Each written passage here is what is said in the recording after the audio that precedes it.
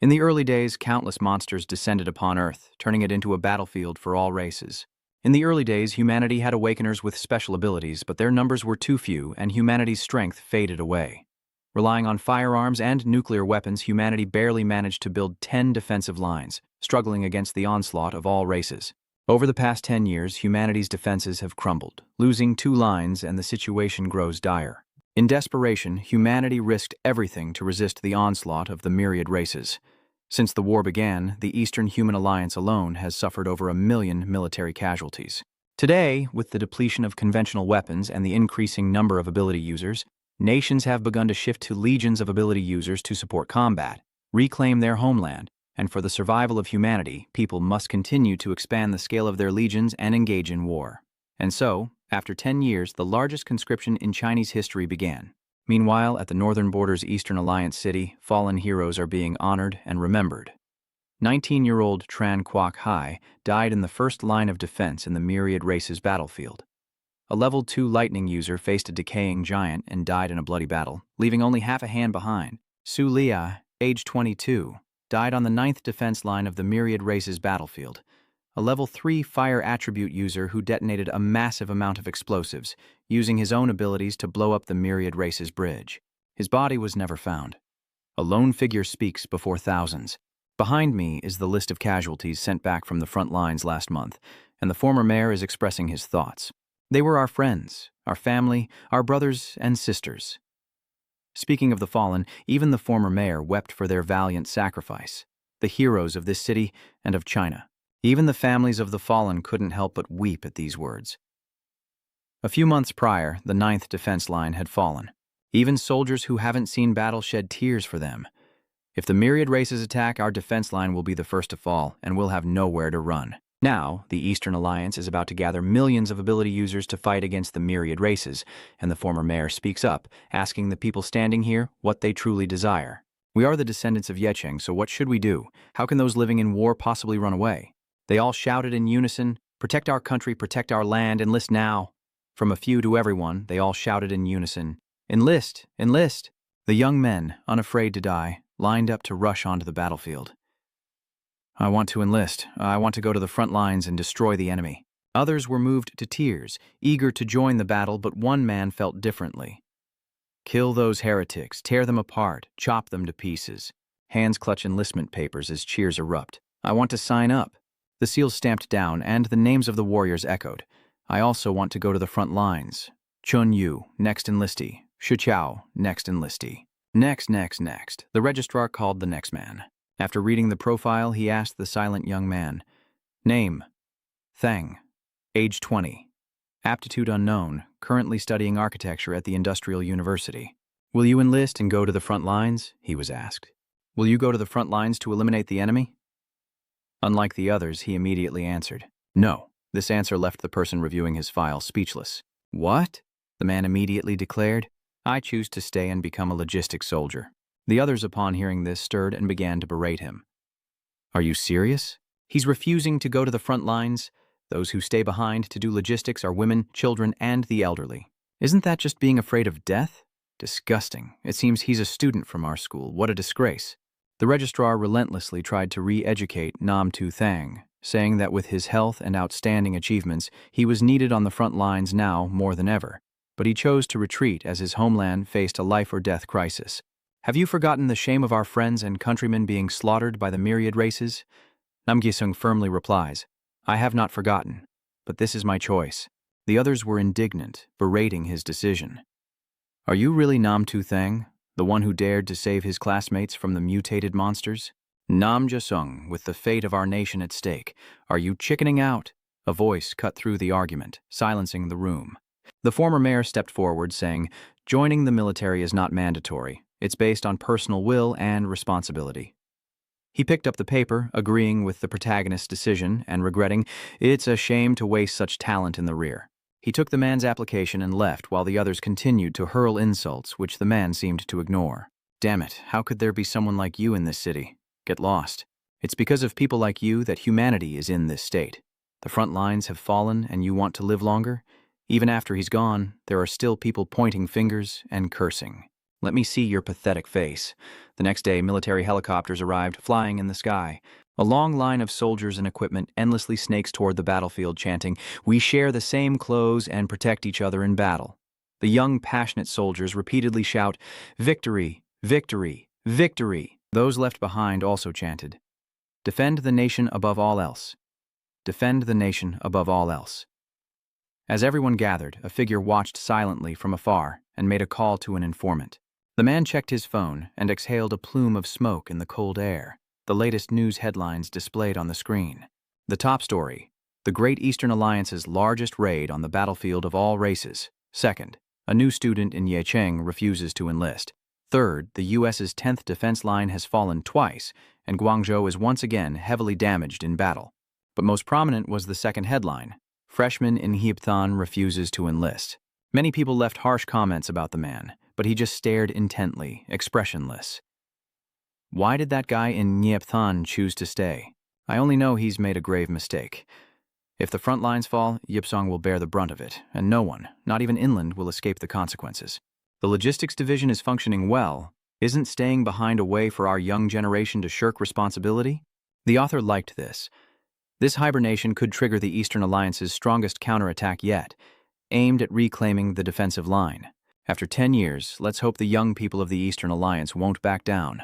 The Western nations have already lost, and the remaining countries are uniting to resist desperately.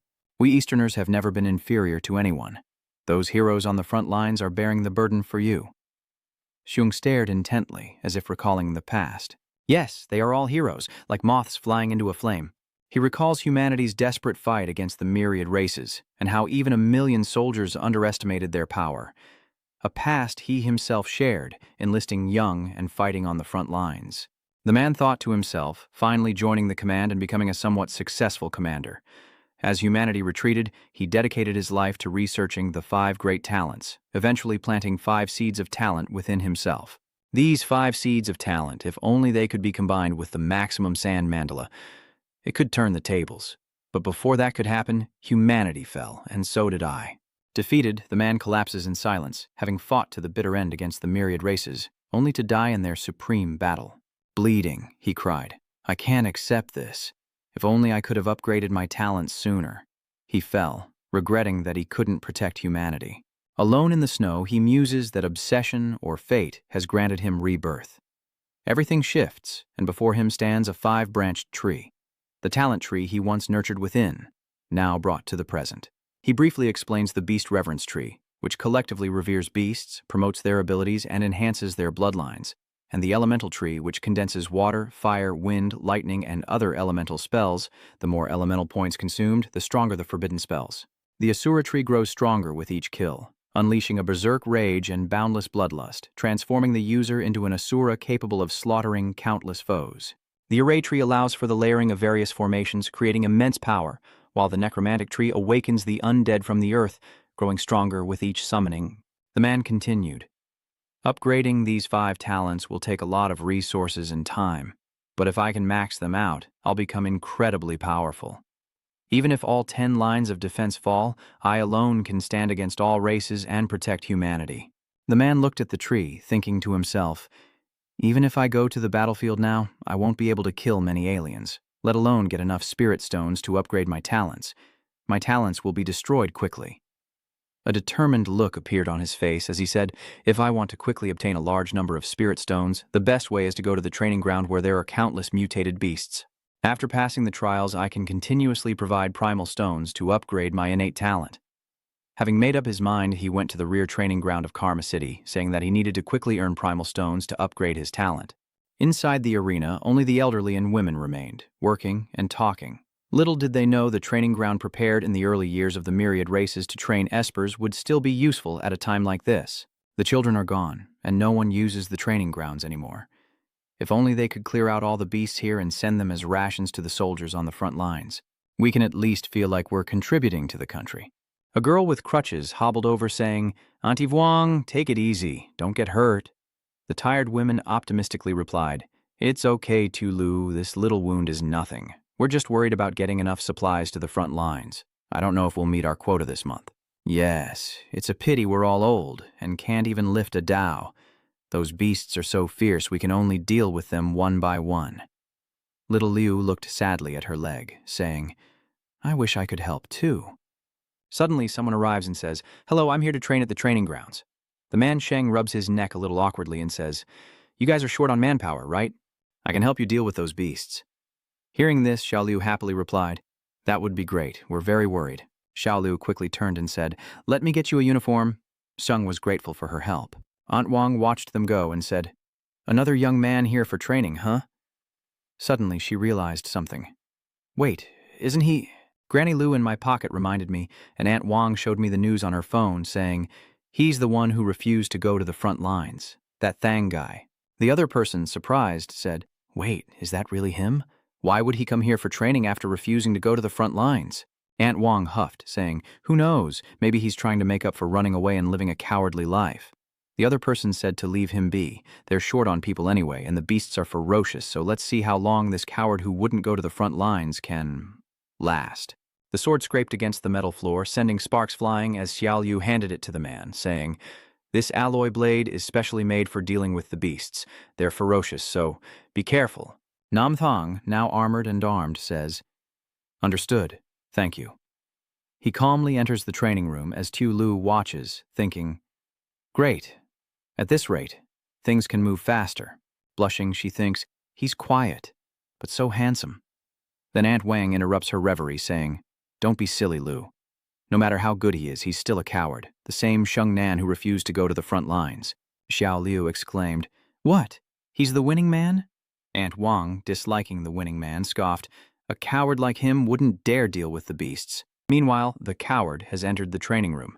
The door shuts and a voice outside says, He'll probably run out soon. The system displays, You have selected A-rank training. No prior training records found. Please confirm you have unlocked A-rank training. Without hesitation, he confirms the opening of Qi cultivation. As he stands in the arena, the system announces that the A-level trial has begun, and he should prepare himself. As the doors open, a horde of skeletal bird-like beasts pour out, and a grave question is posed.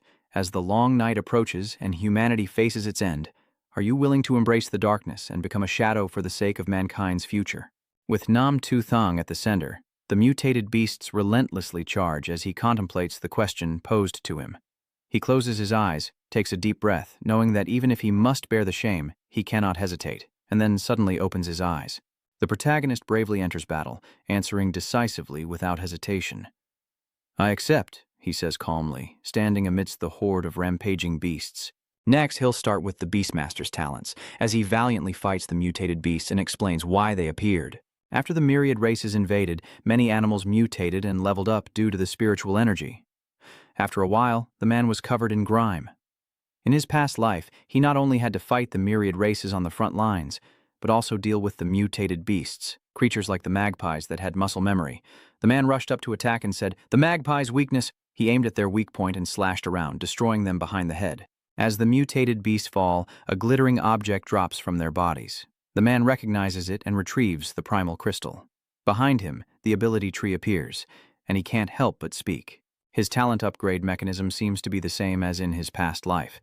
Killing a mutant bird yields a primal stone, and his talent allows him to tame one more beast. His system has also updated with new information.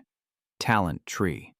Number of beasts that can be tamed. 1 level of beasts that can be tamed, none. Beast tamer level 0, 1 is 800.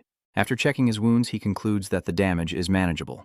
Again, the mutated beasts attack, but he calmly assesses that if he can avoid vital spots with each attack and quickly deal with them, it shouldn't be a problem. The terrifying mutated beast roars, but is quickly decapitated by the man. Others take its place, and now he must fight against the horde. Using the ground for leverage, he kicks the mutated beast's head like a ball. Landing, he draws his sword, declaring his intent to eliminate the threat ahead. Swords in hand, the man charged forward, leaving a trail of decapitated beasts in his wake as new information rapidly updated.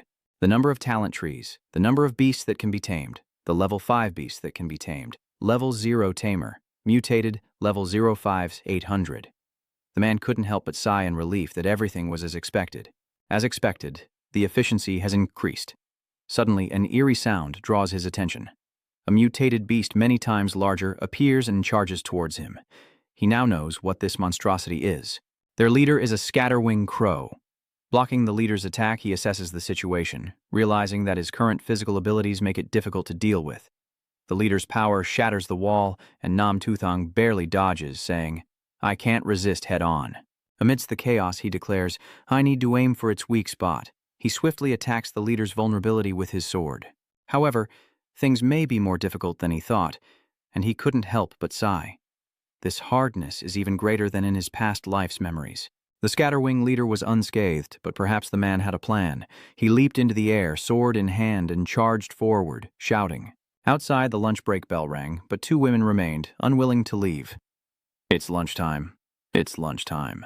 Xiaolu had no choice but to say to them, "Aunt Wang, Aunt Li, why don't you go to the cafeteria for lunch?" Aunt Wang replied, "Xiaolu, don't worry about me. Today I want to see how long he can keep pretending in there." Li then said that he would surely try to sneak away later, and that the 8th line of defense was already under attack. Our Yecheng, on the 5th line, is no different from the front lines. Meanwhile, Aunt Wang was ready to pounce, determined not to let him slack off, saying, "If he tries to run, we'll catch him." Xiaolu tried to dissuade them, but the A-rank trial seemed no easier than the front lines, and the announcement echoed once more. "Attention, attention, the male trainee has completed the first level of the A-rank trial." Aunt Wang was overjoyed, ignoring the pale faces of the other 2. "See, how often do you see a trial end so quickly? That guy must have given up halfway through." Li stammered, "Let's go, all of us now." Aunt Wang bumped into someone without realizing it, and she and Sister Li were stunned by what they saw. Nam Jaseung emerges from the trial, battered and bruised, his clothes torn to shreds as an announcement rings out. New trial taker Nam Jaseung has eliminated 2,000, setting a new record for the first floor of the trial tower. Aunt Wang couldn't help but exclaim, "What happened to you?" "You passed the trial." The man replied naturally, "No, I surpassed it." He then walked over and told them, "The carcasses of those monsters can be processed now." Xiaolu replied, "Okay, but when you look back, the wording isn't clear anymore, so we'll arrange for it to be processed." Looking at the mutated beast before her, Aunt Wang said, "This is too many." After returning, the scarred man took a shower and thought, the experience needed after upgrading has more than doubled.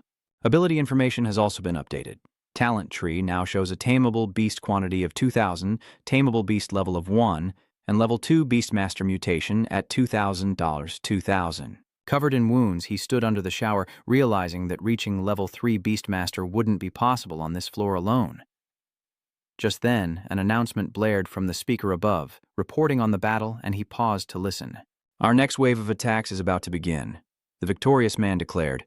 "The level 7 Lightning Punishment Esper and the level 6 Flame Giant Esper have reached the front lines." In his past life, the Lightning Child and Flame Giant were defeated soon after entering the battlefield, making the front lines even more brutal with more tragic casualties. The collapse of the 8th defense line was imminent. He said while wringing out water that to speed up the layout they had to race against time and couldn't rest now, but had to go to the 2nd floor of the trial tower. The others were working non-stop but still had to comment on the victorious man. That victorious man actually passed the trial, but with injuries like that he'll surely need a long rest. "He's certainly pushing himself too hard," said a kindly-looking woman. "This is an A-rank trial after all. Not many have passed it before. Even seeing it with her own eyes, Aunt Wang still refuses to believe in him. Doing so much is useless. It's best to take things one step at a time," she said, pushing the cart. "With injuries that severe, who knows how long he'll be out, if he'll even make the injury report." Just then, someone pushing a cart noticed the man standing before the victor and awkwardly coughed, saying, "Ahem, he's back, keep it down." Aunt Wang wondered, what's done is done. What does she mean by turning back now? As he passed by, Aunt Lian asked, "Hey, aren't you done with your work on the 1st floor? What else do you want?" He replied, "I want to go to the 2nd floor to continue my training." Aunt Wang thought, "The 2nd floor?" She frantically tried to stop him, saying his injuries were too severe to be showing off on the 2nd floor. Others tried to stop him as well. Those minotaurs were like tanks, not easy to deal with. But the man pressed on, heading towards the door, saying, "Thanks, but I'm used to being alone." "What are you pretending for?" Little Lou worried, thinking it strange that someone like Mr. Nam wouldn't be hiding in the rear to save his own skin. Seong enters, takes a breath to compose himself, and calmly faces the mutated beast before him as the door closes behind him. The system announces, "You have initiated the 2nd level A-rank trial." Seong attacks, saying, "The 2nd level is definitely different from the 1st. The pressure is much greater." He targeted the mutated beasts, landing a long crimson strike. Then 3 eyes appeared in the smoke, and before he could react, a beast rammed into his back. Seizing the opportunity, he flips back, but the force sends him crashing. He needs a plan. His build is no match for their brute strength. The mutated beasts were now in high spirits, provoking him, and he thought with annoyance, "These beasts dare to provoke me?" As the next attack approached, the man focused his power, a red aura surrounding him. He calmly stated, "I'm not the type to act without a plan." The man silently prepares for the next battle as the mutated beasts charge, but he leaps away just in time. Taking advantage of his height, he slashes at the mutated beasts, piercing one through the head and tearing a long gash. Blood splatters everywhere as the other beasts look on in terror. The man focuses his power into his hand, stepping forward and saying, "A level 2 mutated beast in the beast tamer class. If I tame it and then deal with it, it'll be over." His hand emits a red halo as he declares his beast-taming talent. In moments, the horde of mutated beasts was engulfed in red light, their roars echoing. Under Nam Tu Thang's power, the mutated beasts fell one by one, not dying, but cowering before his might, as he told them to be honest. Nam Tu Thang raised his sword, his face fearsome, and said he would continue to level up, increasing to level 3 in one fell swoop. 3 days later, at the Yecheng branch of the rear training ground, workers bustled about saying, "Come lend a hand over here." While Nam Tu Thang rested after the fight, the others worked tirelessly, saying, "Move this meat as soon as possible, we can't leave it here." "All right, that's enough for today." The new information about his abilities has also been updated. The number of tameable beasts is 12,000, trackable beast level is 6, tamer mutation level is 6, and 12,000 is 12,000. The victorious man thought to himself, "In just 3 days, I've killed over 10,000 mutated beasts, much more efficient than before." If his beast-taming talent has reached level 6, it seems he can go into the wild tonight. With the threat of powerful espers and firearms, they rarely attack the city proactively. But taming them is a crucial part of his plan to deal with the myriad races. An old man approached him and asked, "Mr. Nam, do you need to work overtime again today? We can always use extra help sending supplies to the front lines." Shung gets up and replies, "No need, I have to leave early today." The old man responds, "All right." Auntie Wang watched Sung leave, scoffing that he couldn't even last a few days, while another man interjected, annoyed by her words. "Although he chose to stay, our training tower's progress wouldn't have accelerated so much if it weren't for him." "I think this kid's not bad." Aunt Wang retorted, "I don't want you butting in, you nutcase." Behind him, the two argued, but the man paid them no mind. "I think you're the crazy one, doing nothing but watching others all day." Xiaoliu watched him, blushing, and approached him. "Mr. Nam, the progress of the trial tower has caught up. Mr. Nam, you should take some time off. You've been working so hard lately and you've done a great job."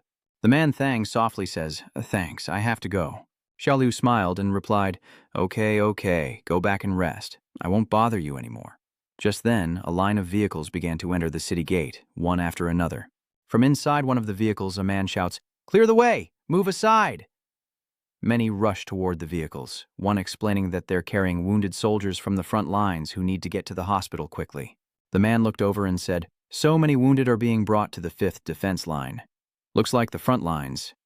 Another man pointed to the sky, shouting, "Look, missiles!" 2 missiles streak across the sky, eliciting cheers from onlookers. It seems we've gained the upper hand. But someone disagreed, saying, "No, we haven't gained any advantage." This is a desperate plea from the front lines for reinforcements from afar. He looks up, realizing the defensive line is on the verge of collapse. Equipped with a mask and a sword strapped to his back, Seung is ready. Fully equipped, the man heads out, thinking, "There's no time to waste." Outside the city gates, amidst the snowy wasteland, several military vehicles are stranded. Inside one, a voice says, "Hey, why'd you stop? It's dangerous out here." One of them gets out to check and says, "Damn it, it's broken. Let me see what's wrong. Why does this thing have to break down now?" Little Nam peeked out and said, "Let's leave the vehicles here and come back tomorrow. Mutant wolves are nearby, so safety first." The others agreed. "Okay, I'll grab my gear and ride back to the city with you all." One of the convoy members saw a figure running rapidly behind them, darting past the military vehicles.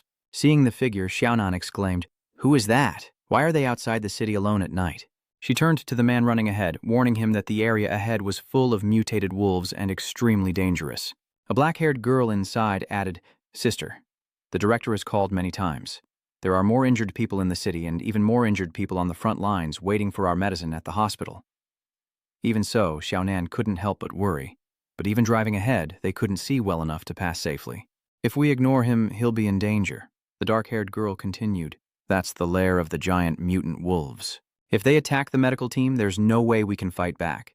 There have been so many reckless fools in the last 2,000,000 years. We can't help them all.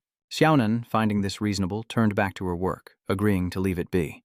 But a scream from outside made them turn to see one of the soldiers fall to the ground, crying, "Ah, help me." Through the rearview mirror, Xiaonan could clearly see that the attacker was a mutated wolf, and the black-haired girl grabbed her weapon and shouted, "Drive now! There's a giant steel wolf behind us." But as they tried to escape, the mutated wolf lunged forward, shattering the windshield.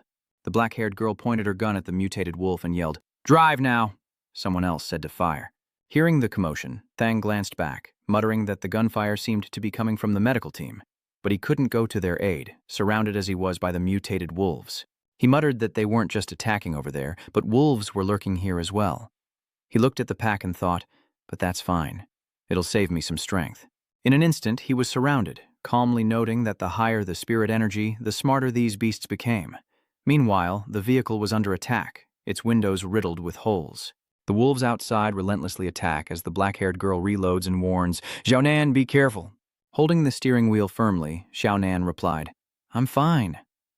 The black-haired girl, gun in hand, ready to fight, instructed, "No matter how many mutated wolves are killed or driven back, you have to take this chance to drive." Xiaonan quickly replied, "Okay, leave it to me." Meanwhile, Nam Tu Thang was having a hard time, fighting off a horde of mutated wolves all by himself. A massive wolf stood behind him, clearly the leader. The Wolf King is here? He made his decision, realizing that if he could just take down these wolves, the medical team would be safe. The giant wolf showed no mercy as it slowly approached.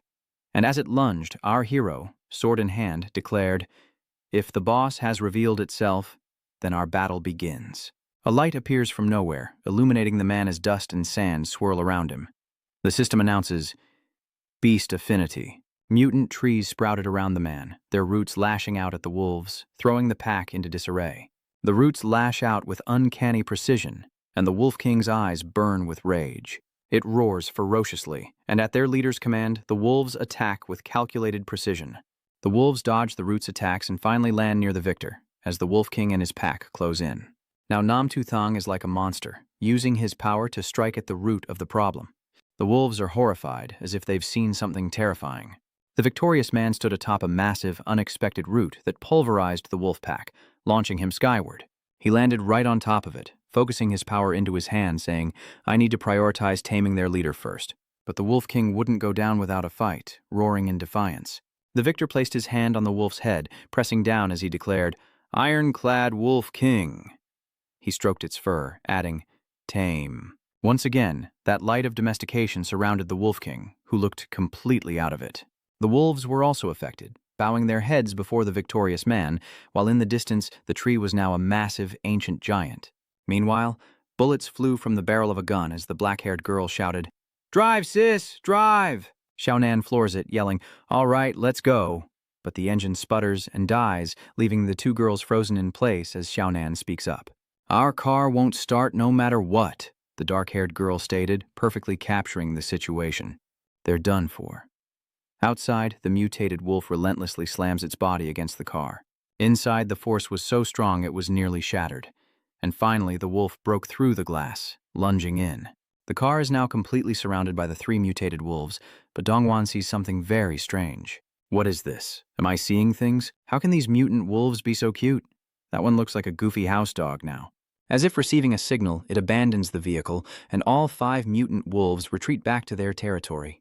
The two girls watched in stunned silence as the mutated wolves quickly rejoined their pack. The wolves quickly bowed their heads, showing respect to their king, the very man standing proudly on the rock, looking down at his subordinates.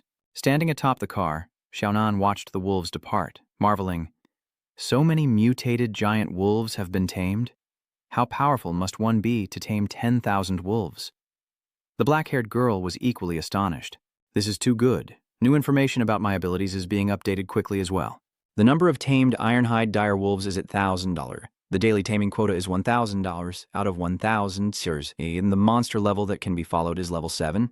The tamer level is mutant level 7,000, 27,000 sirs. If you want to exceed the limit and continue taming, you need to spend primal stones. Select yes or no."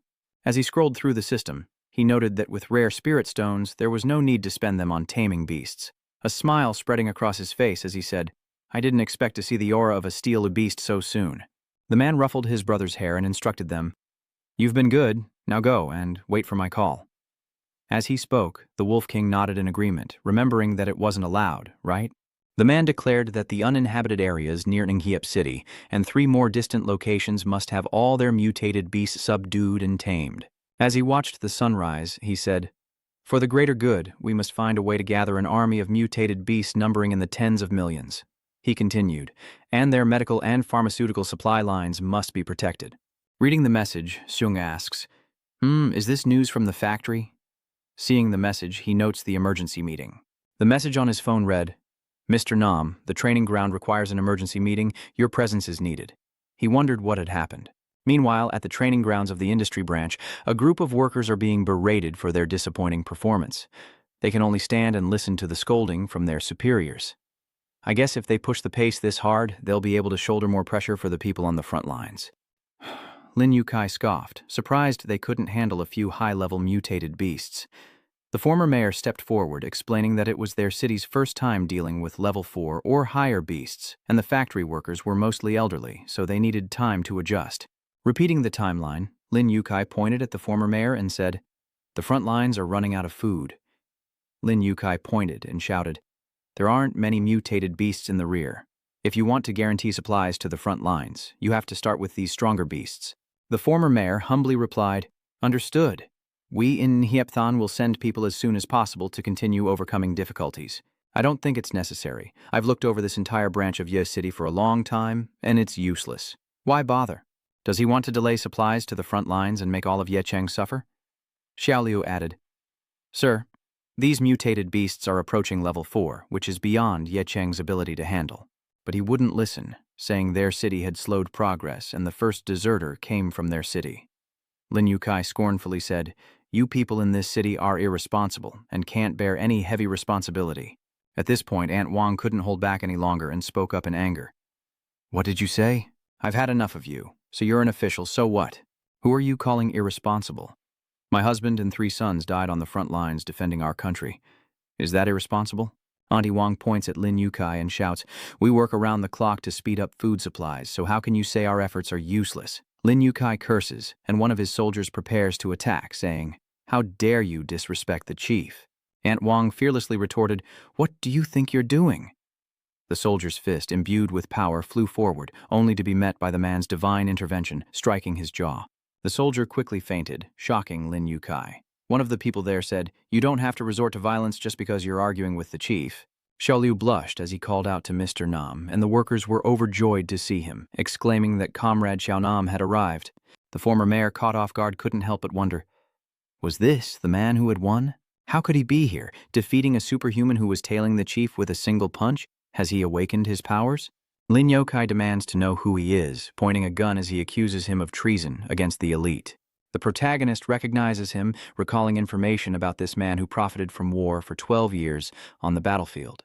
With the myriad races branding him a traitor hunted worldwide, Lin Yukai, the leech of the supply line, was finally executed, making him think of the past, when this man sold military supplies meant for the front lines, causing no small amount of damage when he was discovered. He must be targeting the speed of the Karma Company, wanting to use them to slaughter more high-level mutated beasts to sell their materials and enrich himself. Standing before Lin Yukai's gun, Namtathang calmly thought, it seems his appearance here was not unexpected. He thought to himself, planning his next move, knowing he had to deal with this man first, but not before exhausting his resources. On the surface, he remained calm and said to Lin Yukai, "Sir, there are no traitors here trying to rebel." With backup arriving, the workers cried out, proving they were not irresponsible. "Is he pointing a gun at us? Haven't we suffered enough on the battlefield already? 3 sons from my aunt's family? I just enlisted a few days ago and was immediately sent to the front lines." The workers continued to share the stories of their loved ones. "My uncle's son died just last month, and my father is half dead from working overtime at the branch. I just want to ask you officials, what do you want from us?" Lin Yukai was in a difficult position, thinking this wouldn't end well. "I thought they were faking weakness, illness, and disability, but I didn't expect this." Suddenly, he realized something. "Wait, he looks familiar." Then Lin Yukai shouted, "That's right. You're that deserter from Yecheng, the scholar Nam Gaethang. What are you doing hiding here? Refusing to enlist, attacking superiors, and injuring soldiers? I could shoot you right now." Standing before one of the soldiers, Nam Tu Thang said, "I don't care. I've slaughtered and processed tens of thousands of mutated beasts in the trial grounds. If I die, the supply progress will slow down." The former mayor thought in surprise, so even the Nam Tu Thang are called butchers. Nam Tu Thang then said that this level of mutated beast can use its power to interfere with the human spirit, and no one can handle it in the test arena in the other areas. "So, you've come to Yecheng to try your luck? I'd really like to take this mission, but the commander wants to know about me, so I can't do anything." Lin Yukai hesitated, thinking, a deserter familiar with mutated beasts was defeated by him. He considered it, muttering to himself as he gauged the reactions of those present. What he said didn't sound like a lie, so it was best to go along with it. Lin Yukai smiled as if his plan was coming together. If he was willing, it suited him just fine. Lin Yukai then laid out his conditions. "All right, I hope what you say is true. Let's make a deal. Tomorrow I'll send 5,000 level 4 mutated beasts to the trial grounds. If you can handle them within a week, I'll spare you." He added, "But if you fail, I'll settle both old and new debts." The former mayor worriedly said, "Namthang, that's a military pledge. Are you serious? If you fail, you're done for." Little Liu added, "Mr. Nam, can you really do this alone? How can we help?" But Nam reassured them, "Don't worry, I'll definitely do it. I just don't want to trouble you all." He recalled the mutated beasts about to arrive. Powerful creatures, even among the 4th tier, with high defense and strong mental interference. This gave him even more to consider. Not only are they supplies, but they're extremely valuable. Scum like Lin Yukai would do anything to get his hands on them, but thanks to him, these monsters are the best material for upgrading my Assura talent. Nam Tu Thang decides to eliminate all the monsters in this man's possession, to upgrade his talent, then uproot Lin Yukai and his gang of scum. The next day, at the transport site, one of the 2 transporters confirms that all 5,000 of his mutated level 4 beasts have been delivered to the Yecheng checkpoint and signs the manifest. The workers quickly inventoried the goods to ensure accuracy as the plump transporter read from his ledger. Hereby, soldier Nam Tu Thang of the logistics branch of Nhiepthan is ordered to dispose of 5,000 level 4 mutated beasts. The fat man read each word of the order loud and clear. "Within a week you must dispose of them. As a logistics officer, Chief Quartermaster Lin Yukai has the right to execute you under wartime regulations. He also said that you are suspected of disobeying orders and inciting workers to revolt and attack superiors. If you delay, you will be punished for multiple crimes, and you will be executed immediately without reporting." The fatty mimicked firing a gun, chuckling as he said, "Executed by firing squad, huh?" Xiaoliu was shocked to hear this. "Execution? What?" The fat man then said, "Didn't you agree readily yesterday when signing the military pledge? What, are you scared now?" He added, "But when the time comes, it's my responsibility to personally execute the victor." The fatty then made a threatening gesture and presented the document to the victor. "I'm sure I'll enjoy the process." He quickly took the pledge, intimidating Fatty Mo back, saying, "Just a messenger, so much wasted breath."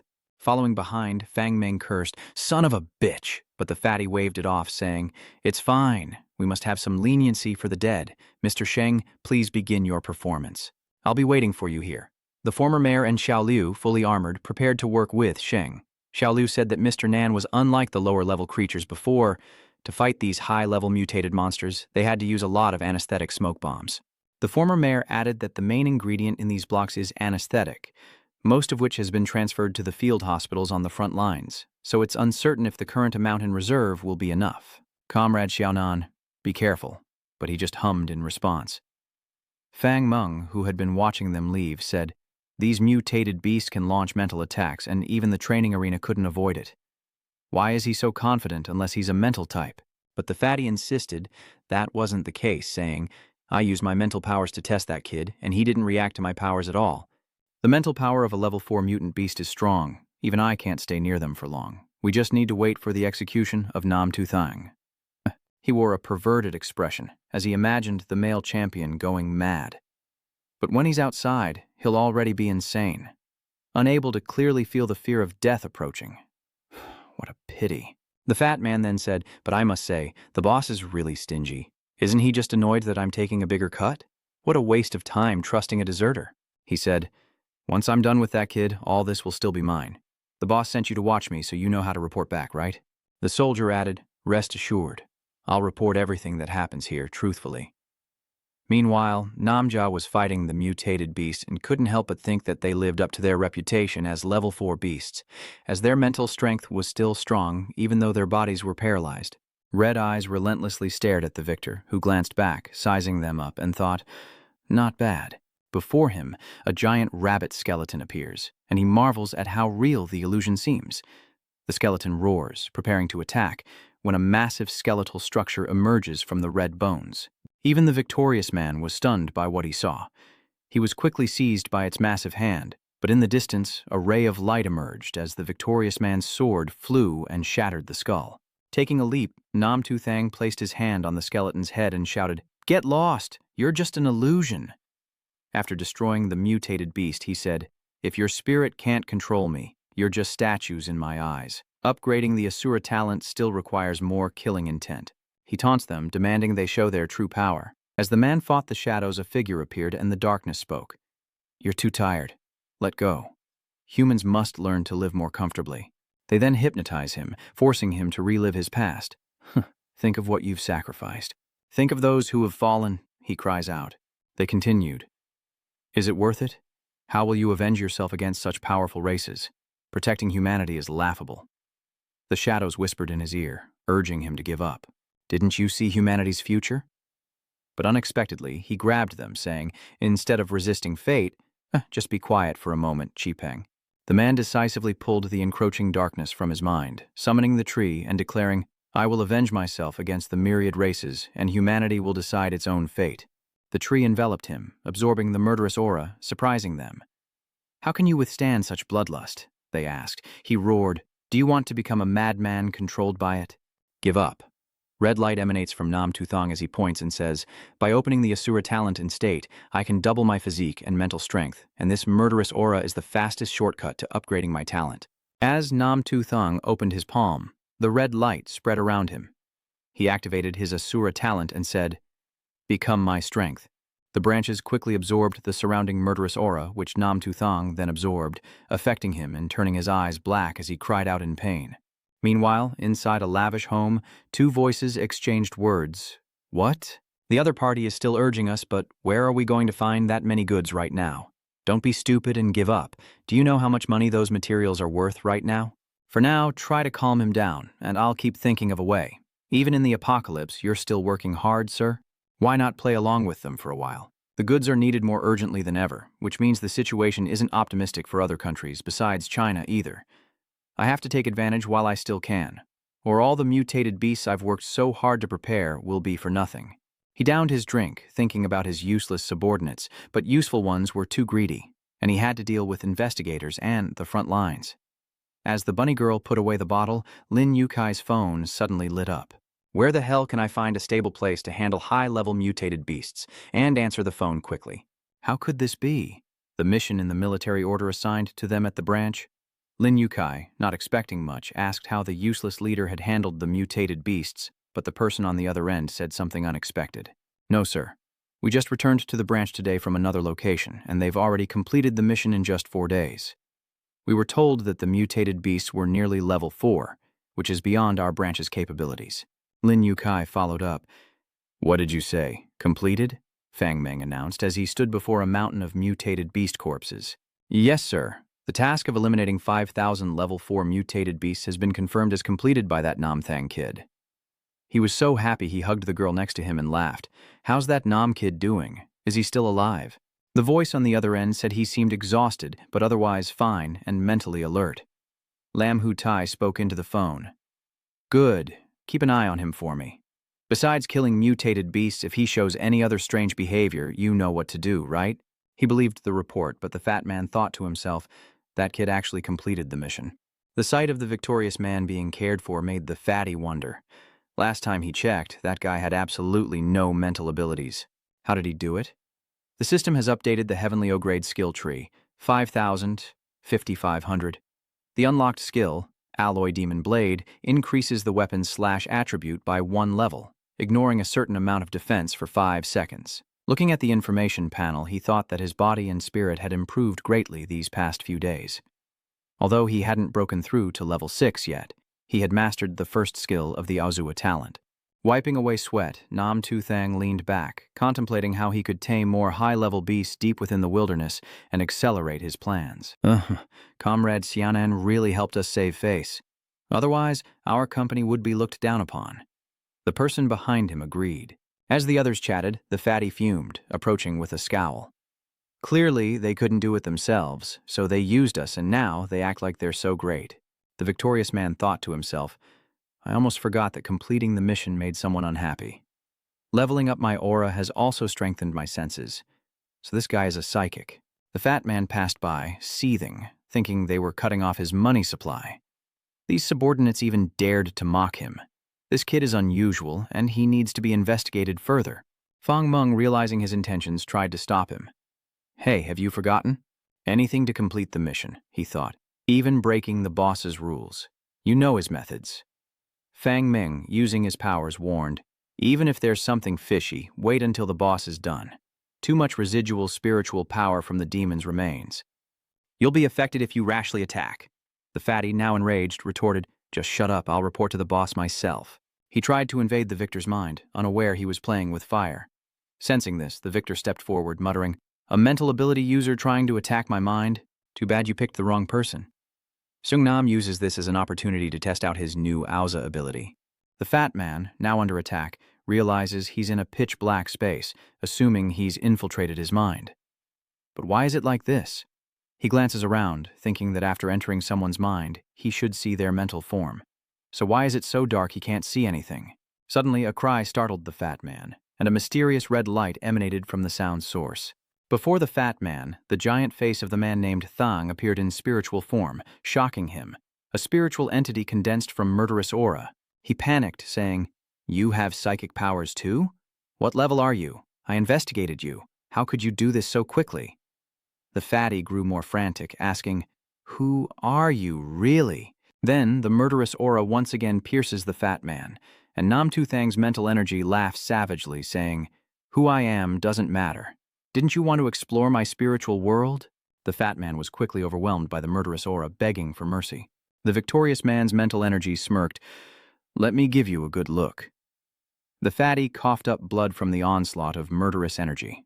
Meanwhile, outside, the others could clearly see the murderous aura that had just attacked the fatty, who had lost his mind and was raving, These are mine. The money is mine. The stuff is mine. No one can take even a little bit. He dances like a fool, saying, You idiot Lin Yu Kai, I can do all this myself. Yes, I can do it all alone. What is the female worker thinking as she watches? Is the pressure of leadership really that great? And Wang thinks the problem is her. Can that be right? He couldn't even take 2 sentences. Am I partly to blame? Seeing this, Fang Ming says, He's been driven mad by the residual mental power.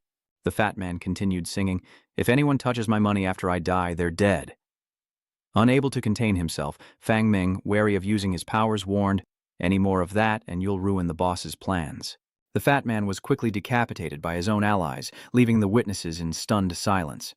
Fang Meng, his hand stained with his allies' blood, calmly says, Sorry for the spectacle. He was affected by the demon's mental powers and could have hurt you. So I had to deal with him. He then continues onward, standing before the victorious man, who was now unconscious, seemingly a victim of mental interference. Fang Meng cursed inwardly, realizing that Fool had sealed his own fate and rendered this kid useless. He'd have to report back. Then he moved on, telling the others behind him, Someone will come to take care of things here, so please get back to work. The man smiled, a subtle difference from when they'd first arrived. The system updates with new information. Assura, level 6. 500 out of 5,500. Then, the man slowly opens his eyes to see his colleagues standing around him. And Xiaolu says, You're finally awake. Mr. Nam awoke to the news spreading, Mr. Nam is awake, everyone come quick. He rubbed his head, sat up, and asked, How long was I out? Xiaolu replied, Comrade Xiaonan, you've been asleep for over 2 days.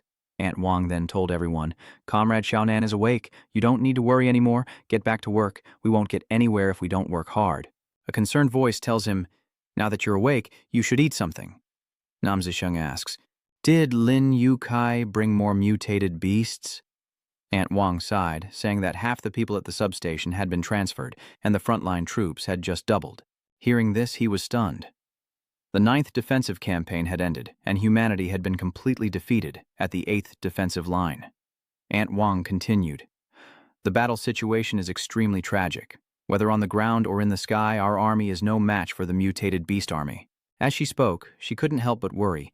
Leifa's son, a level 7 Esper with so much promise, had his arm broken and was clinging to life. The level 6 fire giant Esper had already sacrificed himself for the country. The man listened in silence, realizing they would lose even sooner than in his past life. Aunt Wang then said, "Oh right, Comrade Xiaonan. There's a final suicide mission for the leading officers. It was decided 2 days ago that the officer was killed because his mind was disturbed by a demon at the training camp, and we bear no responsibility."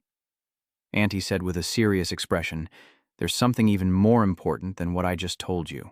Covered in sweat, he asked, "What else is going on?" Then he called out to Xiaolu, who hobbled over on crutches and greeted him. She happily announced that everyone, including those who went out to provide support, unanimously voted him as the head of our Chengxilian branch and handed him the document. "This is your letter of appointment from above." Still bewildered, the victorious man reached out, unsure of what to say. "This," Aunt Wang quickly interjected. "Comrade Xiaonan, this is what everyone wants. My Auntie Wang has offended many people in the past, so I hope you'll be more forgiving in the future." "That's right, we can't call you Comrade Tu Nam anymore, it's Station Chief Tu Nam." "No, that's still not right, it should be Station Chief Nam." Tu Lu took the lead, calling out, "Station Chief Nam." Hearing this, the others chimed in. "That's right, Station Chief Nam, we'll work hard together."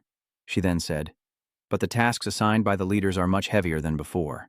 Our station is short half the military supplies needed, and the production boost has doubled." Remembering those who had fallen from overwork, Xiaolu asked him, "If everyone doesn't eat, drink, or sleep for a month, how many of us will survive, Chief? How are we supposed to do this?" Hearing this, he fell silent, thinking as the strange tree and system panel appeared. There could be no changes to the efficiency of the workers.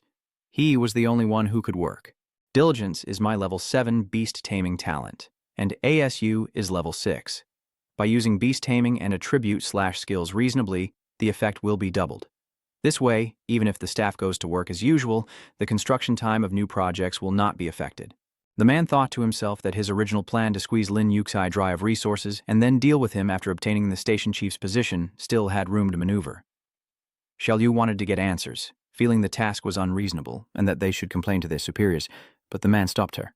"It's all right, Sister Lu. I've figured out a way." Lu and the others looked up in surprise as he walked down, and she immediately went to his side. "Chief, I know the pressure of taking office is immense, but you've only just recovered. Auntie Wang said you can't work yourself to death." But he ignored her and stepped down, standing before them all as he declared, "I know you're worried about me, but please trust me, I can complete this mission." The other workers echoed, "We trust you, Chief, and will follow your orders. Let's pick up the pace." Unnoticed by the others, a figure slipped through the doorway. Realizing this was no ordinary matter, the victorious man knew that kind of speed couldn't belong to anyone from the station, and he quickly ran into the hallway to find out who it was. He pinpointed the direction and gave chase, certain it was this way. But when he got outside, there was no one in sight. Where did he go? Then, a gun is pointed at the man's head as a voice says, "You've got some nerve chasing me out here." The sexy blonde holds a gun to his head, saying, "From now on, no sudden moves. Answer every question I ask." He's still shocked, wondering when she got behind him. "This person is a master," Zhang Yuan then asked. "What quantity of the next shipment did you take from Lin Yukai? Will they deliver, or will you pick it up?" The man countered, "You should ask Lin Yukai about that." Zhang Yuan asks, "Aren't you all working together? Now answer my question truthfully." Seizing the moment, he unleashes his killing intent, distracting her. Now is his chance to counterattack with his aura talent.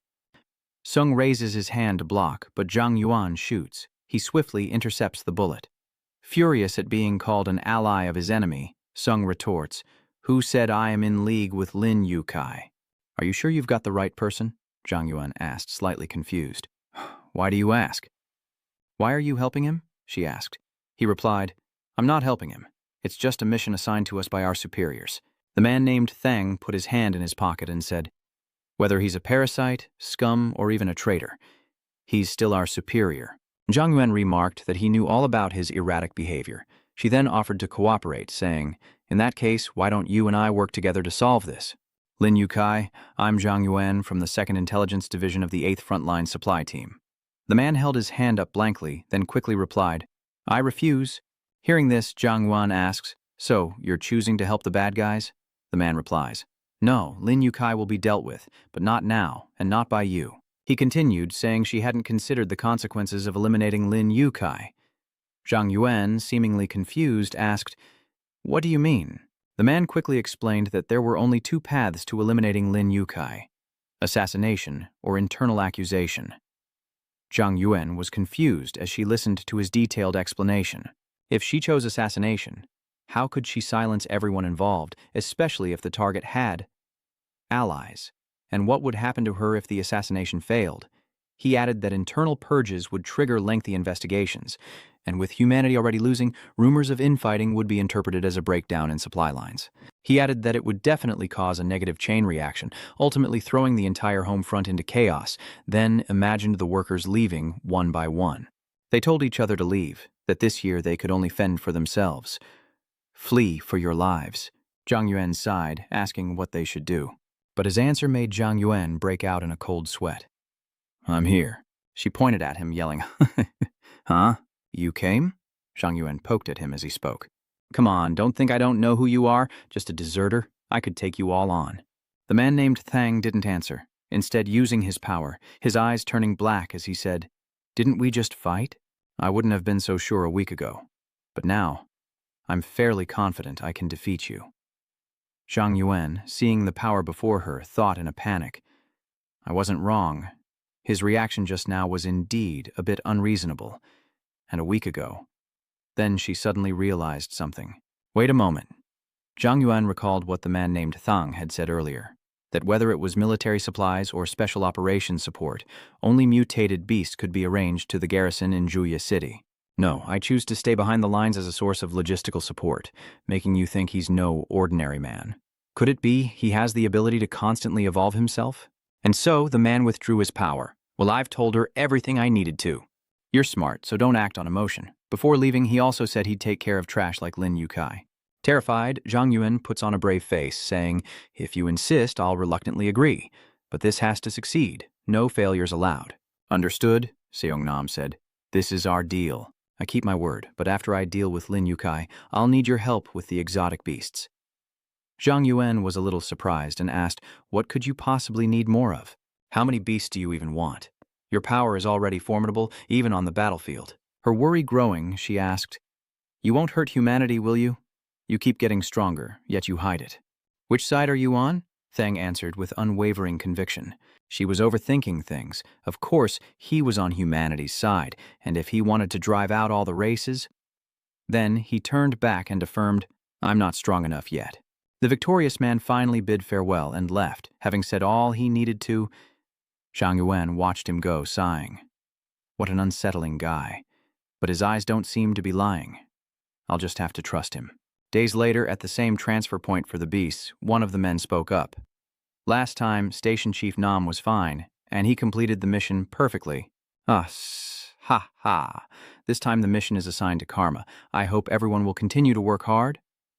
Xiaolu held the information sheet and couldn't help but say, "Last time it was only a level 4 beast. This time it's almost level 5. Aunt Wang replies, "They're increasing the difficulty."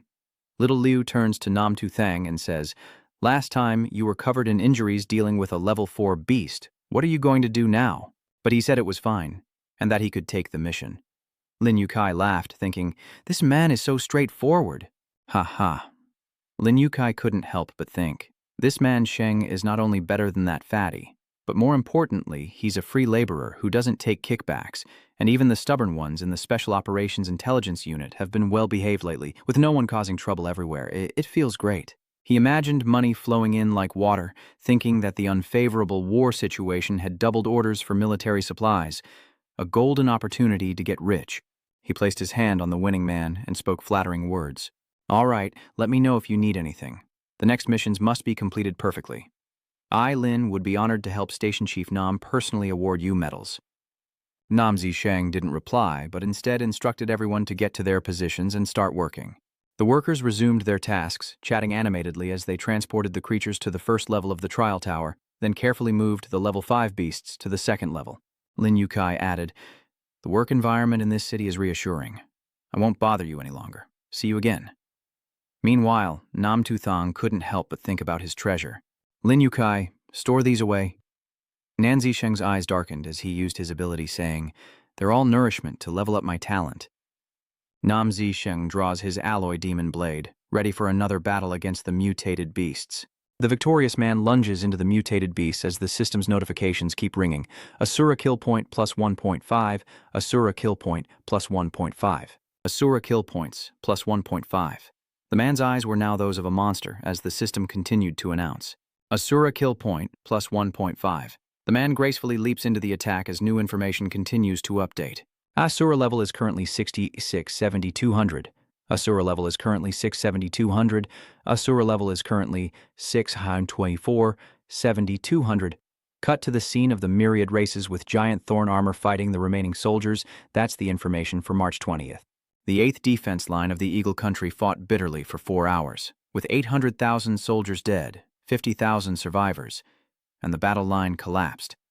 Meanwhile, the winning man is still using the alloy explosion blade, combined with the Assura explosion kill to fight the mutated snake-like beasts. On March 22nd, the myriad races attacked another fortress, collapsing the 8th defense line of the North Ice River, and a new type of alien race entered, resulting in 600,000 casualties. The man is using alloy rage blade and Assura rage kill to attack another type of mutated beast. The myriad races attacked elsewhere, and though only one soldier survived, he rose to fight, declaring, "Kill!" This occurred on March 24th, when the South Ice River's 8th defense line encountered the brutal ironclad race. In a mere hour, 500,000 soldiers were killed in action.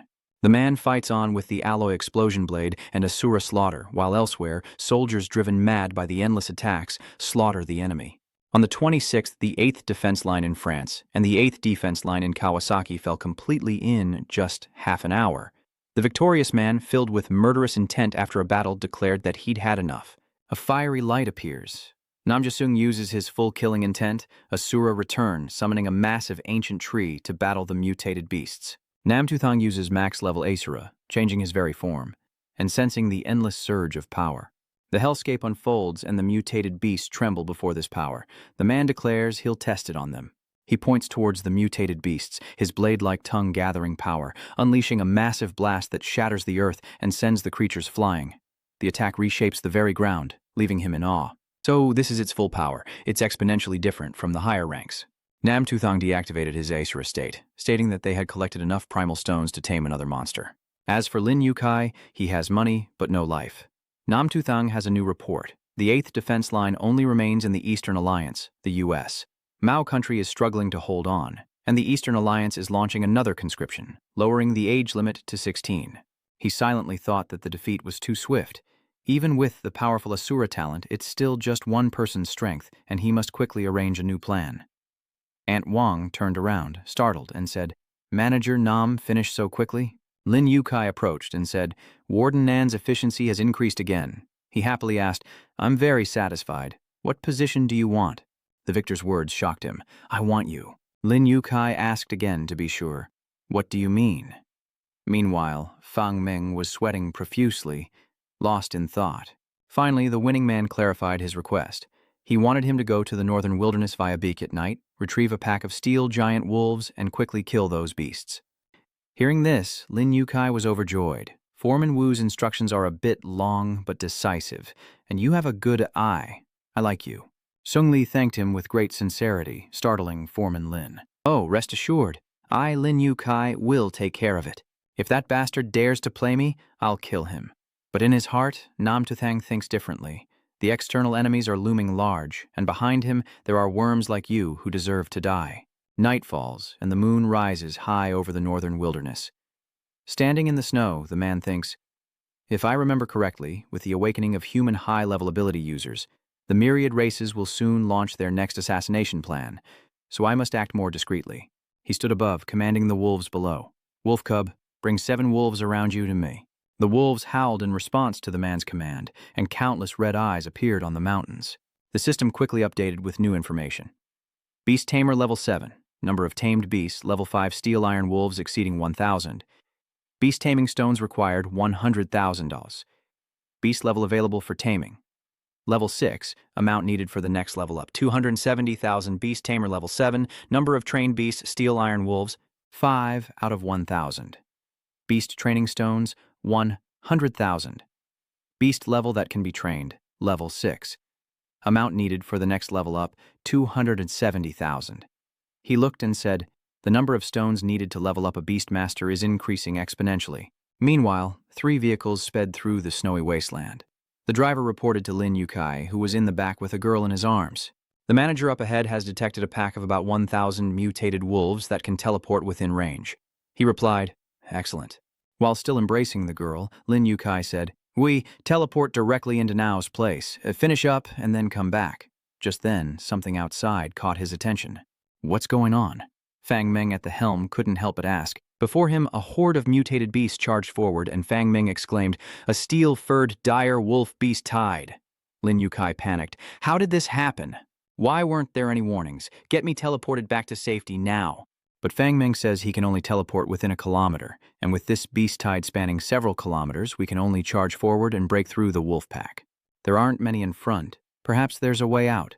Lin Yukai ordered Fang Meng to step on the gas. Then stop talking and drive faster. The 3 vehicles split up and sped off in different directions. The man watching from behind remarked, perfect timing. He looked up and said, full moon night. As soon as he said that, the victorious man disappeared, intercepting Lin Yukai's car and commanding the wolves. Taming wolf eliminates 2 insects, leaving no survivors. With that command, the man channeled his power into the earth, activating his taming talent. Those streams descended upon the wolves, chasing the vehicles, and he commanded them to submit. The wolves were quickly enveloped by the red power. The system updates again. Beast Tamer level 7, Tamed Beasts, Steel Giant Ram, level 5, 5 you 110,000, Untamed Spirit Stones, none, Untamable level 6, amount needed for next upgrade, 17,270,000. The people in the car, seeing the wolves stop chasing them, said, the wolves have stopped. There might be a Beastmaster ahead. Lin Yukai was overjoyed and said, that's great. Fang Meng said, but I've never heard of such a powerful Beastmaster appearing in Yecheng. Lin Yucheng, unconcerned, replied, perhaps he's a hidden master. Let's go make acquaintances. It might be beneficial. The victorious man continued to control the pack with that power. 10,000 steel wolves heed my call. Crush those vehicles, leave none standing. The pack, enraged, attacks again, causing those in the car to exclaim, the Beastmaster seems to have failed. We're surrounded by the horde. Lin Yukai panicked and shouted, suppressive fire now! The surrounding vehicles opened fire on the wolves to cover the car in the middle, but they were quickly overwhelmed and killed. Using his power, Fang Meng shouts, Chief, we're in danger. Lin Yukai panics, get us to safety now! But before they could escape, a wolf rammed headfirst into their vehicle, sending it tumbling. Fortunately, Lin Yukai was saved by Fang Meng's powers. The wolves snarled, ready to attack, but were stopped by the barrier as Fang Meng angrily unleashed his powers and cursed. You beasts taste the power of a level 5 Esper. He unleashed his ability and shouted, Nano Cage Teleport. But the wolves were unfazed. The Lin Yukai bunch in the back could only yell, hurry, they're coming. Exhausted from using his powers, Fang Meng said, this nano cage isn't working. It's like moving a mountain. A stream of black energy flew towards the purple light as the victor suddenly appeared behind them, saying, I've been waiting for you. You're much slower than I expected. Fang Meng turns around, startled. Who's there? Seeing his face, they recognized the man named Thang. Lin Yukai asked in disbelief, was that Beastmaster you? You want to kill me? He replied without hesitation, that's right. Terrified, Lin Yukai threatened, if you dare touch me, I'll make sure you and your entire family die a horrible death. Sheng calmly responded and lunged forward to strangle Lin Yukai. I believe you completely, but sadly, you're out of chances. Lin Yukai calls out, Fang Meng. Fang Meng uses his power to come to the rescue. Don't be afraid, sir. I'll get you out of here. But Nam Tuthang quickly used the Assura Dragon Killer, and the system displayed information. The Assura Dragon Killer is a technique that condenses the spirit of Assura, turning murderous intent into a dragon that defends against all lesser spirits and controls space. With a single hand, Nam Tuthang swiftly blocked Fuang Man's attack, then crushed his hand, immobilizing him. Can't teleport? How is this possible? Are you a high-level Esper? Namthang crushes Fang Meng's hand and he screams in agony. No, this can't be happening. The victorious man crushes the master and servant, then uses his power to make Fang Meng vanish. And with Fang Meng gone, all Lin Yukai can muster is a single word of fear. Ah, but I only said one sentence and let go. My apologies. Lin Yukai fell down the cliff, screaming all the way. Why would a deserter like Nam Tu Thang? Below, a pack of wolves waited to devour their prey, Lam Hu Tai. He barely had time to scream before he was nothing more than a pool of blood amidst the wolves. The winning man stood above and called down. Farewell, Lin Yukai. Meanwhile, in the city, at the Paranormal Investigation Bureau, a girl bathing looks out the window and says, "Another powerful aura." And it's in Nhiep Than. This girl is 5th level aura sensor, Tu Lan, who continues, "It seems my premonition from a few days ago was correct. A powerful ability user has appeared in Ye City." Without hesitation, Su Ling gets up, intent on reporting this to the Paranormal Investigation Bureau immediately. Amidst the biting blizzard, vehicles halt in a snow-covered expanse as a warm voice echoes, "The doors are open, there's no need to worry. You can come out now." As the doors swung open, a pack of wolves leaped out, their eyes fixed on the man waiting for them. But suddenly, they transformed into friendly pups, nuzzling at his legs. The man chuckled, gently reminding them, "Hey, no more licking. I said that's enough. Stop it." But one stubborn wolf still stuck out its long tongue, ready for another lick. The man's eyes suddenly sharpened, turning a powerful bloodshot red, and the wolves immediately sat still, his cold, decisive words like a command from an icy peak. Startled, the wolves sweated, obediently lowered their ears, shut their mouths, and immediately lined up. Seeing this, the man could only sigh and smile helplessly. "I can't do anything with you guys." The man looked down at the wolves, his eyes full of satisfaction, his voice gentle but encouraging. "You all did well this time." He slowly approached each wolf, smiling as he spoke. "The reward is head pats, so don't get impatient." The wolves sat, tails wagging, eyes bright with anticipation, radiating obedience and joy, reveling in their master's touch. Suddenly, the man leaps onto a nearby vehicle, his expression hardening. "Next, you'll have a new mission?" A commanding voice echoes, "Head to the northern wilderness desert and help me hunt for primal stones." The moon hangs high, its silver light illuminating his figure, highlighting his resilience amidst the fierce snowstorms. The wolves howl in unison, ready for their new mission as the scene shifts to the slaughterhouse, where snow continues to fall heavily. Zhang Yuan approached, his voice heavy, as Master Sheng. Lin Yu had just received news that his teammates were wiped out by monsters in the northern wilderness desert, but the man simply lowered his head, calmly savoring his bun as if he hadn't heard a thing. Zhang Yuan pressed on, "Was this your doing?" Still indifferent, he simply shrugged. "Well, I just told him I was going to hunt some mutated beasts." Zhang Yuan's eyes widened in surprise. "You can control monsters?" The man put a finger to his lips, gently reminding, "Shh," a secret he couldn't reveal, words that only confused Zhang Yuan further. After digesting the story, she changed the subject. "I handed over all of Lin Yu's embezzlement evidence this morning. His assets will be seized soon." The man finished his pastry, replying nonchalantly, "Oh, good," Zhang Yuan offered with a polite smile. "Either way, I owe you one. How about a drink tonight?" But he refused outright, mid-chew, uninterested in a drink or state affairs. Suddenly he stopped, turned to Zhang Yuan, and with a knowing smile said in a low, meaningful voice, "But if you really want to thank me, perhaps we can find another way." Zhang Yuan, slightly uneasy, forced a smile. "What way?" Seizing the opportunity, he gives a knowing smile and a thumbs up. "I want to turn this place into the largest slaughterhouse in the city, capable of handling 10, even 100 times more mutated poultry than existing slaughterhouses." The bold proposal elicits a helpless sigh and a reluctant agreement. "Very well.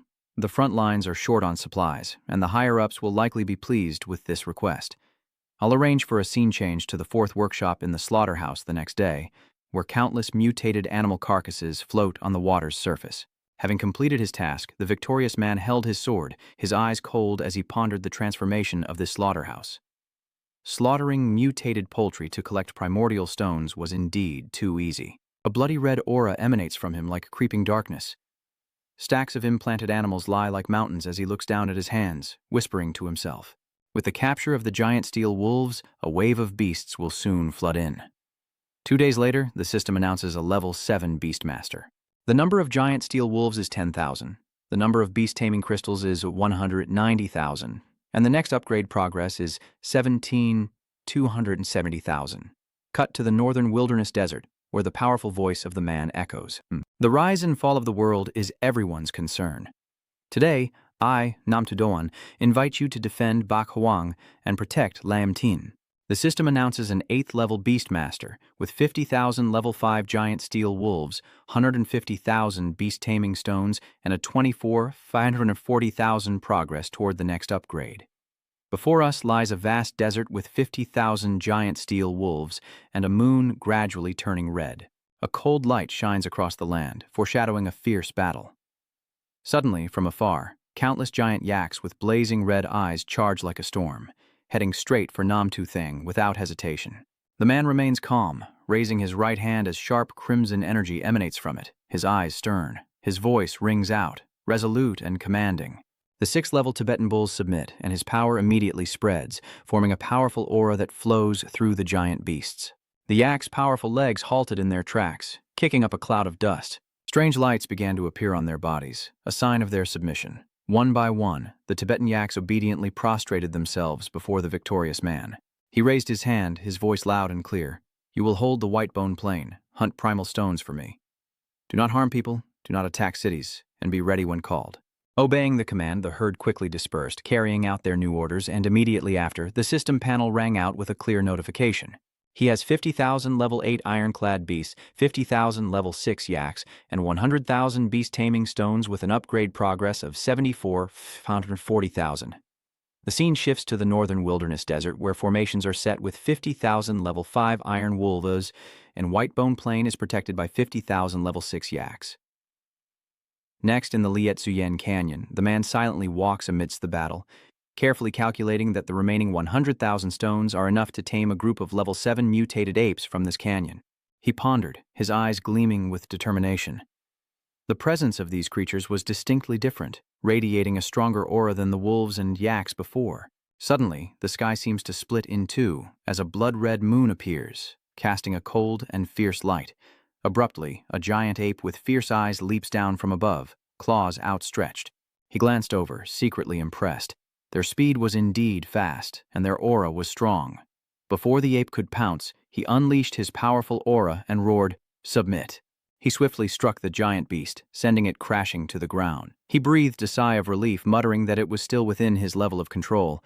But before he could recover, a series of figures descended from the sky, the wind whistling fiercely past his ears. The man looked up in alarm, his eyes flashing with surprise and caution.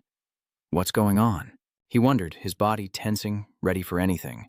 A heavy weight suddenly appeared on his back, a disturbing pressure. He turned to see the defeated monster roaring, its aura menacing. "Impossible," the victor muttered, disbelief etched on his face. Domestication failed. The victorious man grew even more excited, his momentum surging as he unleashed even greater power. "Then I'll beat it into submission," he declares, a glint of determination in his eyes. He lunges forward, plunging his sword into the four-eyed beast, sending it flying backward. Saliva sprays from its mouth as he roars, "Assura Berserker!"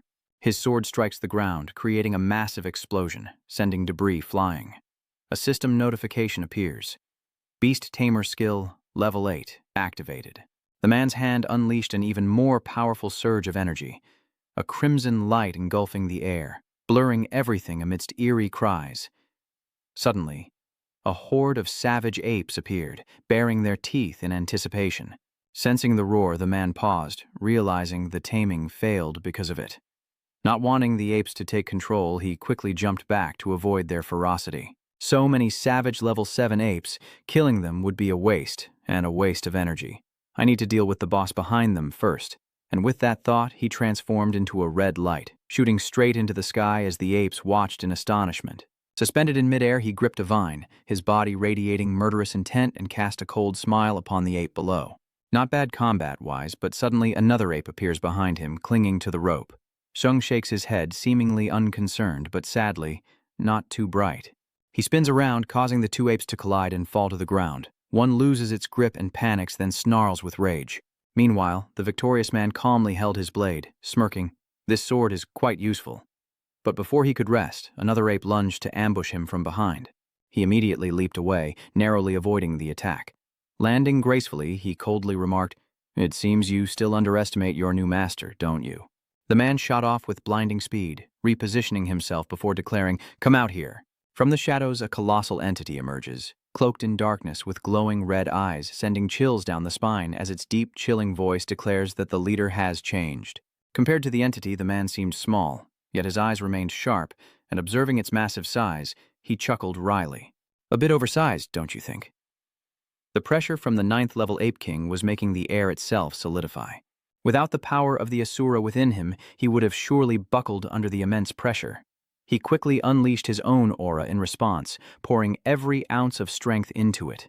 As the giant Ape King reached for him, the man braced himself with his sword, his arm screaming in protest. Too fast, he thought. The Ape King opened its massive maw, ready to devour him, but the victor drew his sword in the nick of time, an idea flashing in his mind. You want to eat me? I'm not going down that easily. An immense power surged from his blade, undiminished. He activated the Assura explosive pill, shocking the Ape King into dodging his attack. Yet, its dark claws loomed over the man. Suddenly, the Ape King leapt into the air, causing a tremor that shook the earth. Its punch explodes the ground, creating a massive crater. A moment later, the victorious man emerges from the hole, coughing from the dust as he catches his breath. But the Monkey King's furious gaze returns. Promising that the battle is far from over, the victorious man begins to feel the rage building within him. Though pain surged from his wounds, he hissed through his teeth, eyes sharp. If I don't teach these dogs a lesson, they'll think they can push me around. His voice dropped low with power, then rose. A hellish aura emanates from him. The red energy radiating from his body intensifies, growing ever denser and more terrifying. With a swift motion, he shed his coat, revealing a powerful physique, his eyes blazing with murderous intent. He declared with fervor, initiating a surge of spiritual energy that swirled around him, creating a vortex of power that spread throughout the area, transitioning to the Supernatural Power Measurement Bureau. A weary voice cuts through the air. Hey, are you sure about that feeling you had earlier? It's past 3:00 a.m. How am I supposed to grow up if it's like this every day? The blonde girl, intently observing something, softly replied, That intense bloodlust from before. My senses don't lie. This person is Su Leng, a high-level aura-sensing esper. She continued sternly, The higher-ups want us on guard for the next few days, so try to bear with it. Then, turning back, she gently reminded, Also, we're the same age, so why do you call me older sister? Even if you haven't fully matured, you can't keep acting like a child, right? The pink-haired girl scoffed. Just look at those things on your chest. Not calling you anything is already me being polite. The atmosphere suddenly tenses as the moon emerges from the thick fog. Su Leng sternly warned that the prey was coming, and she tensely looked around, quickly ordering, Prepare to track them down.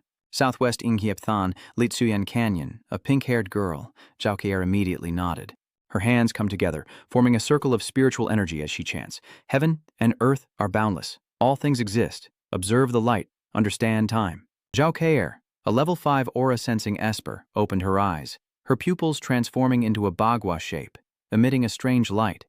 Back with the victorious man, he used the Hell on Earth technique to suppress the apes, creating a blazing red pillar of light that shot straight into the sky. His power radiates, creating shock waves, and the swordsman's strike forces the Ape King to howl in agony. A fatal blow from his sword sends it crashing backwards, and the victorious man is completely changed, as if transformed into a true demon. His eyes burned crimson, cold and bloodthirsty, his teeth sharpened into a ferocious grin, and a thrill of excitement drove him forward with explosive speed, a crimson storm sweeping away all in its path. Meanwhile, Zhao Keir suddenly falls backward, her eyes vacant. Su Leng rushes to her side, catching her, his voice filled with worry. Connie, wake up. What did you see? Her eyes slowly returned to normal, but her face was pale, devoid of blood. Tears mixed with sweat streamed down her cheeks, and her body trembled. With a look of horror, she exclaimed in disbelief, He's the Assura demon? How terrifying! The victorious man unleashed a powerful strike, his eyes gleaming with might. He paused, gazing at the defeated Ape King kneeling before him, his voice cold yet commanding, his entire being radiating an overwhelming aura that suffocated the very air. The giant Ape King was now weakened, blood trickling from his mouth, eyes rolling back, sweat pouring from his brow, a picture of fear and exhaustion. He sat motionless, his eyes wide with terror. The man stood firm, sword in hand, and continued, his voice challenging, If you're not satisfied, we can fight again, but I can't promise I'll be so gentle this time. The Ape King coughed, spitting out more blood, but a glint of determination still shone in its hazy eyes. The victor looks at him, his crimson eyes softening, and sighs, Your spirit is strong. It would be a waste for you to die here. His tone shifts from arrogance to invitation. How about becoming my comrade and ruling over all races together? Hearing this, the Monkey King's eyes suddenly lit up.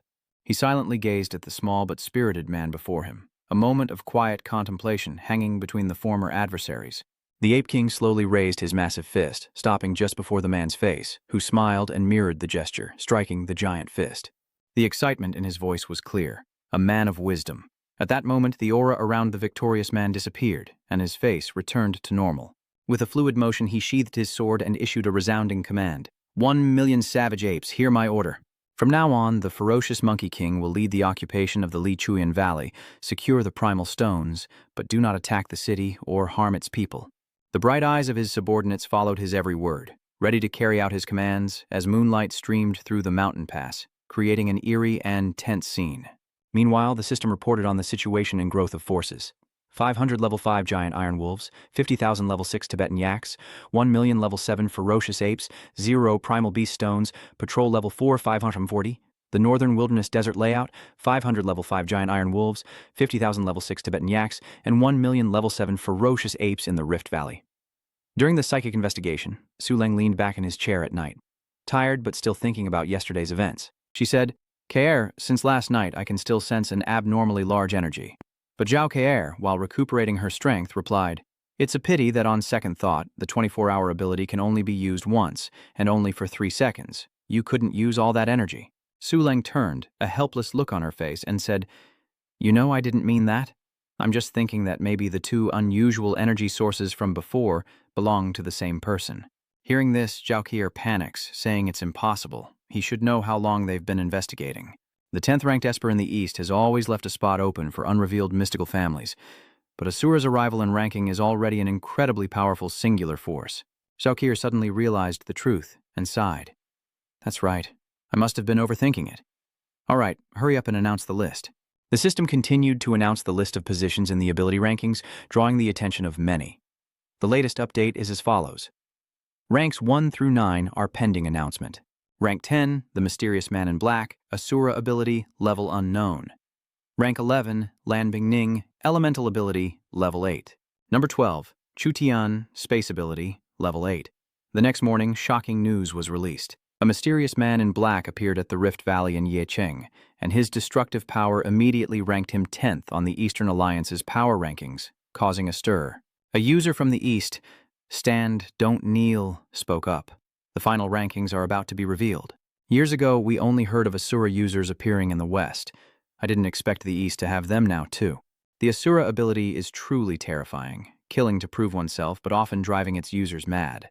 I just hope this person isn't from Yopsong, because the true men of Yopsong are already on the front lines. Another added, I'd rather be a mad ghost than a man of Nam 2 company. Those guys always think they're the best. The comments grew more heated, expressing concern that someone with such power could be a danger to the region. In a slaughterhouse, Tiu Lu was handing Nam Tudang a towel. She reminded him to wipe his face and said his phone was still ringing, but before he could, an unexpected notification appeared on the screen before him. The United States and Russia have been defeated, and the 8th defense line has fallen. The news anchor continues. To protect our homeland, the Eastern Alliance's 5th defense line has fully initiated the veteran draft policy. Nam Zisheng broke out in a sweat, anxiously thinking that not only was the rate of defeat faster in this life, but the call for veterans had also come sooner. An unsettling feeling crept into his mind. Meanwhile, his phone lit up with a message from his mother. "You rascal, if you have time tonight, come home for dinner. Your mother misses you." Nam Tuthang felt a wave of relief and decided to head home, where Nam Vienson was busy cooking, saying, "Sorry, reporters, my son and daughter are coming home tonight. I need to prepare a feast. You've all been waiting too long?" He removed his apron, smiled, and continued. "If you don't mind, we can all eat together when they arrive." The woman with the microphone politely responded, "You're too kind. We really just want to discuss the veteran recruitment program." Nam Vienson lowered his voice, his expression turning serious. "I'm ready. Ask away." Fang Li, a reporter from the Eastern Alliance, began to speak with a live camera behind her. "Hello, Mr. Nan Ziongshan. I heard that when you learned about the veteran recruitment program, you immediately signed up. What were your thoughts at the time?" Nam Vienson solemnly replied, "The responsibility is there. I cannot refuse." Fang Li continued, "Your son, Nan Ziying, publicly refused to enlist. What do you think of his decision?" At this, a hint of displeasure crossed Nan Yuanshan's face. Just then, 3 people walked in, the woman in the lead carrying several bags, and asked, Da Chong, I just got to the entrance of the neighborhood and ran into Xiaoying and Xiaoshan. Seeing the scene in the room, she was surprised. Are you being interviewed? Nam Yuanshan happily turned to his wife and children, saying, You're back? Have a seat, I'll answer a few more questions and then join you. She replied, All right, carry on. Nan Yuanshan turned to Fang Li and said, Comrade reporter, as you can see, this is my family, and we haven't been together for months. He introduced his wife. This is my wife, a volunteer at the factory, and the woman in the kitchen is Qin Hui Mei, the male lead's mother. Then he introduced his daughter. My daughter is a rescue doctor, one with abilities. She's Xiaoying's older sister, Nan Zishan. He then turned his gaze to the silent man at the table and continued. My son may not be on the battlefield, but he's working hard at the slaughterhouse, providing essential supplies for the front lines. In my heart, he's a good kid. Nam Yuanshan proudly looked at his son and continued, Whatever he does, as long as it's not immoral, I'll always support his choices. The foolish father was caught off guard by Fang Li's outburst, as the man learned that the Eastern Alliance's 8th defense line had fallen, and many of his classmates had reportedly died on the battlefield. Can you share more about that? This left Nam Viensan stunned. He immediately shouted, Enough! Don't push her. Then he turned to Fang Li, his voice cold. Comrade reporter, when I registered as a veteran, I was originally assigned to Defense Line 6, but I volunteered for Line 7. Is that qualified enough for you? His stern demeanor left Fang Li speechless, and she fell into a flustered silence. Nan Yuanshan continued to shout. Even if my son didn't go to the front lines, butchering alien beasts is still dangerous work. Isn't our support of the front lines a contribution? You don't report that, so what's the point of media if you're just writing from the rear? At this, Nam Jaisheng's sister spoke up, annoyed. If that's not enough, there's me. I just applied to be a volunteer medic at Defense Line 7. His mother wouldn't be outdone, declaring, If that's not enough, I'll go in my son's place. A sudden silence fell over the room. After a moment, Nan Yuanshan said softly, Sorry to bother you, let's go.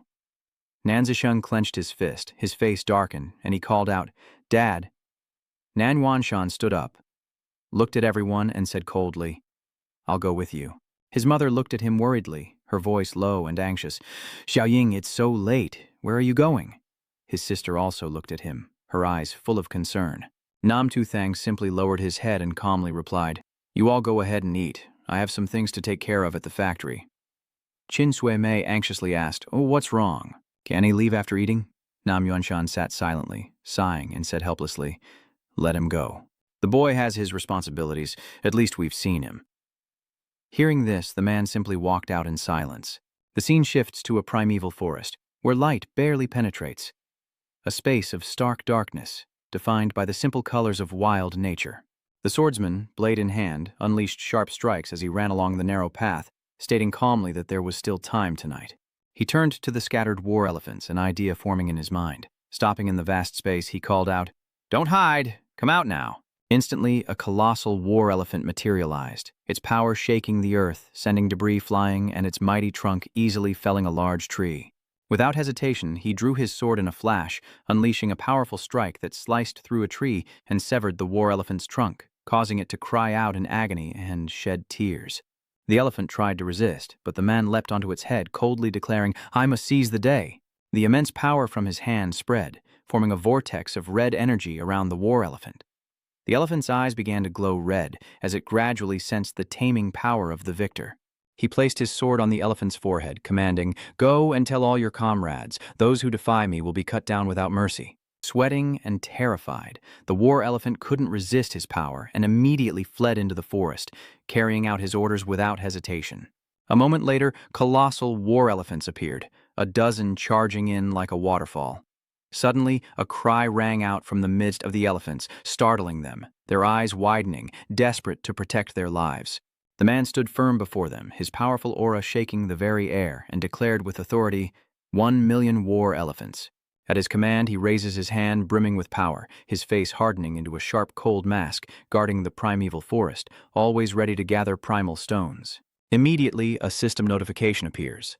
Level 8, Beast Tamer, 3,000,000 beasts tamed, secondary taming level 7, 0 taming stones. Next level up requires 2.74 million out of 5.4 million. The notifications continue, detailing key areas and the number of beasts he's tamed: the northern wilderness desert with 50,000 level 5 iron wolves, White Bone Plains with 50,000 level 6 Tibetan yaks, Cleft Canyon with 100,000 level 7 berserk apes, and the primeval forest sea with 100,000 level 7 war elephants. Formation. Master. Formations deployed. Formation origin is stone. Points 1. Ability level 1. Ability upgrade points acquired 10,000. The level 1 formations currently include Step Formation, Killing Intent Formation, and Sword Chi Formation. Note that each formation requires a base consumption of 10 source stones and can be stacked infinitely to increase the formation's power. After reading the notification, the man exclaimed, "The innate formation tree is finally lit. I need to level up quickly, but first back to the slaughterhouse for more spirit stones." Behind him stood countless tamed war elephants. He turned and led them back to the slaughterhouse in Karma City, where grotesque corpses awaited, as the system announced 100,000 available energy stones and 10,000 possible formations. As he chanted, the man reached out and declared, "Enough to level up. Let's try the Sword Chi formation first." The bones of various beasts appeared, scattered across the ground, ready for the change. The man closed his eyes and began to chant an incantation. As he spoke, countless blades of sword energy appeared from the sky, forming a powerful vortex that swirled in the air. He shouts, "Sword formation, with the power of purification and control." The sword energy multiplies, forming a powerful vortex. Each sword chi hurtled down, piercing the air, aiming for the skeletons below. Yet, strangely, no matter how powerful the sword chi, the skeletons remained motionless, lying there as if devoid of all sensation. Growing impatient, the man felt the level 1 sword formation was too weak, its destructive power far below his expectations, and he couldn't stop here. He had to increase its power. Immediately, he channeled his spirit energy, his eyes glowing purple as he activated a new formation, shouting, "Then let them be planted." With that shout, countless radiant swords overlapped, creating immense pressure and a powerful aura that spread throughout the space. Strands of spirit energy formed circles beneath the man's feet as he struggled to endure. He knew that setting up formations in all the workshops would greatly reduce the workload in the slaughterhouse in the future. As the man tirelessly set up formations, a chilling voice filled with murderous intent echoed through Workshop 2 as the 2000 Killing Aura formation activated. But he couldn't stop and continued to push his power, activating formation after formation. An hour later, the system announced its upgrade, and the Formation Master had set up 10,000 formations, upgrading his ability to level 2. The formations available are the Hellfire Bed Array, the Tenfold Boost Array, and the Elemental Sword Chi Array. The system continues, noting that each formation costs 200 crystals and can be planted infinitely. Upon the next upgrade, he'll be able to deploy 50,000 formations, but will he have enough spirit stones? Successfully upgrading, he could already feel the difference. However, he doesn't have much time to relax as the sun begins to rise after a dark night. As the first light illuminated the space, the man sat atop a tall building, eating a bun and lost in thought. Day breaks, and it's time to bid farewell. Onward to the front lines. Meanwhile, little Lu appeared from behind, cheerfully calling out, "Good morning, Auntie Wang, Auntie Zhang." She limped in, looking puzzled. The door opens, and Sister Lee sighs. "Oh, that kid probably came back to work after dinner last night. How can his body possibly take this?" Aunt Wang couldn't hold back any longer, and angrily said, "Isn't it all because of those nosy reporters?" "What news?" Lee asked, surprised. Aunt Wang pointed to her phone. "Haven't you all seen it?" "I watched it live all night." Those dark circles under her eyes reflected Aunt Wang's sleepless night. On the phone screen, news about Nam Tuduan was attracting a lot of attention. The article stated that Nam Tuduan's father answered the call and rushed to defense line number 7 on a windy day. Once, Mulan joined the army for her father. Now, a father enlists for his son. The post received 4,509 likes. Seeing the online comments, Aunt Wang angrily retorts, "I have countless brave men, while you keyboard warriors just flap your fingers. If you can't stand it, then do something. I really can't stand seeing such cowardly men. If I were him, I'd rather die in battle." 3,684 people liked this comment. Immediately, Aunt Wang retorted furiously, "Why don't you die in battle instead of just talking big?" Li Ji speaks heatedly and unreasonably, clearly spoiled rotten by his family, a useless son with a heroic father. 2,113 people liked this comment. Aunt Wang continued to criticize, saying that others have loving families, unlike an orphan like him. Having read the news, Xiaolu couldn't contain his frustration, furiously typing away at his keyboard, utterly enraged. These people have gone too far. Liao worriedly looked at Xiaolu and sighed. Director, he... Suddenly, a voice startled all three of them. Thang appears from behind, announcing, "Just in time, I have something to hand over to everyone." A confused Xiaolu questions him. "Take over as director? Could it be that you want to—" Shungnamja accepted the letter, a sense of unease washing over him. He took the letter and began to read, his heart growing heavier with each word. "My son, by the time you receive this letter, your sister and I will have already departed for the battlefield. Your father knows that telling you this now won't matter. It will only make you more uncomfortable and agitated. So, I'll put it another way. Honor and glory are shared from family to country, and even to all of humanity. Although your father is a godlike chef, he's also a soldier. Don't underestimate me, son. Your sister is the same way. Although I don't know what you're secretly plotting, I know it must be something big. Because you've never been one to back down from a challenge. Do as you please. Ha. You little rascal, is that Assura on the rankings you? You think wearing a mask will keep your father from recognizing you?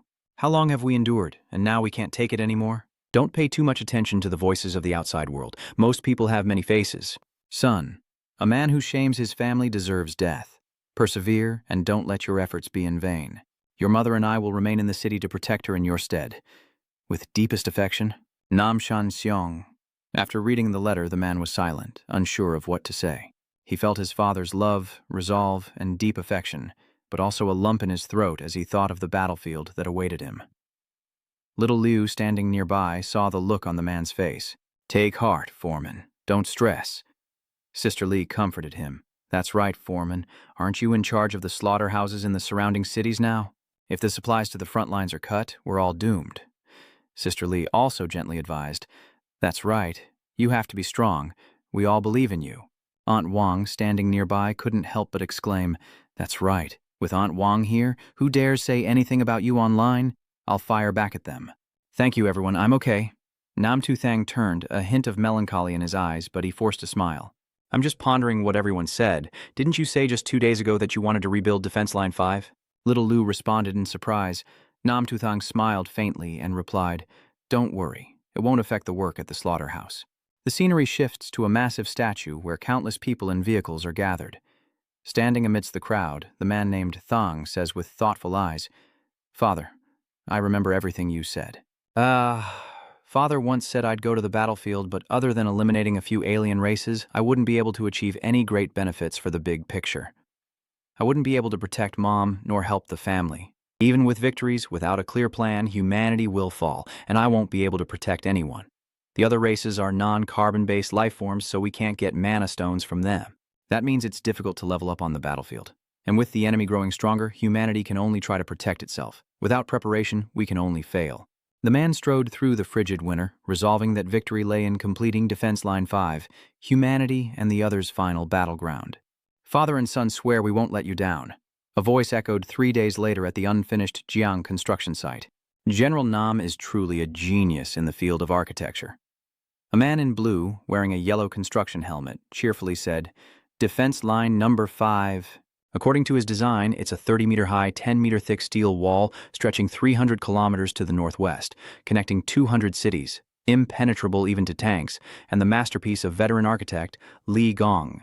The man nodded, smiling. "You've all worked hard, but this steel wall is just for show. It can't stop the alien race. The key lies in the formation," he says, his eyes sharp. To set up the formation, a large number of spirit stones are needed. Instantly, red spirit stones rained down from the sky as Nam Tu Theng watched with determination. The system reports 35 million available spirit stones, enough to deploy 1.75 million level 2 formations and 3.5 million level 1 formations.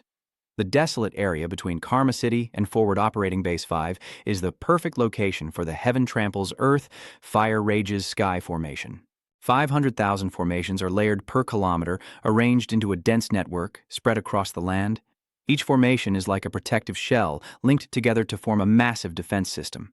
From blazing infernos to elemental sword formations, these arrays layer upon each other like the scales of armor, protecting humanity from the looming threat. Standing upon a newly risen stone, the man's eyes are firm as he continues. Sun and moon in the sky, slaughtering yin and yang. With each incantation, another formation activates, building a steadfast barrier between humanity and its enemies. Layer upon layer, the formations take root. Elemental sword energy formations, 500,000, layered over 1 kilometer. Deploying the Blazing Inferno array, 500,000, over 1 kilometer, followed by another 500,000 elemental sword energy formations over 1 kilometer. Next, he cast the Blazing Inferno formation again, layering formations to build an incredibly strong defense system. The system announces that the Formation Master has deployed 500,000 formations. The ability has been upgraded to level 3, the formation has been activated, the Avoiding Earth formation and the Bone Freezing formation have been initiated, and the formation range has been increased by 200 times. A note that each formation consumes 30 primeval stones and can be stacked infinitely. With the next upgrade, he'll deploy 5 million formations with 25 million available spirit stones. After reading the notification, the man resolutely stepped off the platform. He continued, "The level 2 formation has been deployed over a 10-kilometer radius. It's strong enough to stop low-level Yizu, so we don't need to use spirit stones on level 3 formations yet. Missing the upgrade isn't a big deal. We can use it in the second round. Tonight, I'll deploy a 35-kilometer defensive formation around Karma City 1, stacking 1.25 million level 2 formations." Cut to the next day at the construction site, and a panicked Li Gong makes a call. "This is bad, Director Nam." The man calmly asks, "What is it?" "Li Gong, look at this. Breaking news, Yipqing just initiated defense line number 5, but it's already been proven ineffective on the Western Front. The useless Nam Corporation is wasting money. Stop it now. Only attack is a good defense. Let's protest at City Hall and stop them." Li Gong said anxiously, "Chief Nam, public sentiment is turning against us. If this really blows up..." Nam Zisheng calmly replied, "Li Gong, don't worry. Continue construction as normal. I'll think of a way to reinforce it." Li Gong breathed a sigh of relief. Okay, I'll take your word for it." The man pondered, his eyes gleaming with inspiration. This defensive line wasn't just a lure for the alien race, but a trap to let them pass. Lower their guard and unknowingly enter a defensive formation. Then they'll have no chance to retaliate. The man pondered, then suddenly realized a new idea to make the defense line more practical, not just to confuse the enemy.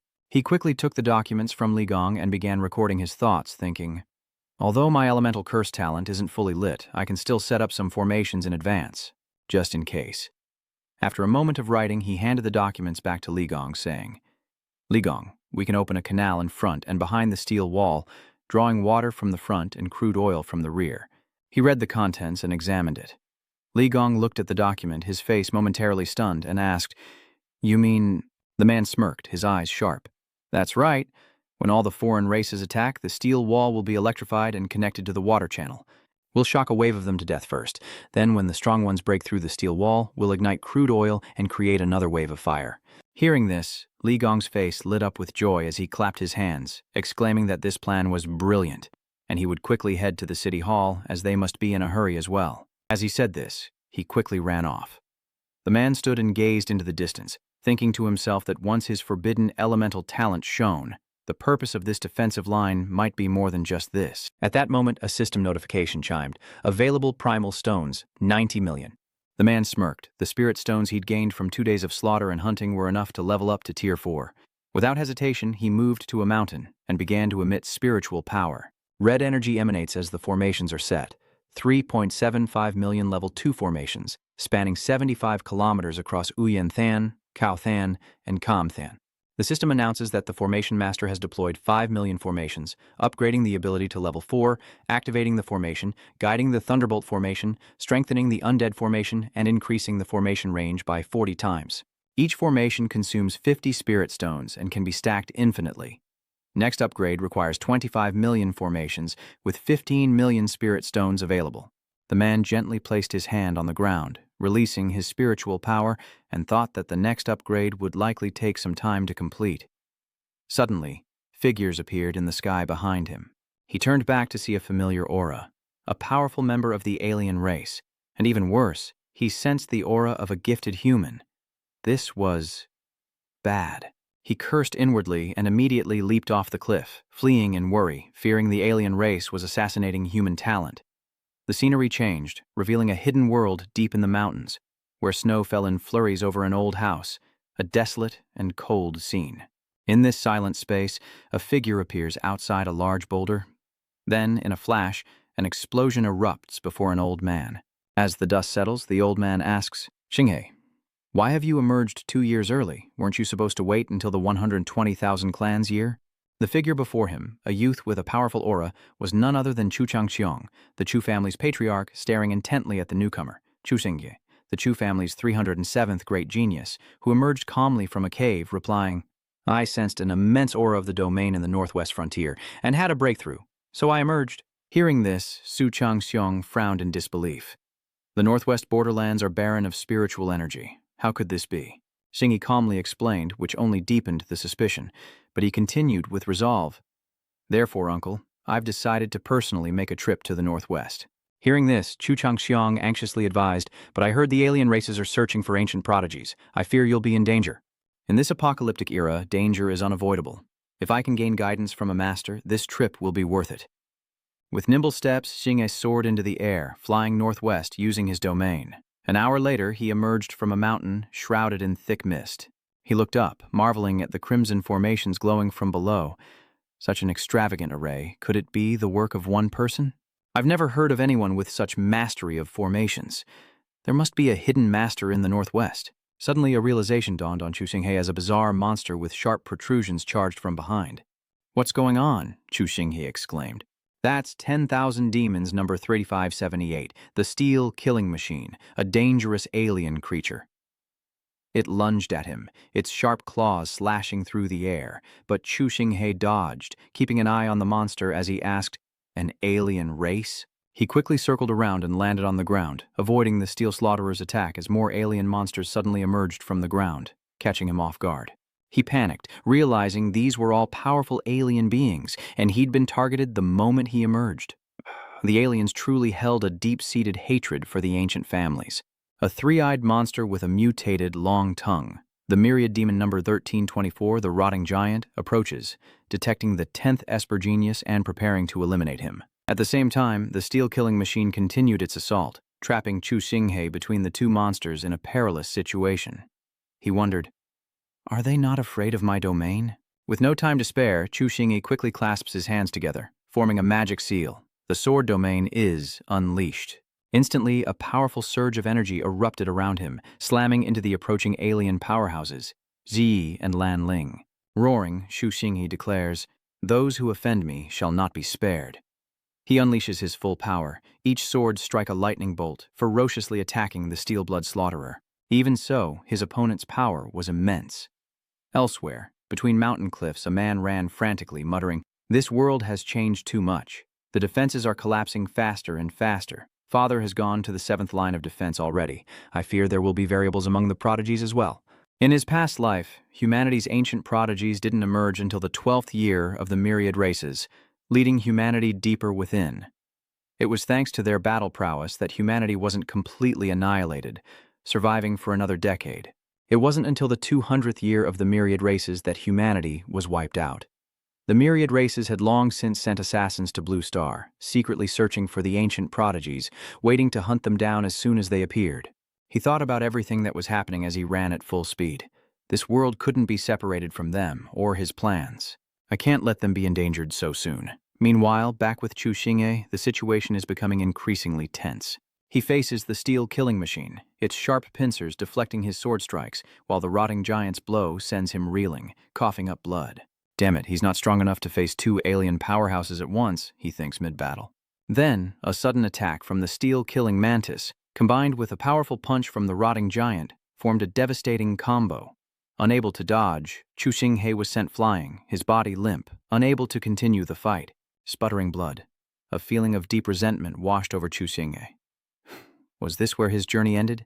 Before it had even truly begun? The two powerful alien warriors continued to charge, forcing him to sit up, determined not to give up. I can't! Thinking quickly, Su Xinghe bit his finger, drawing blood. Even if I die, he said coldly, I'll take one of them with me. Suddenly, he vanished into thin air with a resounding scream. Run! A massive explosion is erupting from the forest. Sheng had managed to rescue Xinghe in time, propping him against a tree as he gazed back at the rising smoke. Xinghe asked, Are you the powerful master I sensed? But instead of answering, the man changed the subject. Are you all right? Can you still fight? Hearing this, Su Xinghe rose and replied powerfully, With your help, Senior, I can still fight. Good, I'll take the lead.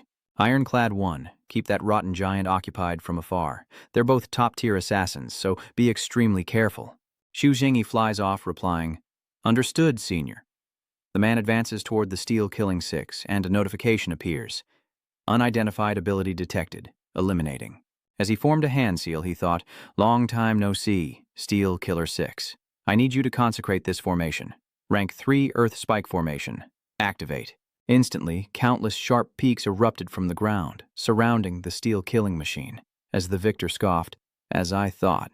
A third-rate formation isn't enough for you. He then roared, Increase the spiked earth formation by 50,000, increase it by another 50,000, and add the frozen ice formation. With that, he slammed his hand into the ground, unleashing a torrent of razor-sharp power as jagged peaks erupted from below, assaulting the steel slaughterer. The monster couldn't react in time, was attacked, and couldn't turn itself around. Meanwhile, near the rotting giant, Chu Xinghe was still trying to lure it away from the danger zone. But turning back, he was stunned, exclaiming, Isn't this the formation from Zaban, and it's many times stronger?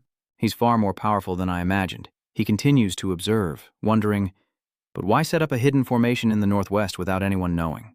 The fighting style is unlike any of the ancient clans. Just who is he? What is his purpose here? The sharp mountains have become cold, hard ice. The steel-killing machine was frozen solid, suspended in midair. Star River couldn't help but marvel at the sight. However, a moment of distraction nearly cost Chu Xinghe an attack from the rotting giant, prompting the winning man to look up and warn him. Watch out, don't lose focus.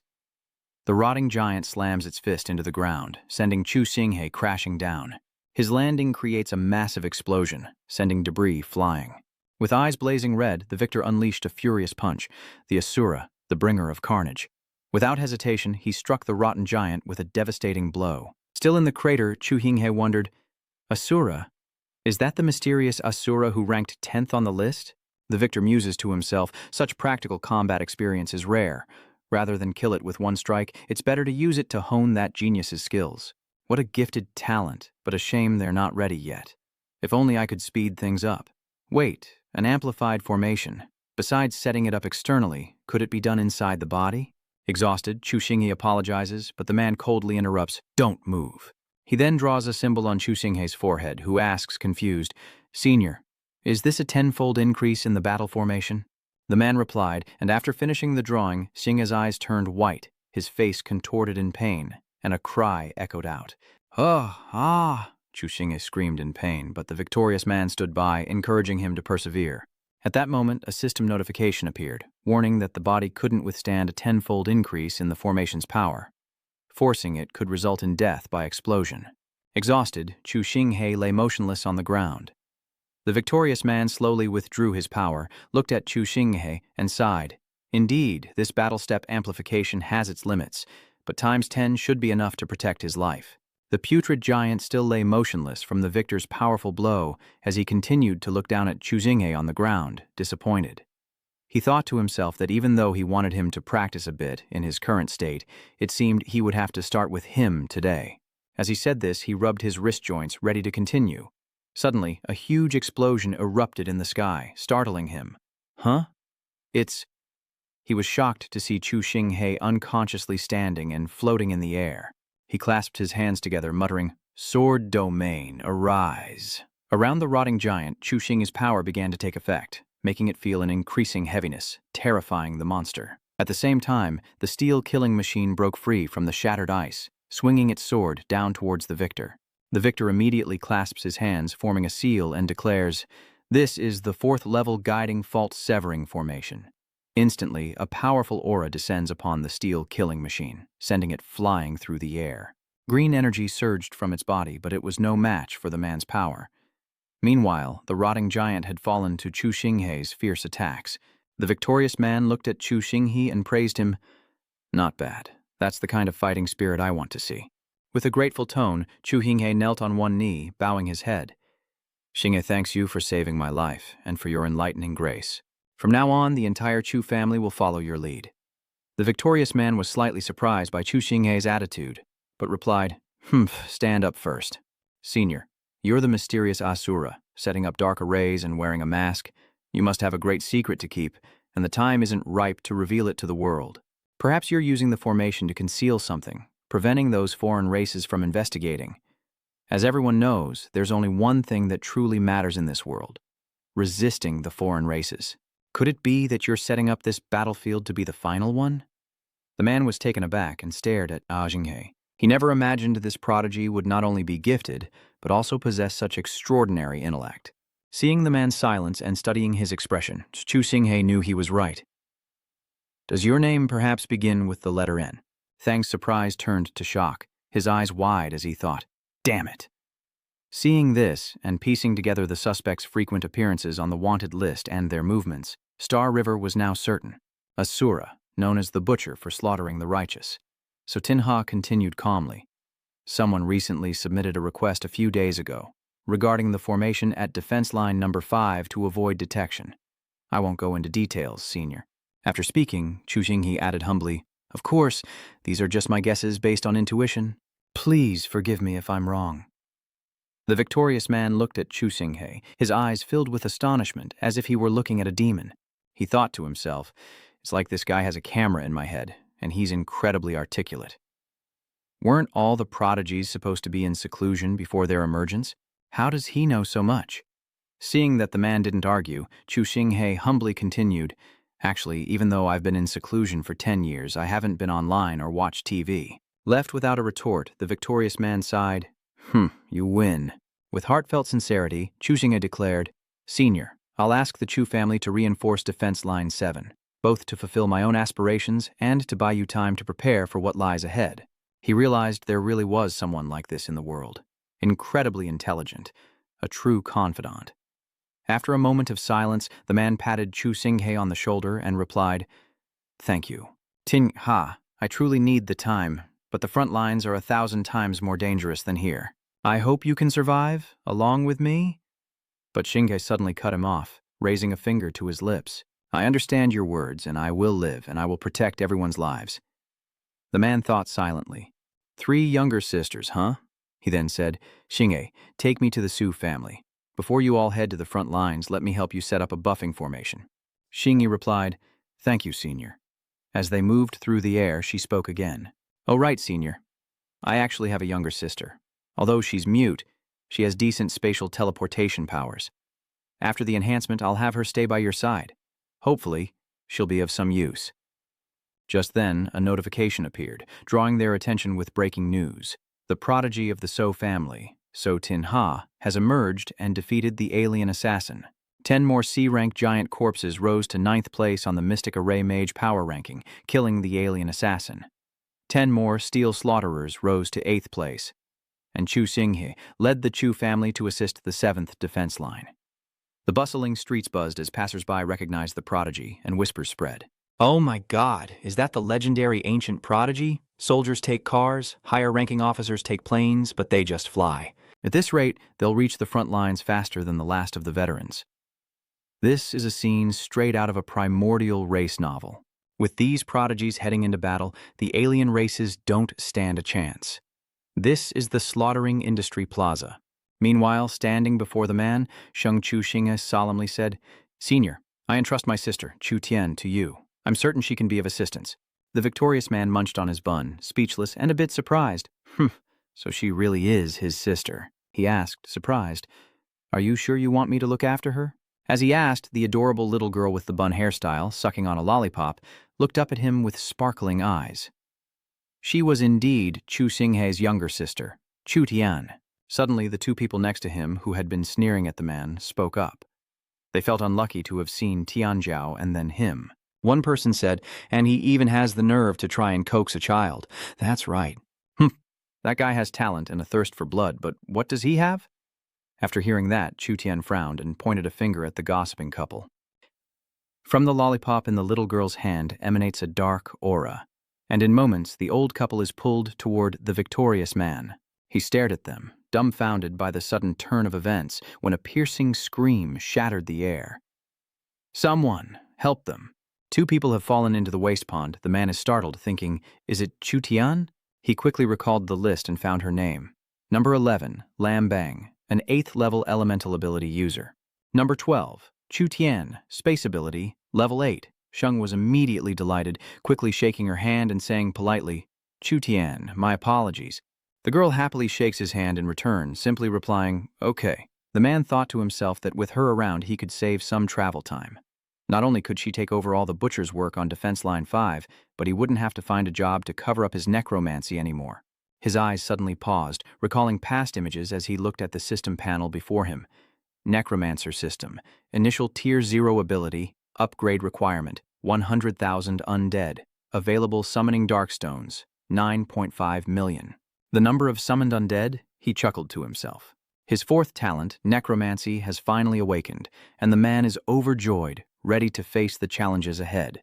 The alleyway scene erupts as a booming voice echoes, "What? You want to assist with butchering work in all 200 cities on the 5th defense line?" Zhang Yuan could hardly believe his ears, struggling to say, "How is that even possible?" Not to mention the sheer volume of work, the distances are vast. Yet Sung remained silent, leaning against the wall, unhurried. He raised a finger, reminding her, "I already have solutions for these problems. Just ask the manager to register me." Zhang Yuan calmly replied that there would be no problem applying, adding that the sheer number of butchers in the cities was indeed a strain, and she seemed satisfied with the answer. The man turned to leave, waving his hand as he said, "Then I must thank you. I have matters to attend to, so I'll be going." Zhang Yuan frowned, watching him leave, thinking that he seemed much stronger than before, not at all like someone afraid of death. But why would he rather fight fiercely in the rear than charge to the front lines? Meanwhile, the victorious man is calculating the large number of origin stones that the butcher brought. And with Chu Tian's teleportation ability, I believe the next upgrades and layouts will be much faster than before. With that thought, he turned to Chu Tian and said, "Let's go." Chewing on a lollipop, she happily raised a finger, crackling with dark energy in response. Cut to a wasteland where Sung and Xiaotian appear amidst a pack of wolves. She pets the wolf's thick fur as Sung watches, pleased with the spirit stones they've brought back. He praised, "Well done. Keep up the good work." The system also announced 99.5 million spirit stones, summoned spirits, level 1 initial ability, and ability upgrade requirement of 100,000 spirits. With 99.5 million exchange points and a growing number of summoned spirits, the man smiled, realizing he had enough spirit stones. He thought to himself that it was time for his first undead summoning, then turned to Chu Tian and said, "Chu Tian, let's go to the Qinling Mountains, about 100 kilometers from here." The little girl reluctantly turned away, sad to leave the wolf's warm fur, but still held out her dark finger. And in an instant, the two vanished into thin air, leaving the wolves bewildered. A moment later, they appeared on a precarious cliff face. The man exclaimed in surprise, "Hey, this isn't the Yinling Mountains. Did you teleport us to the wrong place?" Looking down at the girl, he realized the teleportation distance was limited, only 100 kilometers per boost. Meanwhile, Chu Tian remained focused on teleporting.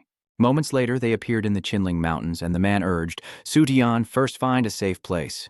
But looking down, the little girl had vanished, leaving him speechless. She's certainly smarter than her brother. He sighed, then refocused on the task of summoning the undead. From beneath the earth, an undead being arose behind him. "Awaken now, I command you, great soul of the new." As he spoke, a red aura emanated from beneath his feet, and blue energy began to converge around his red circle. The man looked over in a panic, sensing danger. Then a specter appeared, brandishing a sword and roaring, "Who dares disturb my slumber?"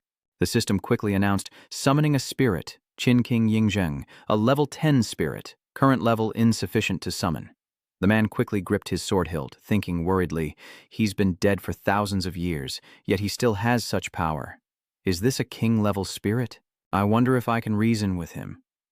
He takes a deep breath, draws his sword, and politely says, "Senior, disaster is upon us, and this junior wishes to borrow your soldiers." Qin King Yingzheng gripped his sword, roaring, "How dare you control my soldiers, you little demon!"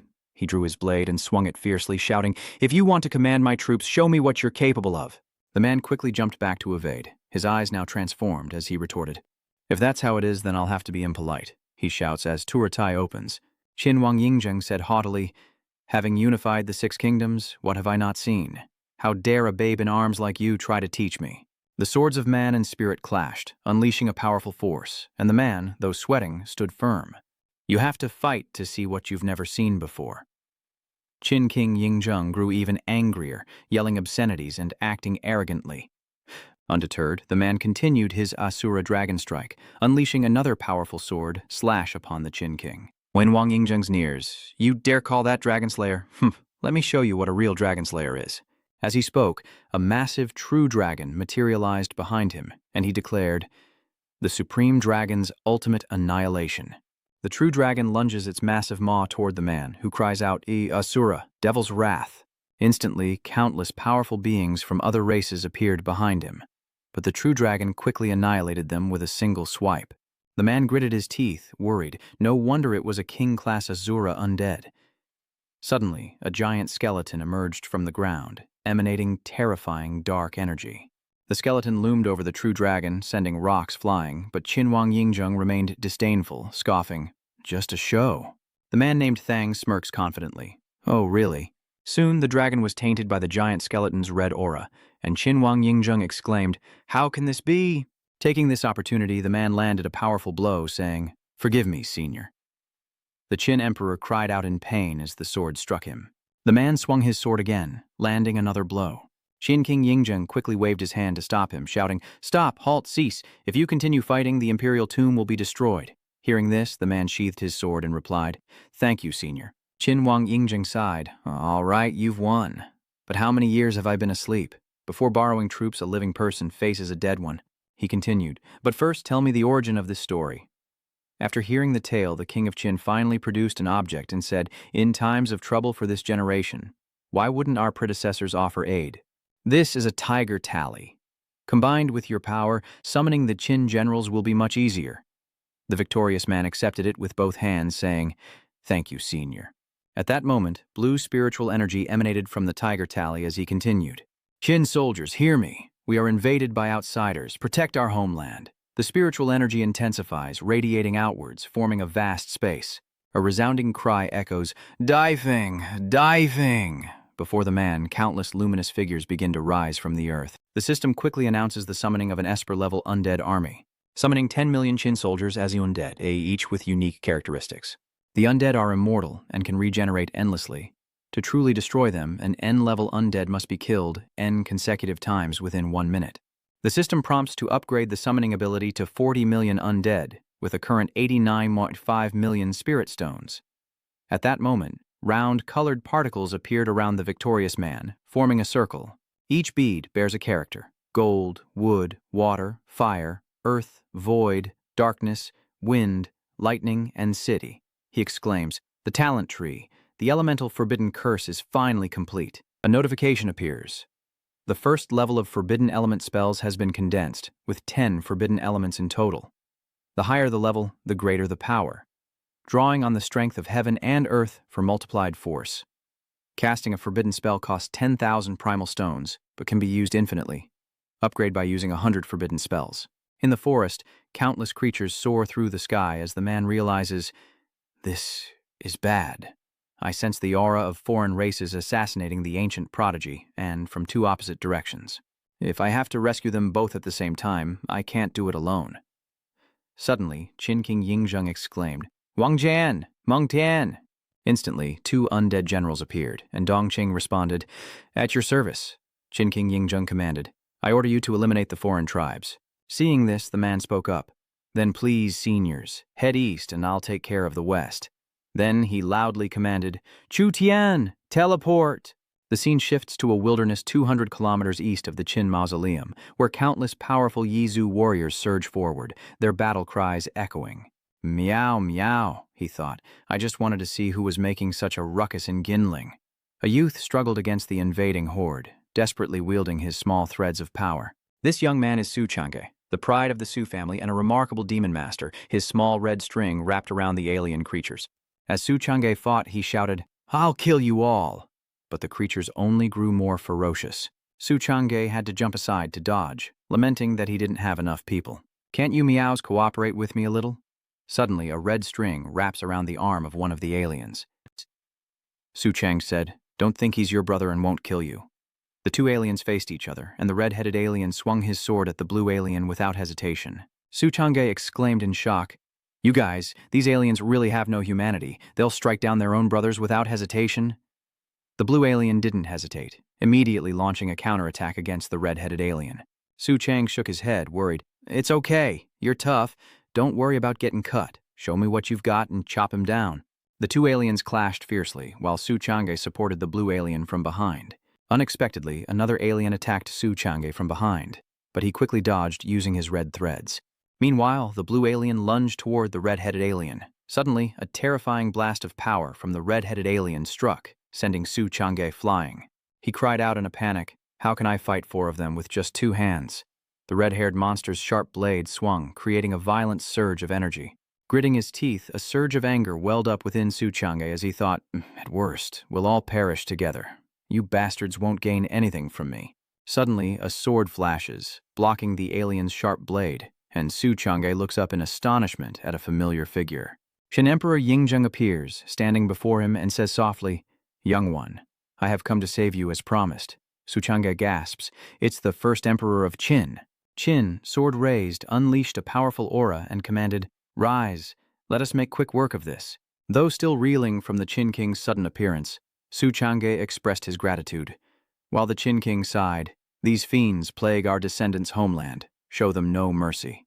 Suddenly, a general appeared from behind, obliterating a monster with a single blow, and other generals followed suit, swiftly dispatching the creatures. Meanwhile, swarms of otherworldly creatures descend upon the forest, and 200 kilometers west of the Qin Mausoleum, two figures stand back to back in the wilderness. The young man anxiously urged, "Sui Sui, when I restrain the alien, take the chance to escape." This young man is Qin Ying, the prodigy of the Qin family, a true spirit summoner. The girl beside him was his sister, Xin Sui, also a spirit caller. She firmly replies, "Brother, we go together, or we die together." Before them, a horde of aliens charges. Xin Ying says worriedly, "Sui Sui, listen to me." He places his hand on the ground and shouts, "Monsieur, spirit summoning!" An ancient forest erupts from the ground, its roots ensnaring the approaching horde. Qin Ying turns to his sister, shouting, "Run! Get out of here!" But it was too late. A red-headed monster broke through the shield and charged forward as Qin Ying summoned more vines to restrain the creatures. Suddenly, blood splatters onto Qin Ying's face, stunning him. Qin Sui has taken a blow for him, a slash across her back. In a panic, Qin Ying cries out, "Sui Sui, to see my sister hurt." He wails in anguish, tears welling in his eyes. "How dare you hurt my sister?" Qin Ying roared, unleashing a torrent of power that formed into a vortex, blasting away several ironclad killers.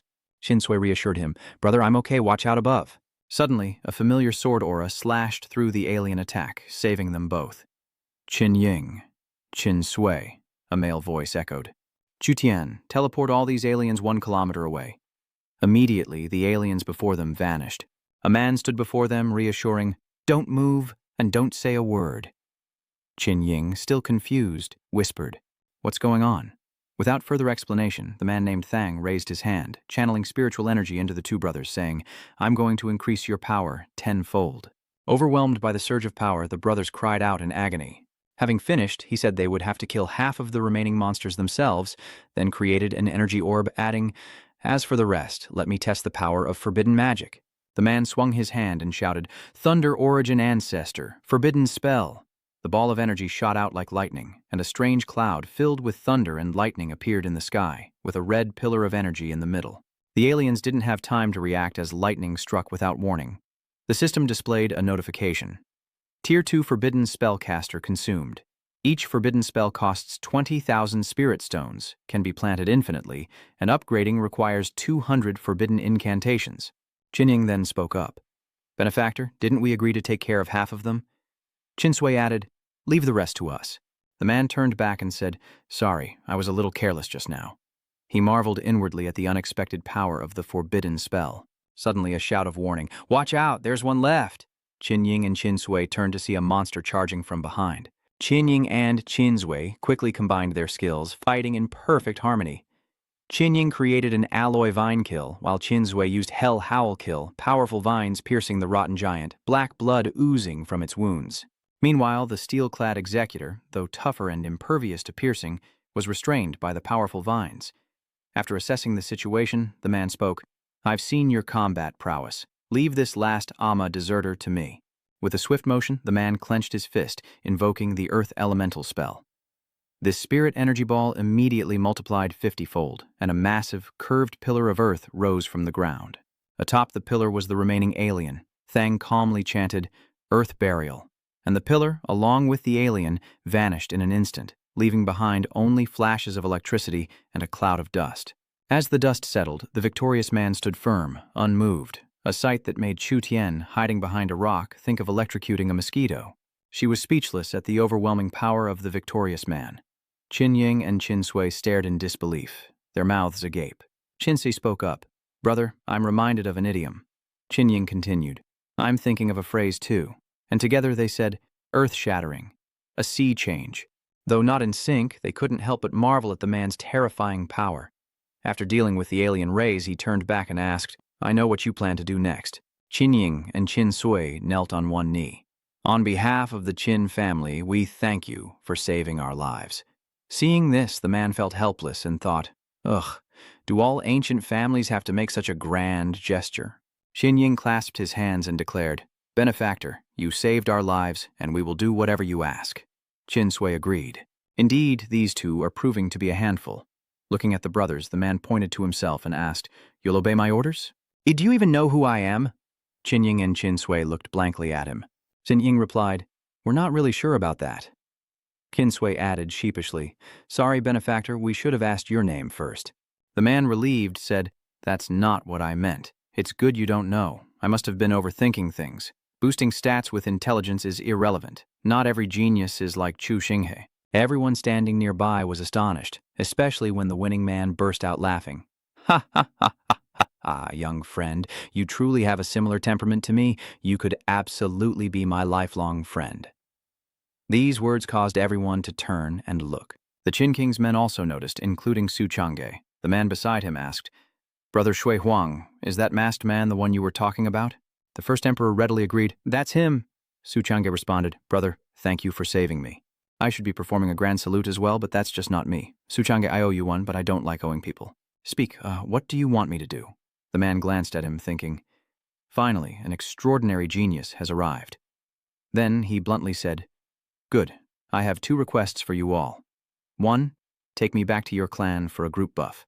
While Su Chang'e was still confused, the Qin Wangying brothers quickly clasped their hands and replied, "Thank you, Benefactor." Su Chang'e, still confused, asked, "Amplify? Amplify what?" Besides, they looked like they were joining some kind of cult. Seong replies, pointing to his forehead, "Transferring spiritual power amplifies it 10-fold." But To Truongha couldn't withstand it, and a scream of pain echoed. He collapsed to the ground in agony, prompting the man to continue, sounding like a true villain. "And one more thing," Qin Ying quickly spoke up. "Is there anything else you require, Benefactor? Just say the word, and we will go through fire and water for you." The man glanced at them, pondering whether he should tell them to go first. They were both prodigies, unlike that Star River guy. The battlefield a year from now wouldn't affect their families. He pondered, wondering if asking them to fight on the front lines while he was stationed in the rear was some kind of ethical kidnapping, and finally said, "Oh, and remember to take care of yourselves." Behind him, Su Chang'e grinned, saying, "By the way, you're quite the dishonest one, not even counting when you have to wear a mask. But is it really so hard to tell us what you're really thinking?" He began to analyze. "You can summon spirits to protect our home, so are we just burdens here? Besides, do you think you'll become a timeless hero by acting in the shadows?" As Su Chang'e spoke, he moved closer to Nan Zisheng, leaving him speechless until Qin Sui stepped in to silence Su Chang'e. "I won't allow you to speak disrespectfully to our benefactor," Nam Zishi calmly replied. "He's not wrong." He then casually put his hands in his pockets and continued, "I need you to lead your families to the 7th defense line to buy me some time. As for the slander from before, the battlefield of the myriad races won't be as naive as that assassination attempt. If you're truly gifted, try to survive and meet me at the 5th defense line. Then I'll show you my true face." The Qin brothers clasped their hands to their chests, assuring him, "Benefactor, the Qin family will not fail you." Su Chang'e then said, "That's more like it." The man named Sheng handed Su Chang'e a talisman, saying, "I'm entrusting you with 10 million Qin soldiers." Su Chang'e happily accepted it. "Yes, I'll take it." He then bowed his head respectfully to thank everyone, but Qin Ying quickly waved his hand. "No need for that, Benefactor." Meanwhile, Su Chang'e casually raised his hand in greeting as Qin Wang Yingzheng watched on, thinking to himself that the descendants of the Yan Emperor never ceased to emerge. The system displays a notification. Su Changjae, a prodigy of an inland family, and the Qin family's twin prodigies, Qin Ying and Qin Sui, have led their entire family to the 7th line of defense. A series of notifications follow. The Zhuge prodigy of the inner lands has been assassinated by a foreign race, as has the Lin prodigy of the northwest.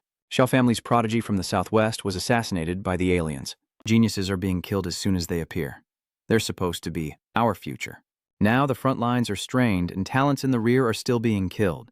These are supposed to be humanity's strongest. Who can protect them? Upon receiving the news, Thang frowned, realizing that the prodigies had emerged too early, and this wasn't a sustainable solution.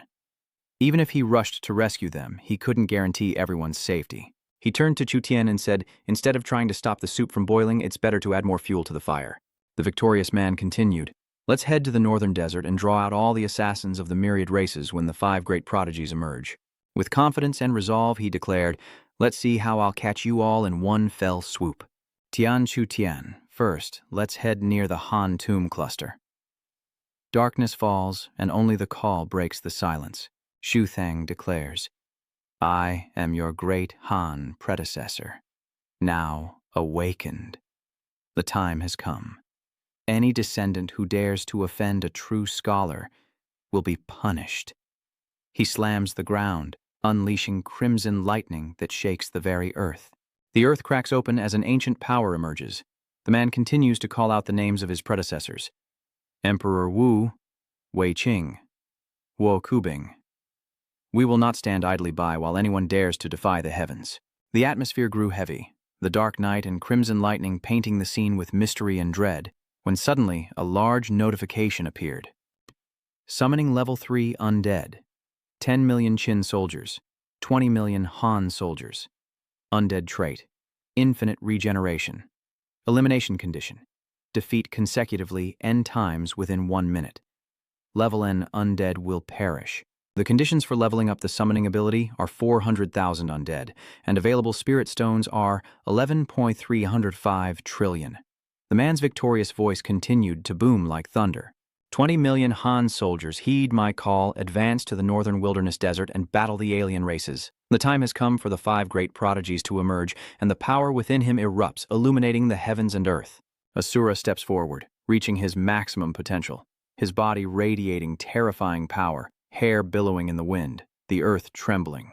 At the Paranormal Investigation and Survey Bureau, Zhao sensed the intense fluctuation and realized it was him. The mysterious Assura. She exclaimed in shock, "This aura is much stronger than before. He may have become a demon." Beside her, Su Lang worried, "We have to inform the army quickly. He's in the northern wilderness desert, deep within it, and that man is still going." He strategically deploys his forces, using the elements and the power of lightning to ignite the sky in a blinding flash. Shung roars, and flames erupt from his hands, their power cracking the earth. From a dazzling crimson, the formation reveals itself, arranging thousands of troops to seal off the area. The array unfolds with solemn and overwhelming power. From afar, Su Lang's sharp eyes caught another surge of formation power rising from a new direction, and she murmured in alarm, "Wait, could that be the power of the mysterious formation mage who once made the rankings?" Zhao clutched her head in frustration, realizing with disappointment that she was out of energy and could no longer sense what was happening. "What a pity," she sighed, regret filling her eyes. Meanwhile, the man's formation is nearly complete, and he cries out, "Summoning of the dead, souls of the Han, kill the foreign tribes, let the Han might soar." From the void, Wei Qing, Emperor Wu of Han, and Huo Kubing appear, leading tens of thousands of soldiers. A powerful army crashing into the battlefield, unstoppable. Observing from afar, Su Lang used binoculars, stunned by the scene unfolding before her, and exclaimed with unease. "What is going on?" Xiaoni asked, eyes wide with surprise. "Are those spirits? I've never sensed such a powerful aura of death before." Su Langlong stammered, "Besides the mysterious Assura, a mysterious formation mage, and now a necromancer prodigy? This energy is far beyond anything we've ever measured, completely off the charts." Su Lang stood frozen in shock. "God level," she managed to utter with difficulty. Zhao Keir's face was pale, her eyes wide with shock. "God level. She means there are 3 God-level espers currently in the northern wilderness desert." They exchanged glances, a sense of urgency washing over them. They had to report this to the Supreme Commander of the Ground Forces immediately. In the desert, the man stood tall, arms outstretched, his red eyes blazing, hair like a sword. From his hands, a forbidden spell was unleashed, amplifying the light element 100-fold, creating a blinding vortex that lit up the night sky. In a distant city, the sky suddenly lights up like day, leaving the residents bewildered. "Is it morning already?" a citizen muttered, glancing at his watch. "It's only 10 p.m., they exclaimed, scrambling for an explanation. Could it be demons? Another person frantically checks the news as an announcement blares, "Breaking news. 4 mysterious god-level prodigies are currently gathered in the northern desert, and military fighter jets are being deployed to investigate." This news stunned the populace, sparking heated debates. God-level prodigies? Such a rank had never been heard of before. Another sighed, wondering if this was the East's greatest hope. Everyone felt the gravity of the situation as the mainland army joined the fray.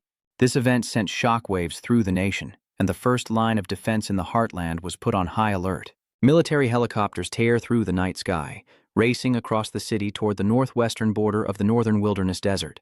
Hurry, full speed ahead. We only have an hour to get there." A pilot responded anxiously. "Sir, the fastest we can get there is 1 hour." The officer snapped back, "Enough talk, go full speed now." Meanwhile, at the heart of the desert, the victorious man continued his powerful summoning ritual, conjuring countless spirits from his hands. 500,000 ironclad wolves, 500,000 iron-hide gluttonous bulls, 1,000,000 berserk apes, and 1,000,000 Xiaos war elephants. With each red flash, the earth trembled as colossal creatures materialized, their eyes ablaze, ready to obey. At the information front, shocking news spread. The Northwest was being ravaged by 4 massive beast tides, seemingly controlled by a 5th god-tier beastmaster. The announcement left the populace stunned, some sighing, others scratching their heads in thought. Another major incident in the northern wilderness desert? One person blankly stated, 5 great god-tier prodigies have appeared, and memories of past beast tide attacks only heightened people's anxiety. When did our city stop being attacked by beast tides? What's going on now? Elsewhere at the pharmaceutical factory, Su Xiaonan spoke with Chen Lianyi. "Have you seen the news?" she asked, her eyes filled with worry. "Do you remember the pack of wolves that attacked the northern wilderness last time?" Chen Lianyi mused. "How could I forget the one who commanded 10,000 wolves? Could it be him again this time? I didn't expect his power to be even more terrifying than we imagined." Meanwhile, at the supply center, Zhang Nuan held her phone, reading the news and pensively recalling her encounter with the man, Thang. Beastmaster. Could it be him again? His mind raced as the image of the campman flashed before him. Meanwhile, at the East Sea Blue family, a strange phenomenon appeared in the sky. A swirling red orb, churning the waters below.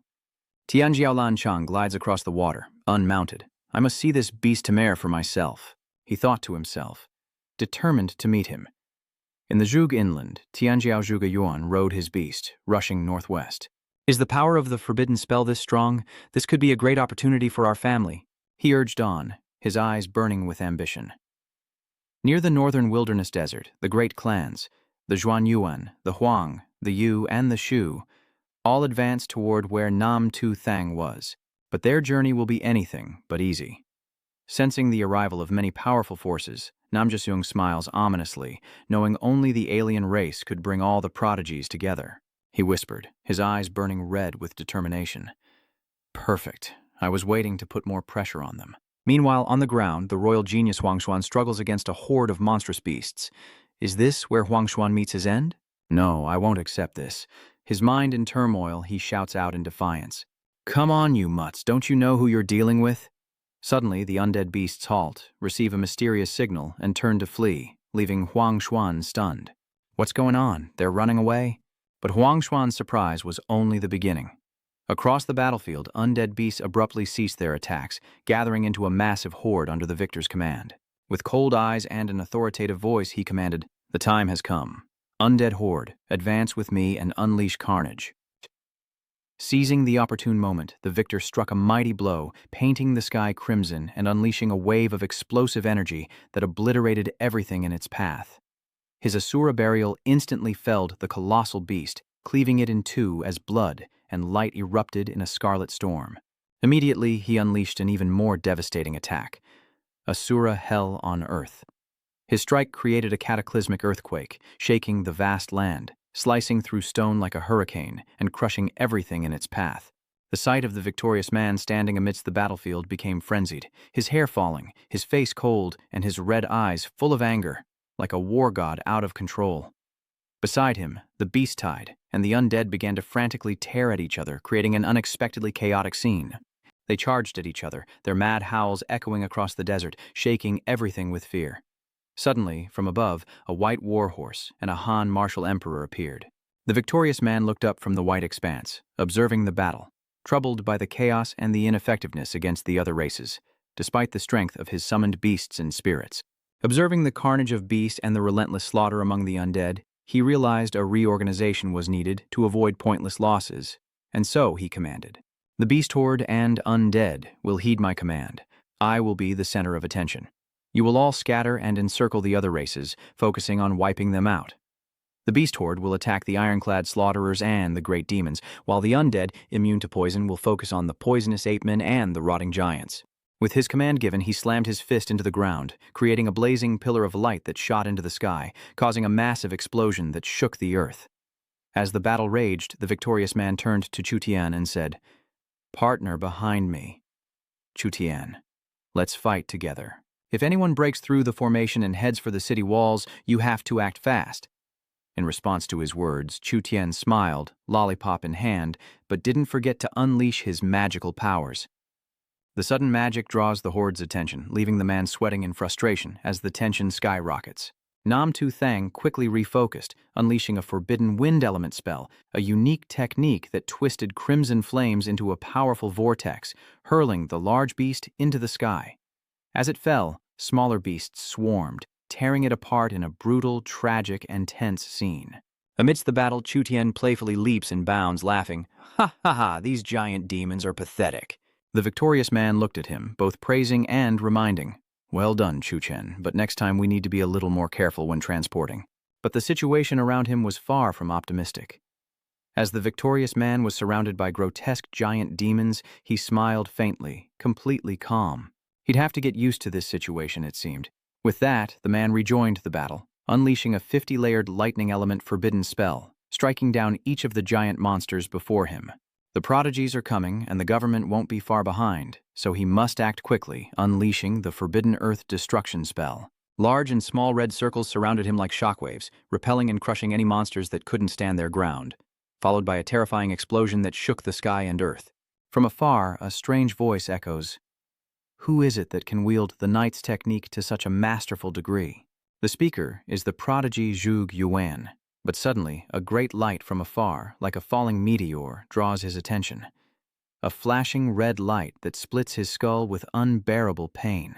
The victorious man appeared instantly, amplifying his power and unleashing lightning bolts that forced Zhuge Yuan to clutch his head and scream in agony, his eyes rolling back in a terrifying scene. After completing his augmentation and teleportation, Zhuge Yuan, barely conscious, stammered, "Senior, please stop. What is your esteemed name?" "I, Zhuge, will not forget to repay you." The victorious man turned his head, his voice cold.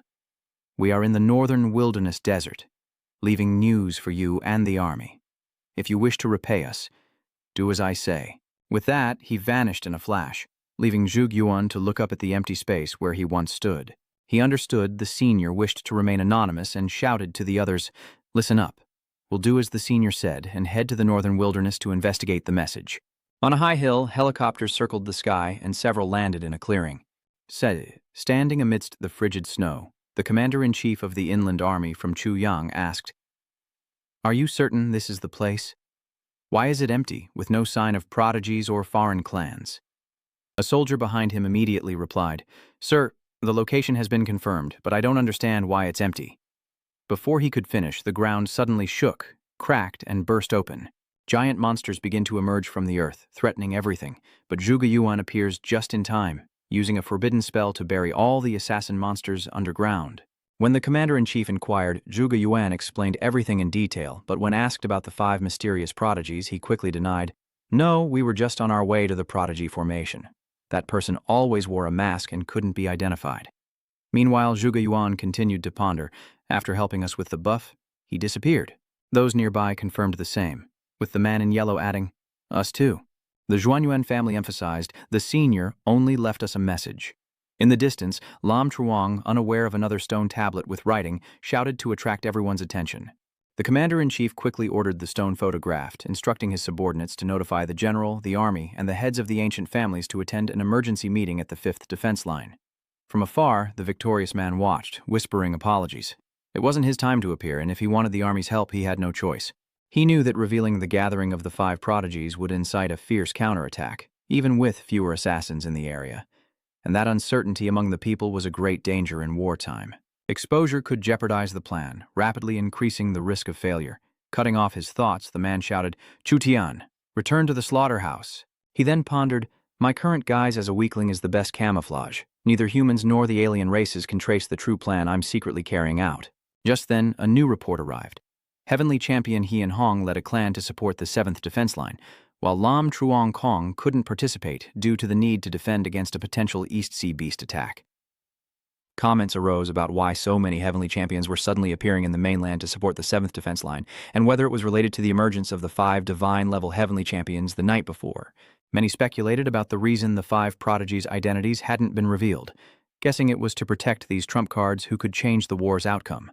While at the war room of the 5th front line, a tense meeting was underway, as the commander-in-chief presented the strategic plan and critical issues.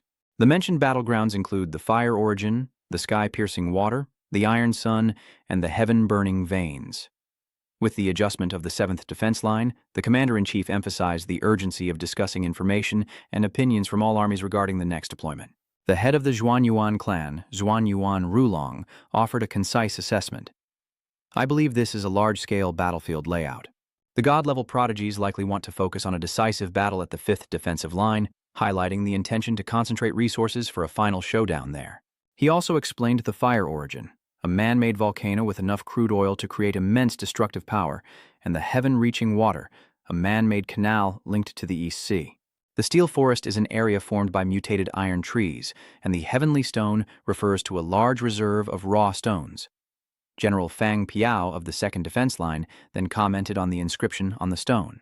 "This blade mark is very similar to Assura's style of carving, but Chu also mentioned that Assura could become a demon at any time. This makes the plan risky." General Li Fei of the 3rd defense line agrees, saying it's too dangerous to stake the nation and its resources on a few unclear messages. Everyone worried about making decisions based on unverified information from the prodigies, but amidst the debate, the commander-in-chief cleared his throat, asking for everyone's attention. The head of the Zhuge clan, Zhuge Chengming, also spoke up in support, saying that while the inscription may have been carved by an Assura, other prodigies must have been present. Otherwise, they wouldn't have left a message after empowering our clansmen, considering the need for volcanoes, canals, and iron. This could be necessary for a formation or forbidden spell that borrows the power of heaven and earth to accomplish great things, Xuanyuan Rulong continued. After hearing the arguments, he emphasized, the 5 great prodigies chose not to appear for the sake of the big picture. Shug was right, because the front lines have repeatedly failed, we need to put in more effort and bet even bigger. I have a feeling this will be the wisest decision, and the Eastern and ancient families will support it wholeheartedly. With a resolute air, Chu Yang added that in less than an hour, the 5 great prodigies had annihilated thousands of 10th-level alien assassins, an unprecedented feat unmatched by anyone. For our shared blood, for our people, we must risk everything for this chance. His words ignited the leaders, and the commander-in-chief's face revealed a resolute spirit of battle. Immediately, an announcement declared the nationwide launch of massive projects: the 4 Fires Project, artificial volcanoes, canal construction, the steel forest, and the mountain of primal stones. These decisions sparked controversy and questions from all corners. Many wondered if this was madness or a necessary gamble, as resources were already scarce, yet they were embarking on colossal projects. Standing high above, the man surveyed the people, a sense of triumph washing over him as the swift decision showcased the nation's power and faith in the final battle. He smiled to himself. Congratulations on betting correctly. I won't let that faith be misplaced. Soon after, Du Li Gong, a chief engineer, approached the man and remarked that these projects had many similarities to their current plan, implying that their superiors thought highly of their ideas. But the story takes a dramatic turn when a mysterious red vortex appears on the horizon of the 7th frontline battlefield, causing a stir throughout the area. The winning man and Li Gong are horrified, realizing it's an alien gate to the void. The gate opened 2 years earlier than he predicted. a terrifying truth that left him stunned and burdened with the fate of his comrades, like Chushinga, and his loved ones. The situation grows dire as the Void Gate expands, signaling an imminent and devastating alien onslaught upon the 7th Defense Line. The grim scene made it clear that the front lines were about to face an unprecedented, large-scale, and devastating attack, and Nam Tuthang knew he had to find reinforcements and join So Thien on a rescue mission to protect the line. With urgency, the man rallied support, gathering 20 million Han Dynasty undead and 3 million beasts, but transporting this force across thousands of miles to the 7th front line presented a monumental challenge. Meanwhile, he turned his hopeful and trusting gaze to Chu Tian, pleading, "Is there any way to teleport us and the beast tide to the front lines?" But Chu Tian's condition didn't seem promising. Her weakness was evident. A pale face, trembling hands, and a lollipop, once a habit, now shattered in her mouth, blood trickling from the corner. Seeing this, Longjin shouted worriedly, "Chu Tian, if you're not well, don't force yourself. The distance is too far, don't let your body weaken any further." Though Chu Tian heard the warning, she refused to give up. She struggles to her feet, her eyes filled with resolve, affirming to herself and her comrades, "I can do this." Despite her failing health and the blood that continues to flow, So Tian's will and determination to fight remain unshaken. This is the moment she pours all her energy into fighting for her homeland and comrades regardless of the danger. In this emotional moment, her determination spreads like a raging fire, igniting courage and faith in all those fighting alongside her. At Defense Line 7, the battlefield intensifies as the Void Gate opens, unleashing countless alien races in a relentless assault. The crimson sky signals the start of an uncompromising battle, as white snowstorms intensify the heavy, bitter atmosphere. The warriors stand firm, ready for battle, each understanding that this fight will determine the fate of the entire front line. The commander of the 7th Defense Line roared, inspiring his troops to defend it to the death. The battle was not just one of weapons, but of faith and resolve as well. Old Zhang and Nanjan Zhang spoke beside a cannon amidst the dire situation. Old Zhang worriedly says, "We've almost used up our nuclear warheads, and even artillery shells are dwindling. Is there any point in continuing this fight?" Nam San Hung, a seasoned warrior, retorted, "Lao Truong, don't speak such disheartening words. Look at the prodigies below. Last time, we were saved from utter despair by the prodigies and their army of millions of undead. We barely scraped out a victory then, and now we're in the same situation. We have to believe there's a way out." Even so, Lao Nan and Lao Wang couldn't help but feel worried and hopeless as they watched the prodigies prepare to fight. Though powerful, the prodigies are only human. They can tire, be wounded, and die. Old Wang's unease is palpable, yet their resilience remains unshaken. Old Nan reassured his friend, saying they must keep their spirits up and support them to the very end, even if it meant sacrificing themselves. Finally, the moment of reckoning arrived, and the entire battlefield erupted as both sides clashed, fighting relentlessly. Xu Xinghe, one of the most prominent heavenly champions, begins to unleash his power, creating a myriad of heart-piercing swords with his sword domain. Sharp sword tips appeared in the sky, raining down like a storm of blades, piercing the alien beasts.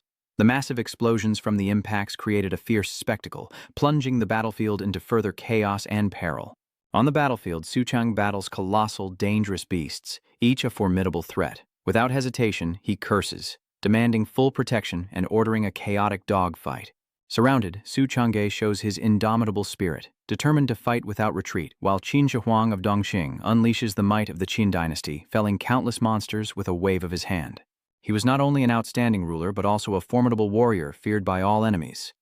Meanwhile, the Qin twins were trapped amidst thousands of monstrous beasts. They encircled them, as if denying the brothers any escape. Chu Jingyi also fought relentlessly, attacking and defending in equal measure. The massive beasts blocked every direction, making the space feel smaller and smaller. Suddenly, the old man shouted, "Fire at 4 o'clock, 3.375. A light flashes, likely from cannons preparing to fire. Shells scream through the air, exploding among the monstrous beasts, sending earth and stone flying. The earth trembles, and the resounding explosion brings a major shift to the battlefield as the old man barks orders. Bearing 8 o'clock, 2,978 meters, fire. Cannons continue to fire, holding back the new wave of monsters. Each shell screams as it flies, creating powerful explosions that halt the monster's advance. Just when things seemed under control, a massive shadow suddenly appeared. The previous beasts were already dozens of times larger than humans, but this monster was on a whole other scale. It could be hundreds of times larger. The commander couldn't help but be astonished, a question echoing in his mind. "What is that?" An unprecedented type of monster. This beast is massive, with several steel chains wrapped around its body. It wore only a simple loincloth, but most terrifying were the magnificent jeweled horns on its head and the menacing greatsword in its hand. This monster rampaged across the battlefield, scattering Tianzhao and the others who were powerless against it. Riding his warhorse, Su Chang'e was drenched in cold sweat, unable to contain his shock at the colossal beast before him. What the hell is that? As tall as a city wall? Su Chang'e couldn't believe his eyes. Before him was a colossal entity, far beyond any monster he had ever imagined. The monstrous beast unleashed a devastating blow, splitting the earth and cutting off their escape, sending those nearby into a frenzy of terror. Seeing the dire situation, Qin Shi Huang immediately turned back and issued an order. Bai Qi was to protect Su Chang'e. Without hesitation, Bai Qi acted, showing absolute loyalty to his orders, while the demon relentlessly pursued Su Chang'e. With each step, dust billowed around it, as if the earth itself was trembling. With surprising calm, Su Chang'e shouted, "I'm fine. This monster is no joke. Go help Senior Emperor Qin." Meanwhile, Qin Shi Huang fought with the help of the prodigies and soldiers, shouting, "Fight with me." The warriors charged, and an all-out battle erupted between the demon and the army, with the demon unleashing a terrifying counterattack. Its attacks were brutal, seemingly unstoppable. But suddenly, the monster paused, as if realizing something. It discovered a vital clue, and this realization only fueled its rage. The monster roared, resolving to fight with all its might, but Qin Shi Huang stood firm, his presence a legendary echo of the Qin dynasty. Our great Qin souls are battle-hardened, wrapped in horsehide, a blue circle enveloping us like an invisible shield protecting everyone. He continues to shout, "Having been resurrected today, what reason do we have to fear?" Qin Shi Huang, in all his might, moved with lightning speed, appearing behind the monster, weapon raised, ready to strike. However, the giant monster sensed the danger and turned to face it, while Fang Meng and the commander, severely wounded and bloodied, stood firm, weapons in hand, ordering the Psychic Legion to resist the aliens with all their might. The soldiers continued to charge, facing the low-level Yi Zhu, fighting relentlessly as the commander, blade in hand, prepares to rejoin the battle, ordering the elites, "Follow me! Capture the king!" Everyone attacks at once, determined to fight the aliens. Elsewhere, about 200 kilometers from Defense Line 7, the man carries Chu Tian on his back. Exhausted, So Tian was on the verge of collapse, and the man worried, seeing she was near her limit. "Chu Tian, can you hold on?" Her face was pale, covered in wounds, and drenched in sweat. She strained to reply, "Only 200 kilometers left, my brother is there." Su Chang'e and Qin Shi Huang continued their valiant charge, battling the attacking beasts. Seeing the dire situation, Su Chang'e turned to Qin Shi Huang and said, "Senior Shi Huang, lead the undead army to protect the other tribes. Leave this to us." Hearing this, Qin Shi Huang nodded solemnly. "Then the undead will follow," he commanded, immediately relinquishing command. Su Chang'e advanced, weapon in hand, creating fiery red threads as he rushed towards the beast. The threads began to lengthen, tightly binding the beast's limbs, hindering it and creating opportunities for the other warriors to attack. "Give me at least 30 seconds of control."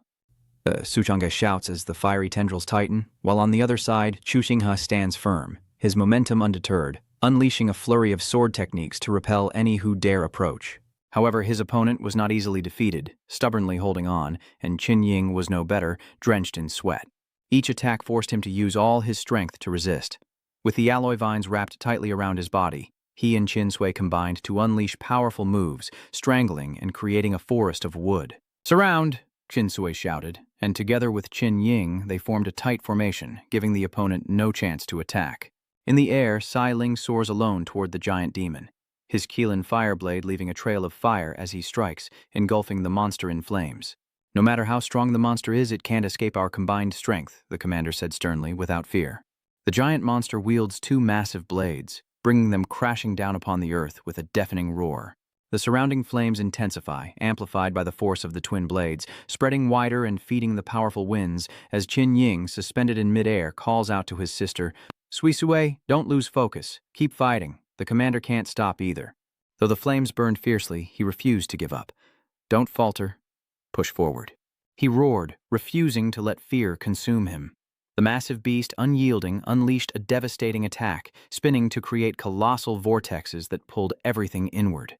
The powerful vortex sucked in nearby warriors, sending them flying and screaming in panic as the whirlwind intensified, rapidly increasing the number of casualties.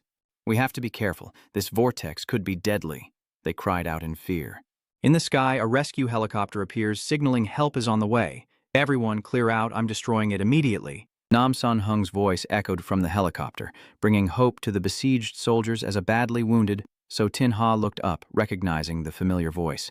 "Nam Sun Hung is here. He might just save us," he thought, hope igniting within him. 3 minutes prior, Nam Sun Hung looked at Lao Zhang with determinations and said, "Lao Zhang, do me a favor. Use the auxiliary fortress." "With a battle raging like this, what more could you want?" Old Zhang asked in surprise. Nam Sun Hung replied in a deep voice, "This alien race is no small matter. We have a mini-nuclear bomb carrier in our vault. We need to be prepared in case we face the prodigies." Old Zhang was sweating with worry. "Old man, that thing is only for emergencies. We can't use it unless we're desperate." But Nam Sun Hung insisted, "This is an emergency. Our deaths don't matter, but if the Prodigy squad is wiped out, it's over. The country's hopes rest on them." Seeing Nam Sun Hung's resolve, Lao Zhang felt a surge of passion and finally agreed, "All right, I'm with you." Meanwhile, on the battlefield, a helicopter flew towards the giant monster as Nam Sun Hung glared at the beast, saying, "You Xeno scum, today you'll taste the true meaning of human ingenuity." His words echoed as if from beyond the grave, while below, Chu Xinghe stared up at the helicopter, eyes wide and mouth agape. "No, you can't," he cried out in desperation. Though surrounded by fire, the commander's voice was strong and resolute. "Don't just stand there. Focus on containment. Don't let his sacrifice be in vain." In the helicopter, Nam Sun Hung sat alone, his hand on the controls, his heart full of emotion. "Son, the next battle will depend on your generation," he said to himself, as if entrusting a message to his son. "I'll take the first step." With that, Nam Sun Hung prepared to press the self-destruct button, intending to sacrifice himself and the helicopter to eliminate the monster for his country. But just then, a familiar voice echoed from below. The curse, the element of wood. A massive vine erupts from the ground, ensnaring the helicopter and halting its movement. Just in time, Thong appears and saves the day, holding Tien close as he tells Tin Ha, "Pull that little machine back to me, nice and easy." Nam San Hung heard his son's voice, hardly believing his ears, and through the glass he saw a masked young man holding a little girl. "Is that really my son?" Nam San Hung wondered, stunned and deeply moved. The warriors on the battlefield looked up, recognizing the man who had arrived, their savior. Whispers spread as pride swelled. His presence commanded respect. The victor descended before the colossal beast. He gently set down Chu Tian, who was then taken care of by Chu Xinghe, as he immediately disabled all satellite communication devices. Xingyi catches his sister as the man commands them to move quickly. Chu Ting-ha quickly agreed, saying yes. Then, following the instructions, the commander couldn't help but ask, "Who is he? Why did he ask to cut off satellite communications?"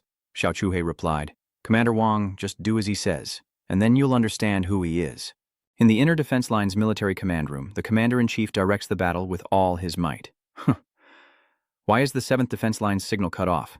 Send someone to investigate immediately." The commander-in-chief issued the order urgently. "Yes, sir." The officers quickly responded, and the commander-in-chief, filled with anxiety, continued. "Just now, the giant alien race stirred up a tornado. The prodigies are likely in grave danger. Could the 7th Defense Line have fallen?" His voice was filled with worry, because failure at this line could spell disaster. Meanwhile, in the battle between Nam Tu Thang and the monstrous beast, he unleashes a flurry of powerful attacks. With a roar, Nam Thang's eyes ignite like burning flames. Assura Avatar unleashed, his ultimate technique erupts, creating a massive explosion that shatters the air, its reverberations tearing through the very scene. Everyone around him stared in disbelief at his power as Nam Tu Thang gripped a pillar, his strength so palpable it cracked the surrounding wall.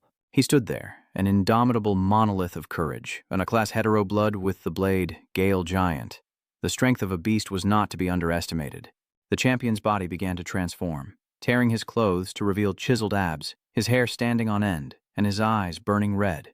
Red lightning crackled around him, a symbol of his awakened power. The victorious man has fully transformed, from a normal human into a powerful warrior with extraordinary strength. He speaks in a stern, commanding voice.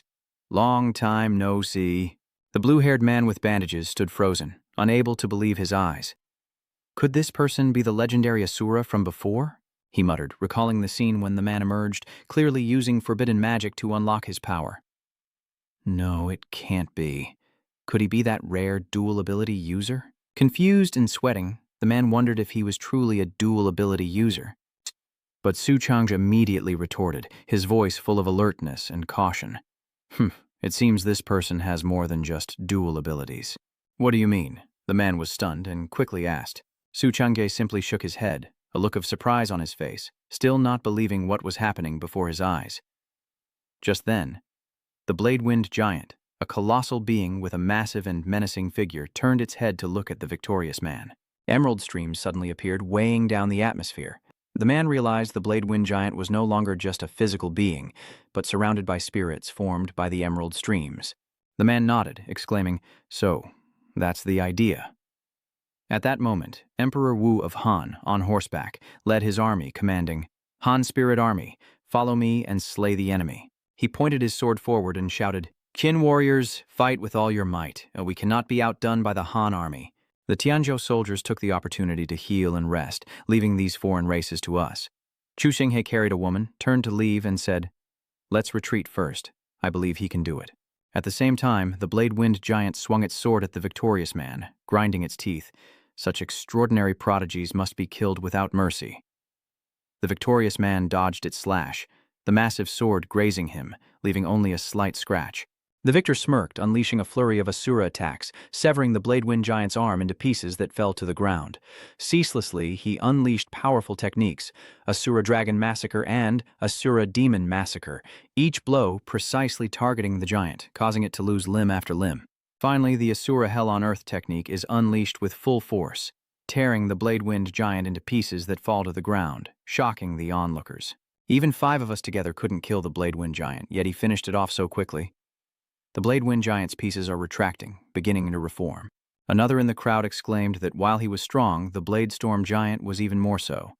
They began to realize the Blade-Storm Giant was reforming and could be even stronger than before. The victorious man turned to see a massive sphere appear, its form constantly shifting, becoming a ball with countless eyes and swords pointing in every direction. He smirked. "Just as I thought, an extreme form. Its weakness is obvious. Maximum power, but its core energy is concentrated in the center, making it difficult to move.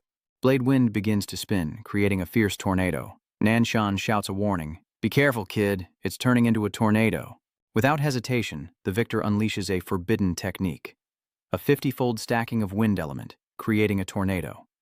A massive crimson blade appears in his hand as he follows up with a 50-fold stacking of the forbidden lightning element. The victor plunged into the eye of the storm, unleashing Assura's crimson blade, cleaving his enemy in 2. Its heart, tainted with dark energy, tried to escape, but the victor stopped it, coldly declaring, "Where do you think you're going?" as he cast a forbidden wood element spell. Crimson blades erupted from below, targeting the enemy's heart, as the Assura technique unleashed its terrifying power once more, striking like a tempest. A blazing red sword streak slashes through the air, forming a cross that shocks and terrifies those below. Can he really be this strong? They couldn't believe their eyes. Qinying then spoke. The benefactor's forbidden spell isn't just wood element. Witnessing this terrifying power, Nanshan trembled, drenched in sweat, and said, "I'm truly afraid."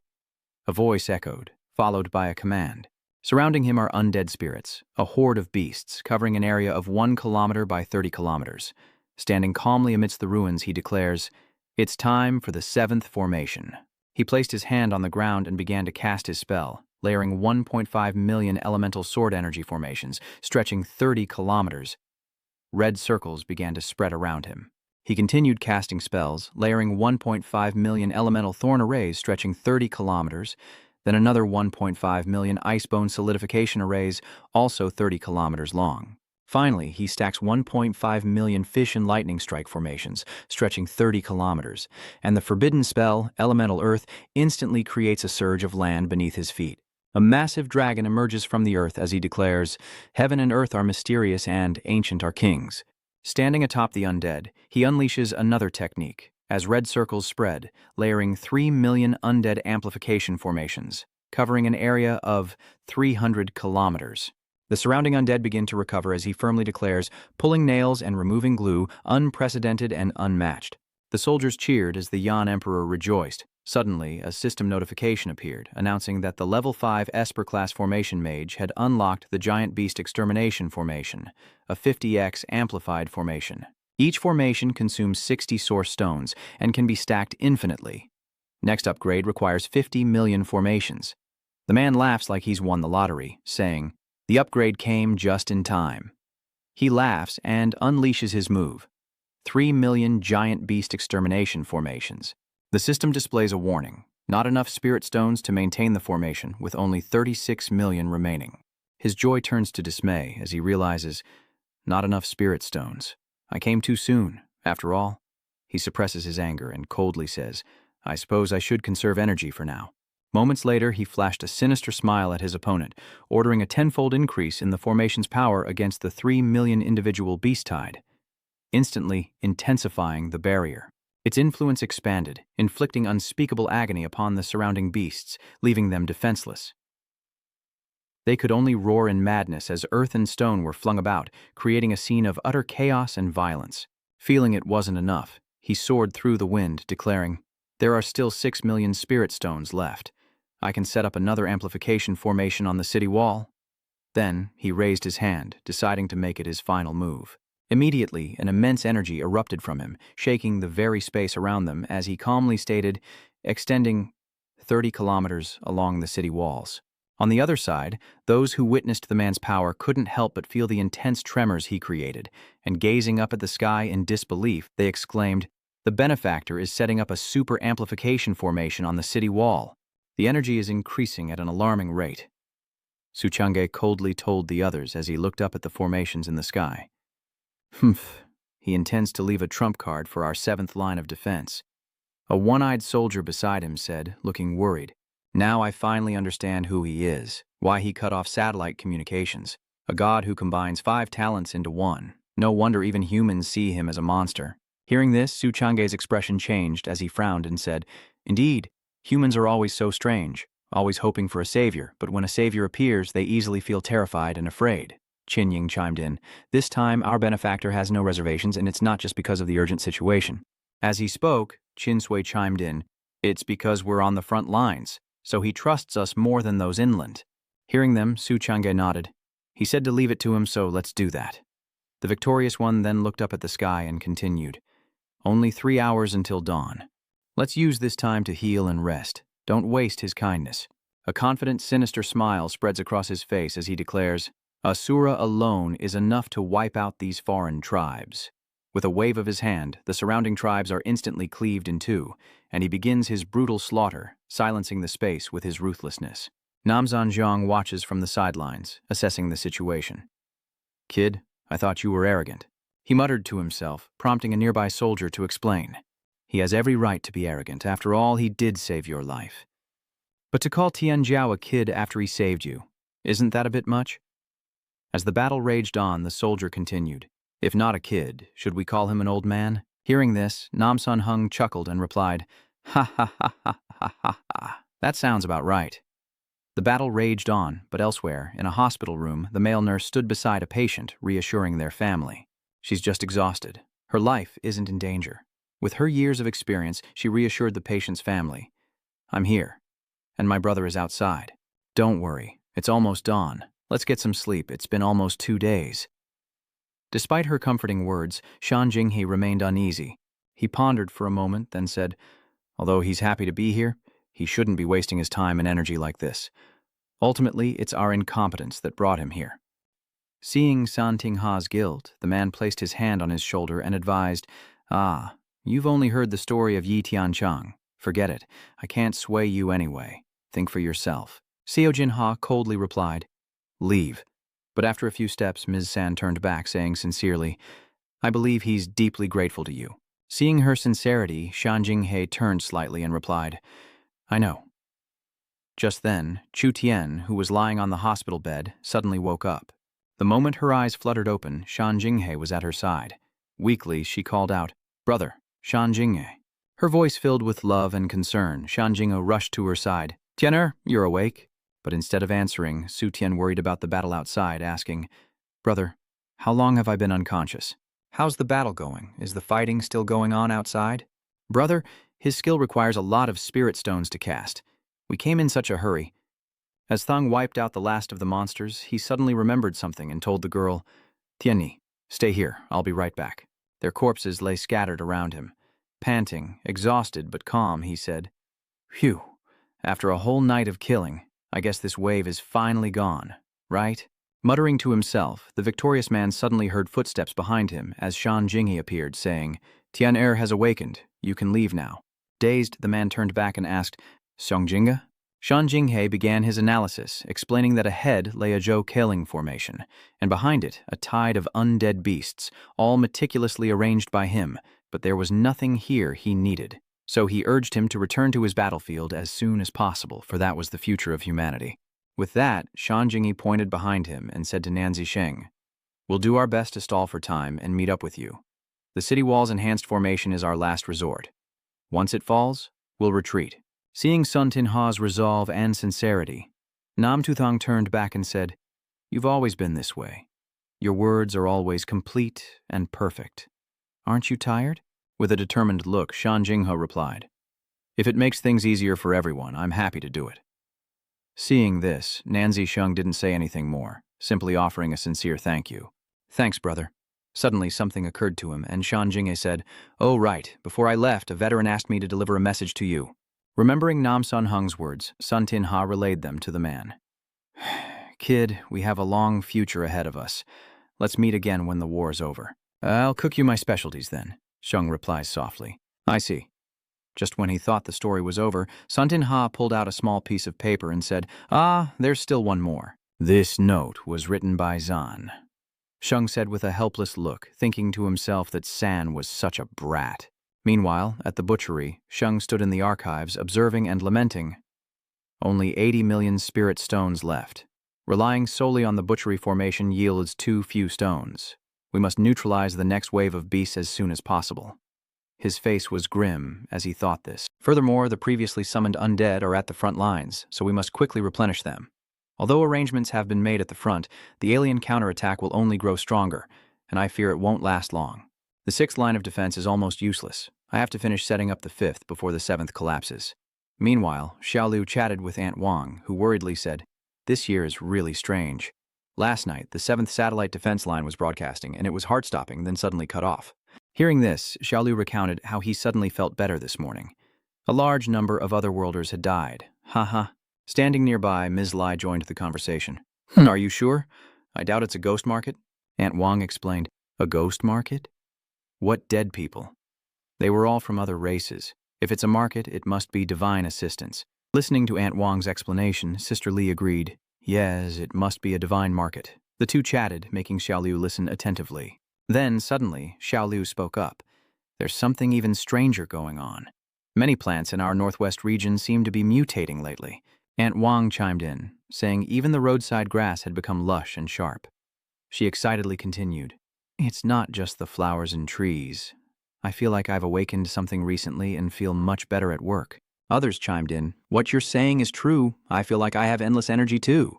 While Xiaolu's group continued their lively discussion, the victorious man approached quietly, lost in thought, noticing that since the opening of the Void Gate, the spiritual energy of Blue Star had become increasingly dense. Even though the invasion of the myriad races is accelerating, it feels like the awakening on Blue Star is also happening at breakneck speed. He paused, pondered, and concluded that this might not be a bad thing. With that, he waved goodbye to Xiaolu and the others, who reminded him with a friendly smile, Director, another night of slaughter? You still need to take care of your health. The victorious man smiled faintly and replied, Don't worry, I'm planning to go home and rest for a bit. As the surroundings darkened and the bright moon ascended, casting its cold light upon the earth, the man braved the winter chill and decided to meet with Chu Tian. He said, Chu Tian, let's go to Yuanqing Mountain Valley and tame the mutated giant eagle flock, a level 7 mutation. The giant eagle is a massive bird with a ferocious appearance and storm-black plumage, its bewitching purple eyes making it look even more vicious. This mutated eagle is a terrifying storm beast, its razor claws having brought fear to countless innocent people. This valley cannot be held, and a retreat order has been issued. The mutated giant eagle swooped down with terrifying speed, its talons outstretched to seize the panicked Huang Jia. Its grip was inescapable, one of his arms trapped in its razor-sharp claws. With his free hand, he mustered all his strength for a great red fist strike, but the punch had no effect on the giant bird. He wondered in disbelief, how could his level 5 ability not even injure it? Huangjia struggled, trying to escape the giant mutant eagle's claws in agony, shouting, "Ah, help me!" But seeing his teammates running for their lives, he angrily yelled, "Damn it, not even a word of loyalty?" But none of them even turned back, continuing to flee. Suddenly, a portal appears above the giant eagle, shocking Huangjia, and before he can understand what's happening, Nan Zisheng and Chu Tian emerge. Without hesitation, Nam Tu Thang strikes the giant bird's head, grips its body, and begins the taming process, muttering the words of subjugation.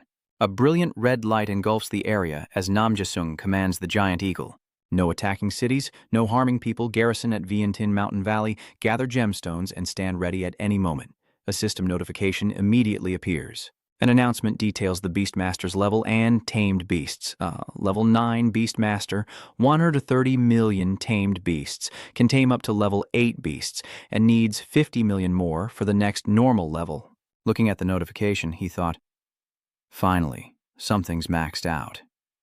Huangjia, freed from the giant eagle's claws, exclaimed, "Senior, are you the legendary Northwest God-tier beast Tamare Prodigy?" But seeing the giant eagle's grip, he realized, "Oh, I almost forgot. Eagle, release him." Before Huangjia could celebrate, he was dropped, screaming, "You've got to be kidding me." Once again, Huangjia faces the gates of heaven, crying out, "Help me." Seeing this, the man shouts, "You big dumb eagle, are you brainless? Did you think he had wings?" The giant mutant eagle didn't react, and the man angrily smacked its head, yelling, "What are you waiting for? Go save him now." Hearing the order, the mutated giant eagle immediately swoops down, grabs Huangjia and carries him high into the air. After landing safely, the victorious man asked worriedly, "Are you hurt?" Huangjia breathed a sigh of relief and bowed his head in thanks. "Thank you for saving my life, Senior. I'm not hurt at all." The man jumped off the giant eagle and asked, "Who are you? The beasts here are ferocious, and what are you doing here all alone?" Huangjia clasped his hands, bowed his head, and said to the man, "We are subordinates of the Demon Prince, the heavenly geniuses of the royal family from the mainland. We were ordered to come to the northwest to explore and occupy the Spirit Mountains." The man's face tightened. "Occupy the Spirit Mountain?" he asked. Without hesitation, Huangjia replied, "That's right, Senior. You may not know, but in the past 2 days, the spiritual energy in the mountains of the northwest has surged dramatically." He continued, "To cultivate, all the prodigies from the mainland clans are coming to the northwest to seize the spiritual mountains and use them." The man listened, his eyes narrowing slightly. The sudden surge of spiritual energy in the northwest must be due to the influence of the myriad race's void gate. He thought to himself that if he summoned a group of undead tonight, he could take over the Spirit Mountain and begin the undead resonance regime throughout the northwest. At that point, he would surpass the millions in the northwest and become a god. He turned to Huangjia, saying sternly, "Go back and tell the royal family that all the Spirit Mountains in the northwest are of great benefit to me. No one is allowed to claim them as their own." Huangjia seemed hesitant, but Sheng saw the fear in his face and declared that anyone who disobeyed, even a genius, would be killed. He paused, then raised his voice. "All of them." Immediately, 3 mutated eagles swooped down, displaying their power, causing Huangjia to panic and quickly reply, "Understood. I'll return and relay the message immediately." Suddenly, La That Than's voice echoed through the forest, leaving the man wondering, could that sound from Mount Ling be from the royal accomplice who escaped earlier? He immediately jumped onto the giant eagle, commanding, "Giant eagle, let's go see what's happening." From above, he spotted a massive mutated beast and a corroded corpse. Realizing it was a mutated poison mark, he prepared for battle, thinking he must tame it today. The mutated toxin also quickly detected Nam Tu Thang's position and warily eyed him. Nam Tu Thang said with determination, "The myriad races always have the behemoth, so I must have the toxin to counterbalance them." With that, he lunged into attack, successfully subduing the mutated toxin in just 2 seconds. The system announced that he had tamed 10 million level 7 ironclad giant eagles and 10 million level 8 mutated toxins. Having successfully subdued them, he immediately commanded the mutated venom sacs to stand down, not to attack the city or harm anyone, but to garrison in the Vientiane Mountain Valley, gather raw stones, and stand ready at any time. Looking at the fleeing crowd, the man sighed. "They're all dead anyway, forget it. They had no loyalty, and those who fear death are worthless." Turning to Chu Tian, he said, "Chu Tian, let's head to Tang Mujun." Chu Tian, atop the mutated beast, acknowledged. "Understood." At Tang Mujun, the man stood tall, his voice echoing through the space. The great Tang Empire, a power to be reckoned with, a dynasty revered by all, a world united in admiration. He solemnly declared, "I beseech the former kings and generals of the great Tang to join us in facing our enemies." Instantly, the great undead generals emerged, with Li Yuan, the founding emperor of the great Tang, appearing first, followed by Zhongguan, Li Shimin, and the undead empress Wu Zetian, who declared, "Empress Wu Zetian is here." The man stood firm within the crimson circle, his voice resonating with power. "Arise, soldiers of the great Tang, whose might reigned for 3 millennia." Following the incantation, tens of thousands of undead soldiers appeared alongside their generals, but he didn't stop there, summoning the Dragon City Flying General from beyond the pass north of Mount Yin. At that moment, a system notification appeared. Necromantic Summoning, Ability Level 6, Spirit Summoning. 10 million Qin soldiers, 20 million Han soldiers, 30 million Tang soldiers. A special skill is activated. Undead Resonance, the condition for the next upgrade, summons 70 million undead. Seeing that the number of spirits was sufficient, the man swung his sword and declared, "I invite the 3 former kings to lead their armies and spread them evenly across the 3 northwestern mountain ranges. I will await you at Bodao Mountain Pass." Surrounded by the 3 great mountain ranges, the undead echoed their agreement. He continued his orders with a stern expression. "Offer respect first, then force, and kill those who remain stubborn." As soon as the instructions ended, a strong young man stepped forward and shouted, "Humph, how ridiculous. All these spirit mountains are unowned. First come, first served." "This is a demon prince, a prodigy of the royal family," Huangjia hurriedly explained, looking worried. "Young master, but he's a god-level beast tamer. To be safe, let's leave the northwest." The demon prince interrupted rudely, his voice full of arrogance. "A divine-grade prodigy, more like media hype. I, the demon prince, am a level 10 lightning prodigy, a chosen one. Others may fear him, but I do not." Leading his subordinates, the demon prince arrived at Daoshan Mountain at midnight. Standing on the high peak, he smugly said, "I used to tame beasts in Yuanjing Mountain Valley, so he can have that place. But this is Daoshan, surrounded by 3 great mountains in the northwest, with the strongest spiritual power and the best place for cultivation." The more he spoke, the more arrogant the demon prince became, roaring at the sky. "The other families all agree that I've claimed this mountain. If that beastmaster dares to steal it, I'll make sure he never returns." Before he could finish, a voice startled him.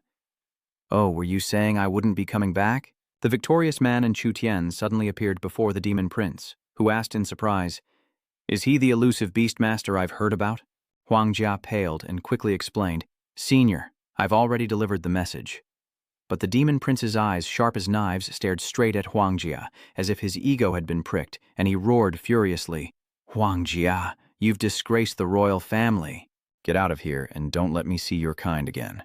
"Honestly, I think he's smarter than you," the demon prince sneered, his eyes blazing with anger. Undaunted, the victorious man approached with his sword, saying, "As a superior prodigy, I ask you one last time, are you willing to disregard the big picture and monopolize these mountains for your own personal gain?" The demon prince stood firm, his eyes full of pride, summoning magic in his hand and saying, "I am no ordinary prodigy. I am a half-step supreme king. If you value my respect, retreat now, and I might spare your life." He boasted further of his exploits, his voice full of pride. "Don't think a beast tamer can do anything to me. Let me tell you, the beasts on this mountain either died by my hand or fled with their tails between their legs." The victorious man coldly replied, "Since you refuse to change your ways, don't blame me for what comes next." He grips his sword, lightning crackling around the blade, leaving the demon prince aghast. "Lightning? Aren't you a beastmaster? Why are you using lightning?" Without another word, the man's eyes turned cold as he said, "Enough talk." The Thunderblade immediately sensed danger and hurriedly shouted, "Young master, be careful." But before he could react, the demon prince grabbed Huang Jia, using him as a shield to bear the brunt of the man's lightning blade. The victorious one frowned, his voice tight. "You so-called prodigy are worse than scum." The demon prince indifferently tossed Huang Jia to the ground, coldly replying, "Servants are meant to take the blade for me. I couldn't care less." He summons an energy orb before him, declaring proudly, "So you know lightning? I'll show you what true lightning really is." Thunder rumbles as the demon prince laughs maniacally, looking down on the victor. "Are you afraid? Beg for mercy if you want, but it's too late, the victor replied sarcastically. I'm not holding a blade because I don't want people to say, I'm bullying you. Today, I'll show a creature like you, who only wants to be better than others, what's what. A powerful surge of electricity erupts from the man, but the demon prince remains unfazed, responding with arrogance. With lightning, I am invincible. Your arrogance is no match for me. The victorious man smirked, his voice dripping with sarcasm. Oh, really? With that, he began to weave his hands together, casting a forbidden spell, the lightning element increasing twofold. The demon prince was too careless, caught off guard and wondering about the forbidden spell, but before he could recover, a powerful surge of lightning from the victorious man struck him. The demon prince could only cry out in pain. No, it can't be. The victorious man glared at the defeated demon prince, grabbing his sword and coldly declaring, Damn it! Today I'll show you. He pressed his foot onto the demon prince's face, continuing, Whether you're level 10 or half-step supreme, you're no match for my level 2 power. The demon prince panicked, No! But before he could speak, a voice echoed from afar. I am Huang Jutian, the royal family's patriarch. The victorious man glanced curiously toward the voice, but didn't forget to grind the demon prince's face into the dirt as the voice continued. Which bandits dare to flaunt their power on the royal spirit mountain? Thinking to himself, the man mused, Another group? Does the royal family want to die out? Huang Jutian's voice continued. My son, I thought it was a good thing when you asked me to move here. But who knew that you, my heaven-blessed royal son? Another man stepped forward and asked sternly, Who are you? Why did you have to murder my royal descendants? The man in front frantically asked, Patriarch, do you even need to ask? He must be here to steal the spirit mountain, but my son claimed it first. This man came after him, so he can't have it. Frowning, Huang Jutian said, Our royal family will sort things out first. Let him speak clearly, and if he's truly unreasonable, I'll certainly capture him. The other man cautiously addressed the clan leader. The man looked at Huang Jutian and calmly replied, As expected of the clan leader, then I will reason with you. He slowly introduced himself. I am one of the Northwest's 5 great divine geniuses, a forbidden spellcaster. As soon as he finished speaking, everyone present was stunned, as if struck by lightning. Huang Jutian spoke, his voice full of surprise. A legendary god-level curse-caster. Another adds that they saw news of the Northwest's 5 great divine geniuses killing thousands of alien assassins. The man answered without hesitation. Because it's necessary for the greater good. All the Northwest Spirit Mountains must be available for the 5 of us to use, not for personal gain. I advised your son, but he pressed on, ruining our plans for his own benefit. Huang Jutian frowned and asked, Is it true that Xiao is being ignorant? Huang Xiao's father retorted, Chief, are you all intimidated by his reputation? Everyone fears him, but I do not. Even if it costs me my life today, I will avenge my son. Before he could finish, the clan leader silenced him with a furious shout, then immediately struck him down from behind. The way Zi Yao acts, it seems you've spoiled her rotten. In a pathetic manner, Prince Yao cried out in pain. Clan leader, Uncle 3, could it be? But before he could finish, Huang Jutian roared, Silence! Do you even understand the needs of the greater good? Our clan occupies this sacred mountain not to increase our cultivation, but so that one day we can stand against the alien races. But what you're doing now is just turning against yourself. Huang Jutian turned to the man and bowed, saying, My family has been rude. Please forgive us. If this mountain is of great use to you, we will withdraw. Nam Su Sheng returned the bow, saying, The clan leader is righteous. Then Huang Jutian ordered the man to be tied up, taken away, and dealt with according to the law. The man thought to himself, when the royal family can fight on the battlefield with one heart and mind, it won't be too late for me to bless them. At Dragon Ridge, the undead emperor commands the remaining undead soldiers. The 5 great divine-level prodigies of the Northwest command that the great world of Qianlong cannot be seized as one's own, and the remaining prodigy families must quickly retreat. Meanwhile, in Mount Hua, the undead soldiers fought fiercely as a voice echoed, ignoring the big picture, refusing to listen to advice, show no mercy. Meanwhile, in the Kunlun Mountains, 3 specters gazed upon a tombstone as one declared, Our descendants are wise and virtuous, worthy of great expectations. The female specter beside him replied, You speak truly, Di Qing. Moments later, atop Knife Mountain, the victorious man stood on a high peak, with tens of thousands of spirits below, and declared, There is little time left. Spirit resonance, level 6. A great power surrounds him as Kai, the victorious man, begins to chant, The 4 seas are sealed, 1,000 years of virtue, the army will not come. Today I will not succeed. Looking down at the spirits below, he continued chanting, his voice echoing through the vast space. 4 C's. Yellow Thong B, Millennium Virtue Water Clear. At the same time, a nearby hospital was also affected by the energy. In the hospital, patients wondered where the melody of Wangqin breaking the formation was coming from. Another patient wondered why a powerful force had suddenly surged within them. As Seung continued his incantation at a reserve defense base, workers wondered, am I imagining things? Do I suddenly have some kind of power? Another person replies, me too. Before it was hard for several people to carry steel, but now I can move it alone like it's nothing. As the chants continue and the army sees a ceasefire, a sense of peace descends. At a slaughterhouse, a similar feeling arises. It's not an illusion. We're really awakening our powers. Dai Wang declared, now I can not only wield an alloy blade, but I feel like I could even kill a mutated beast. Little Lu happily added, it's not just you guys. Even I've become stronger. Nam Sun Hung happily says, this old man is finally useful. The very next day, news of the Great Mutation event was broadcast. According to incomplete statistics, up to 8 million people on the northwest border, mostly women, children, the elderly, and the infirm, have awakened the human spirit's killing talent, reaching the 4th level. This is the grandest sight of all time, causing heated discussions among the surrounding people. Little did they know that those on the verge of death would receive such a great opportunity. One person said, this is clearly the gods blessing the Northwest. God bless humanity. Another voice spoke up. Now we have a real chance to join the 5th defense line. The discussions continued, revealing that not only the military but even ordinary people could increase their work efficiency, greatly contributing to development as the news broadcasts continued to update. Reports indicate that last night, as anomalies occurred among the people of the Northwest, the primitive Yuanlin Sea forest transformed into a forest of steel. Ability users are investigating, and for safety reasons, the public is urged not to enter the area. Standing on a high cliff, Chu Tian spoke. Brother Nan, you're amazing. Did you cause the Yuanlin Sea to mutate? The man replied, that's not it. The Yuanlin Sea's mutation is likely related to the alien race's void gate. The 7th defense line may get worse and worse. We must hurry. He looked at Chu Tian and continued, if the primal forest of the sea has undergone a great mutation, then let's take a trip. The little girl obediently replied, okay, teleport. Meanwhile, in Qingchen of Yuanlin Sea, the ancient trees have mutated.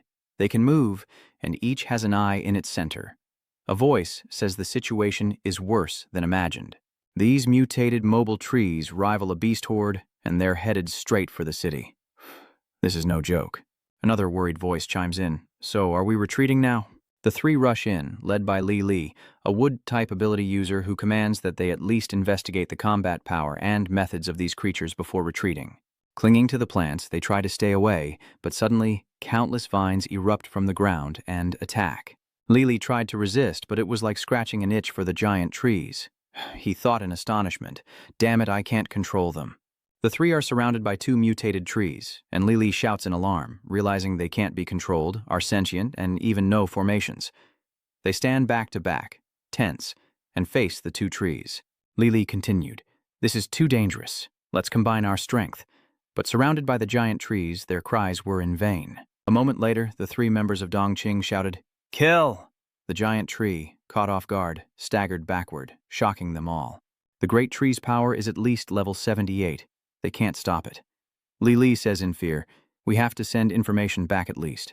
Enraged by the attack, the great tree lunged toward the 3, filling them with dread as they wondered if this was truly the end. But then, something unexpected happened. The great tree ceased its attack.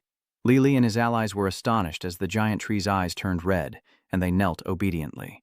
They wondered what was happening as they looked toward the mountaintop, where a red light shone brightly, and heard a voice say, steel trees, hear my command. Do not attack the city, do not harm the people.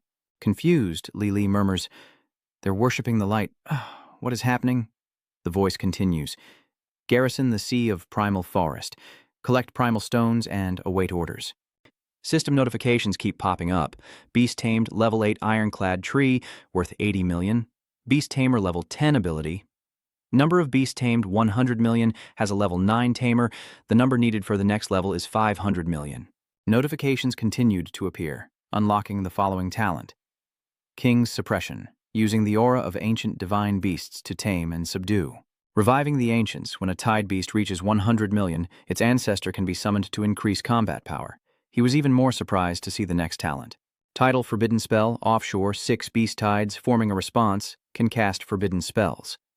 The victorious man began to speculate about the level of beastmasters and the ability to tame sea creatures. I'll use the remaining primal stones today to set up a formation for the 5th reserve line. As soon as he finished speaking, he clutched his head, his face contorted in pain. Worried, Chu Tian asked, "Brother Nam, what's wrong?" She quickly touched him, then teleported them back to the crematorium dormitory. The man wearily sat up, asking first, "What? What happened to me?" Sitting beside him, she exclaimed, "Brother Nam, you're awake. You collapsed in the Sea of Green this morning. You scared me half to death." He asked anxiously, "Oh no, have I been unconscious all day?" So Tian quickly reassured him, "Brother Nan, don't blame yourself. You haven't rested since returning from the front lines, summoning the undead, taming beasts, and sharing their senses." Seeing him about to get out of bed, she stopped him and said, "Even if you're strong, you're still only human." Nam Zisheng replied, "Yes, in the end, we are still weaker than the other races." Chu Tian said dejectedly, "Brother Nan, you always seem to want to carry the burden of all mankind on your shoulders. Isn't it too tiring? I really want to help you, but I'm so useless." The man gently approached, ruffled her hair, and said, "It's my fault for making our little one worry. I'm not alone. I have you, my family, my brother, and tens of thousands of compatriots." He smiled and continued, "Besides, you've helped me a lot. Without you, I certainly couldn't have made it this far. Now we must head to the 5th defense line, right?" At the 5th defense line, night falls and silence fills the air. A voice echoes through the silent night. The Second Order Burning Flames Formation. A sword energy matrix of 10 million layers stretching for 200 kilometers. The masked man stood in the pale blue light. Another voice echoed, speaking of the Starfall Mountain Valley and Primal Forest Sea Harvest from the Primordial Stone Slaughterhouse. "I've teleported it all for you. Have you seen enough?" The victorious man replied in a deep voice, "Enough to set up this line of defense." He gazed at the snow-covered land and continued. Tier 3, Icebone Freeze Formation. 20 million to deploy, spanning 300 kilometers. His eyes shifted to the lightning bolts snaking through the sky. Tier 4, Lightning Guiding Strike Formation. 30 million to deploy, spanning 300 kilometers. 100. A notification immediately appears.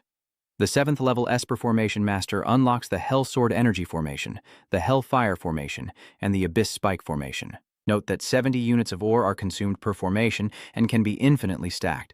Next time, upgrade the formation deployment to 70 million. The man clenched his fist, his voice resolute. This formation wall is finally complete. The Formation Master has leveled up and the 3 great projects are nearing completion, and so we can take advantage of the situation to arrange advanced formations and forbidden spells. As for the primal stone mountain that the great nation prepared for me, I can wait until the 5th defense line goes to war before using it. Meanwhile, online, trending topics are capturing the public's attention. Since the nation's awakening, the pace of infrastructure construction in the Northwest has skyrocketed. The East Sea Diversion Canal project, merging with the West Sea, spanning 1,000 kilometers and encompassing 10 northwestern cities, is complete, leaving the public wondering about its purpose, with many believing the Northwest is wasting resources. Instead of supporting the front lines, perhaps it's time for domestic geniuses to rise up and stop this. It's unbelievable that the Zhao family has witnessed such grand projects right from the start. How insane is the Northwest? The people are furious, and now that I've emerged, I can't stand idly by. Su Li, I'll go with you. Let's destroy those 3 projects together. A handsome, brown-haired young man proposed, "Brother Qian, Brother Sun, let's live stream the whole thing so the entire nation can witness our righteous act." The others agreed, with Sun saying, "That's a great idea, Zhao." That proposal immediately went viral.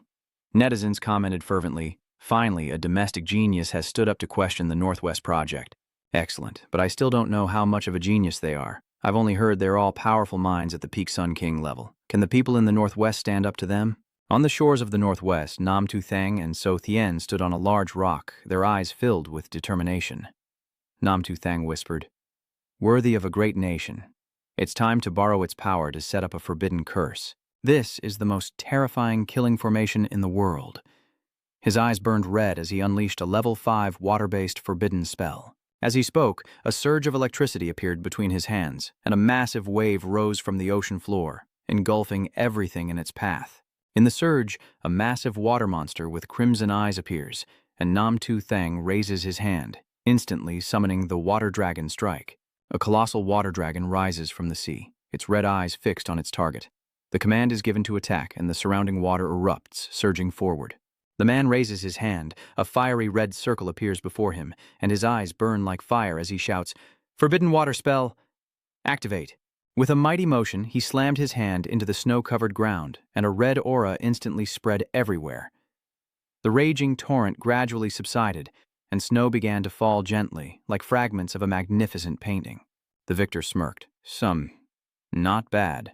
Just a level 5 water forbidden spell can weaken the Assura hell defense this much. If combined with forbidden spells and canals, it will create a powerful killing aura. He clenched his fist, and the intense red aura spread around him like a warning. The level 5 water-type forbidden spell, Water Dragon Impact, stacked 5,000 times, the man says triumphantly, and immediately a notification appears in the system. A level 6 elemental spellcaster consuming 60,000 element stones can infinitely stack and upgrade up to 6,000 spells, with powerful red energy radiating everywhere, forming continuous rotating red circles, creating a giant protective wall. Just then, a voice came over the broadcast. "Greetings, viewers. We've arrived at the Tao channel, one of the 3 great projects." 3 figures appear, one in red, one in purple with dark glasses, and one in a silver suit. The man in red declared, "We're going to destroy it now and bring justice to the people." Comments immediately flooded in. "Excellent. These are the heroes our era needs. The 3 great kings of the interior are responsible and truly powerful." The man in red said into his device, "I'll destroy this canal and leave the consequences to those who caused it." The man in purple objected, "No, Brother Zhao, let me take the lead." But before he could finish, the man in silver armor burst out laughing. "Hold on a moment, brothers." Immediately, the man in silver armor unleashed the drifting extinction true fire, and a violent blaze erupted from the ground, instantly engulfing the area. The flames surged, the water churned, and the earth flew as a colossal sword descended from the heavens, plunging into the ground. A voice echoed, "Shattering strike. Reverse the flow and raise mountains from the scorched earth for me." The comments section explodes. "Wow, that's so cool. This heavenly passage level Venerable King is too powerful." The netizens can't contain their excitement, feeling like it's an epic battle. The 3 work together to destroy an island channel, while atop Knife Mountain, under a dark sky and howling winds, the victorious man gazes down from a great rock, saying, "As expected, with Spirit Mountain's aid, the aura of the dead grows ever stronger." Chuden pondered, then suddenly asked, "Brother Nan, will the awakened people in this town also grow stronger?"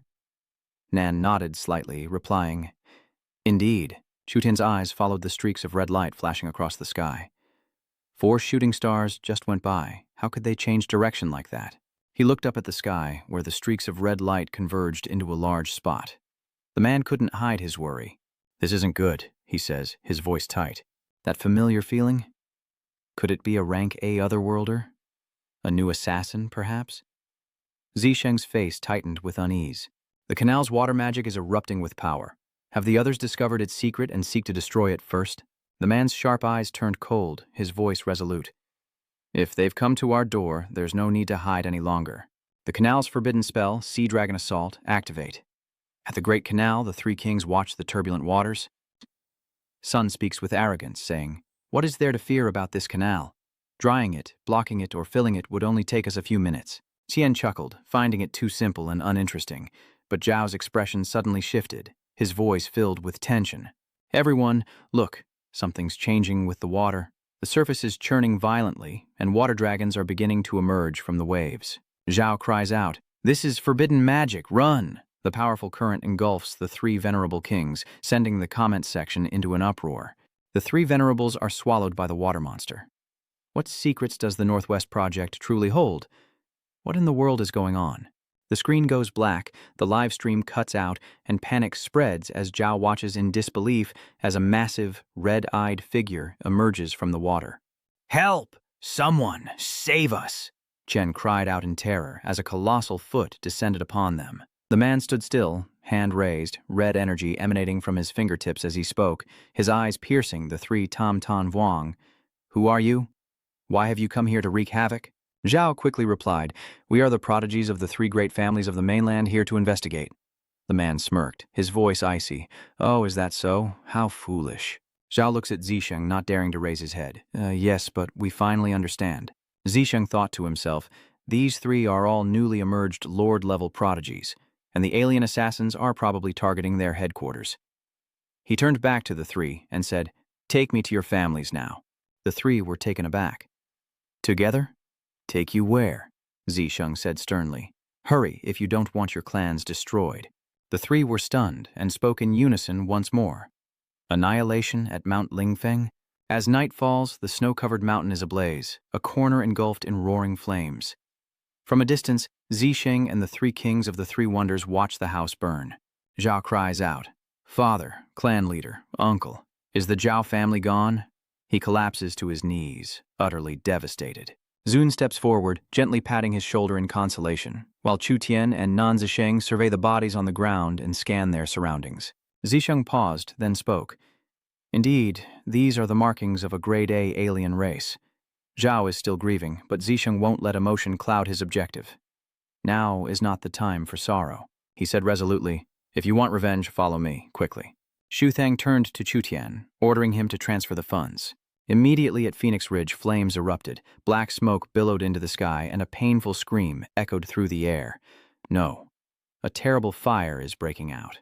Meanwhile, Tu Thang continued his orders to relocate the Tun family. At Jade Peak Mountain, the atmosphere was tense, as a giant blackbird with charcoal-like feathers spewed intense flames, incinerating everything around it. This is the A-rank alien race, the Flame Condor, and panicked screams echo. Immediately, one of the Sun family members, engulfed in flames, charges towards the Condor, shouting, "Die with me, alien!" He seizes the bird, his hands ablaze, unleashing a self-immolating inferno, a cataclysmic explosion, followed by the chieftain's anguished cry, "Chieftain!" The three venerables immediately attacked the Sky Rock, shouting, "You beast, will fight you to the death!" Though Venerable Sun didn't flinch, the man named Sheng and Chu Tian silently observed the battle. The blackbird unleashed crimson spirit energy, its voice dripping with contempt. Humans, such small, weak, and helpless creatures. It declared that humans were only fit to be corpses. But suddenly, the victor leaped forward, a crimson sword in hand.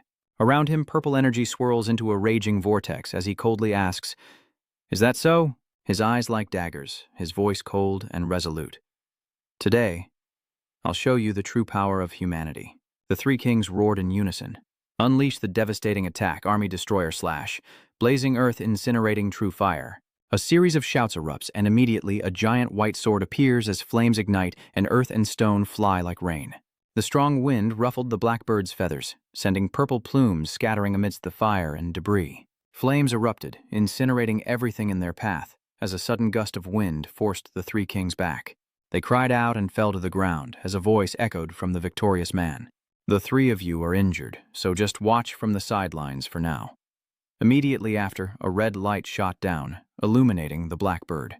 The victorious man wasted no time, unleashing a flurry of blows, sending feathers scattering as crimson sword energy surged towards the bird.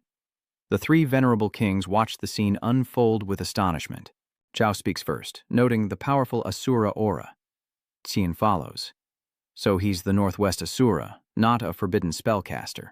Zun concludes that they have hope for revenge. It spews a fierce flame in retaliation, a raging inferno hurtling toward the winning man. Suddenly, a shout rings out, "Teleport!" Xu Tian quickly used his teleportation ability, moving the victor away from the fierce attack, leaving the blackbird bewildered. The victorious man turned and chuckled to Chu Tian, "Well done, little sister." Then, Zisheng shouted. Assura Mesa grips his sword, unleashing a powerful red energy blast at the dark bird. The bird's eyes widen as it looks at the man and says, "You're not wrong." The red energy from the sword sliced through the bird's head, turning it to liquid that dripped to the ground. Yet it continued, "Worthy of being a slave, not a corpse." The victorious man coldly questioned the slave, then coldly declared, "I'll be your grandpa." Xu Sheng raised his sword, and his aura coalesced into a gigantic dragon. The dragon lunged at the bird with its jaws wide open as Xu Sheng's emotionless voice echoed, "If you rely on your healing abilities, I'll crush you beyond repair."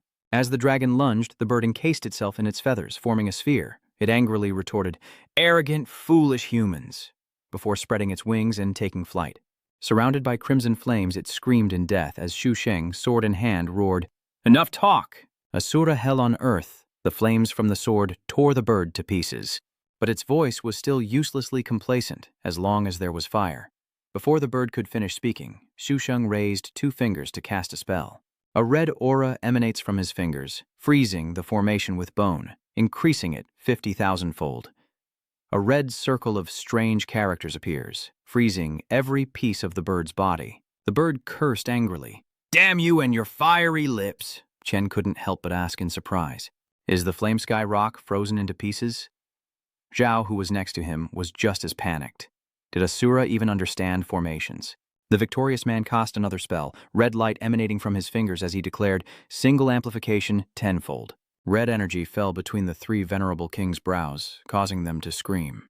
The ice shards float in the air as the victorious man looks down at the 3 kneeling figures and says, "You saw its strengths and weaknesses in the previous battle. These ice bones can only trap him temporarily." He landed on the ground, sword in hand, and continued to tell the 3, "Now, take your revenge with your own hands." Hearing this, Zhao cried out, "Senior!" But the victorious man, glancing at the 3 venerable kings, cut him off. "Don't ask. After your revenge, head to defense line 5 and prepare for battle." His voice was calm, yet strong. Humanity's shared enemy awaits there. A news bulletin reports the discovery of A-rank alien assassins inland. The ancient Tianzhou families of Zhao, Qian, Sun, Shi, and Wang have been annihilated. Zhao Yang, Qianjing, and Sun Li, with Assura's help, killed the Flame Sky Falcon. The city buzzed with discussion. These damned aliens, is the battlefield not enough for them? Now they've come to the Tiankao rear lines. Is this assassination attempt even bigger than the last? Hopefully, the Northwest Prodigies can quickly take care of them this time. Standing atop a high mountain overlooking the city, Zisheng said to Chu Tian, "Let's gather a batch of primal stones and patrol the East Sea, catching all the assassins in one fell swoop." Chu Tian agreed. Beneath the silent night sky, with a crescent moon peeking through the clouds, Zisheng and Chu Tian floated in the air, hand in hand, as crimson energy gathered around them, forming a radiant circle. Zisheng chanted an incantation, his voice like a storm. Dong Lin Qishe, Yiguan Shanghai, Ryuji Sing, Ruochukichong. As the incantation ends, a blinding light descends from the heavens. The starry sky shatters in the air, and a red circle spreads across the sea, forming a solid wall of spiritual energy. Tuthong continues to chant as the sound of crashing waves grows louder, and a system notification appears. Tamed sea creatures. 70 million level 9 mutated swordfish, 20 million level 9 mutated tiger sharks, and 10 million level 10 mutated great white sharks. From beneath the waves, millions of swordfish and sharks surge to the surface. Colossal bodies leap, creating violent waves that threaten to boil the sea. Under Zisheng's control, the sea shakes violently, and the sea creatures swim in circles around the center, turning the water into an endless, black abyss. Zhu Thang continued chanting, his voice shaking the heavens, "The power of Ten Yet. Summon your wet stones." The sea began to churn, forming giant whirlpools followed by a fierce and powerful tornado. Observing from afar, Zisheng turned to Chu Tian and said, "Even I'm not sure I could easily escape this formation." Chu Tian immediately replied, his voice full of confidence, "Brother Nan, don't worry, you can do it. Let's see if those assassins dare to make a move." Standing tall, a burly man with a thick beard holding a coconut is none other than Lam Truong Kong of the East Sea Lam family. Looking at the scene before him, he thought to himself that this was an unprecedented wave of sea beasts, unimaginably large in scale. Observing the swirling waterspout, Lam Truong Kong immediately ordered his subordinates to inform all members of the clan to prepare for battle. "I'll investigate. Await my command." "As you wish, Lord Lam Truong Kong." "Yes." He summons a massive water dragon, leaps onto its head, and takes control. He shouts, "Water control technique, dragon's path." Gazing at the swirling tornado before him, Lan Changkong vows that the Lan family, who have guarded the East Sea for generations, will never allow sea beasts to cause trouble. As the water dragon neared the waterspout, Lan Chung noticed something amiss beneath the surface. A gathering of fish, a beast-tide alliance unlike any he'd seen before. Fish, who were once natural enemies, are now cooperating like an elite army surrounding him.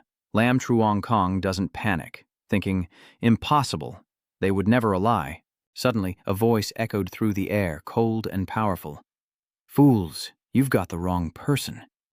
Standing beside him, Chudian asks, "Brother Nan, did you forget to tell them not to attack the city or harm people?" The red circle reappears, and a cold voice repeats, "No attacking the city, no harming people." The bewildered Lam Truong Hong, sworn to exterminate outsiders, watches the fish retreat and stammers, "Huh? Why did the beast tide's ferocity suddenly vanish? Could it be a northwestern tamer of beasts?" Suddenly, 3 dark figures appeared behind Lam Truong Kong. He turned to see 3 massive monsters looming over him. A serpent with sharp fangs and horns declared, "Lord of the Great Sea." Another monster with fiery orange eyes and a spiky back added, "No slaves, kill them all." A cold message appears on the system screen. "Sea beasts, your whetstone has arrived." Tianjiao Lancheng felt no unease, thinking to himself, "These assassins are definitely after me. They probably think I'm a summoner." Riding on his dragon, he suddenly saw the water ahead rising high as something emerged from the sea. The sudden appearance of these massive beasts startled him, but he knew it was only a matter of time. He knew he'd be besieged like this eventually, and being stalled by a god-level beast tamer is an honor, after all. Suddenly, killer fish emerged from the water, swarming the giant beast in a relentless attack. Lam Truong Kong stared intently at the scene before him, his eyes hardened. Was this sea beast tide planning to lead the charge? It's the beast tamers who are commanding them. He wonders, unsure if the question is for himself or someone else. Not only the sea monster tide, but other creatures are joining the fray as swordfish, sharks, and one-eyed demon turtles attack, leaving the giant beast with only one eye visible as it thrashes in desperation. They clash, the great white shark against the ferocious serpent. Meanwhile, the white frost dragon, the largest beast of them all, joined the fray, unleashing a terrifying roar and blasts of freezing air that encased everything in ice. Meanwhile, the tyrant serpent faced the swordfish and sea beasts, but was completely suppressed, dissolving in the fierce encirclement.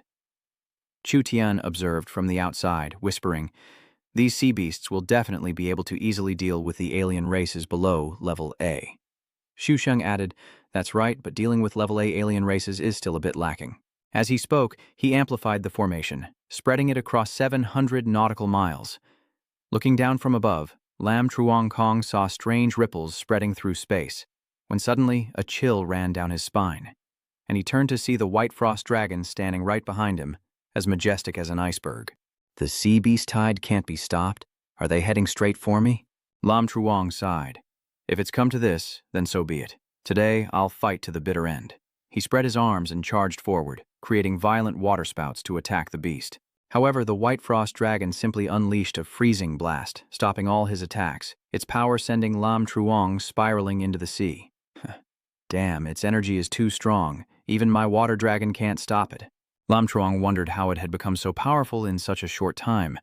The white ice dragon's attack created sharp ice spikes that shot straight toward him. He couldn't dodge in time and was immediately injured, blood spurting from his mouth.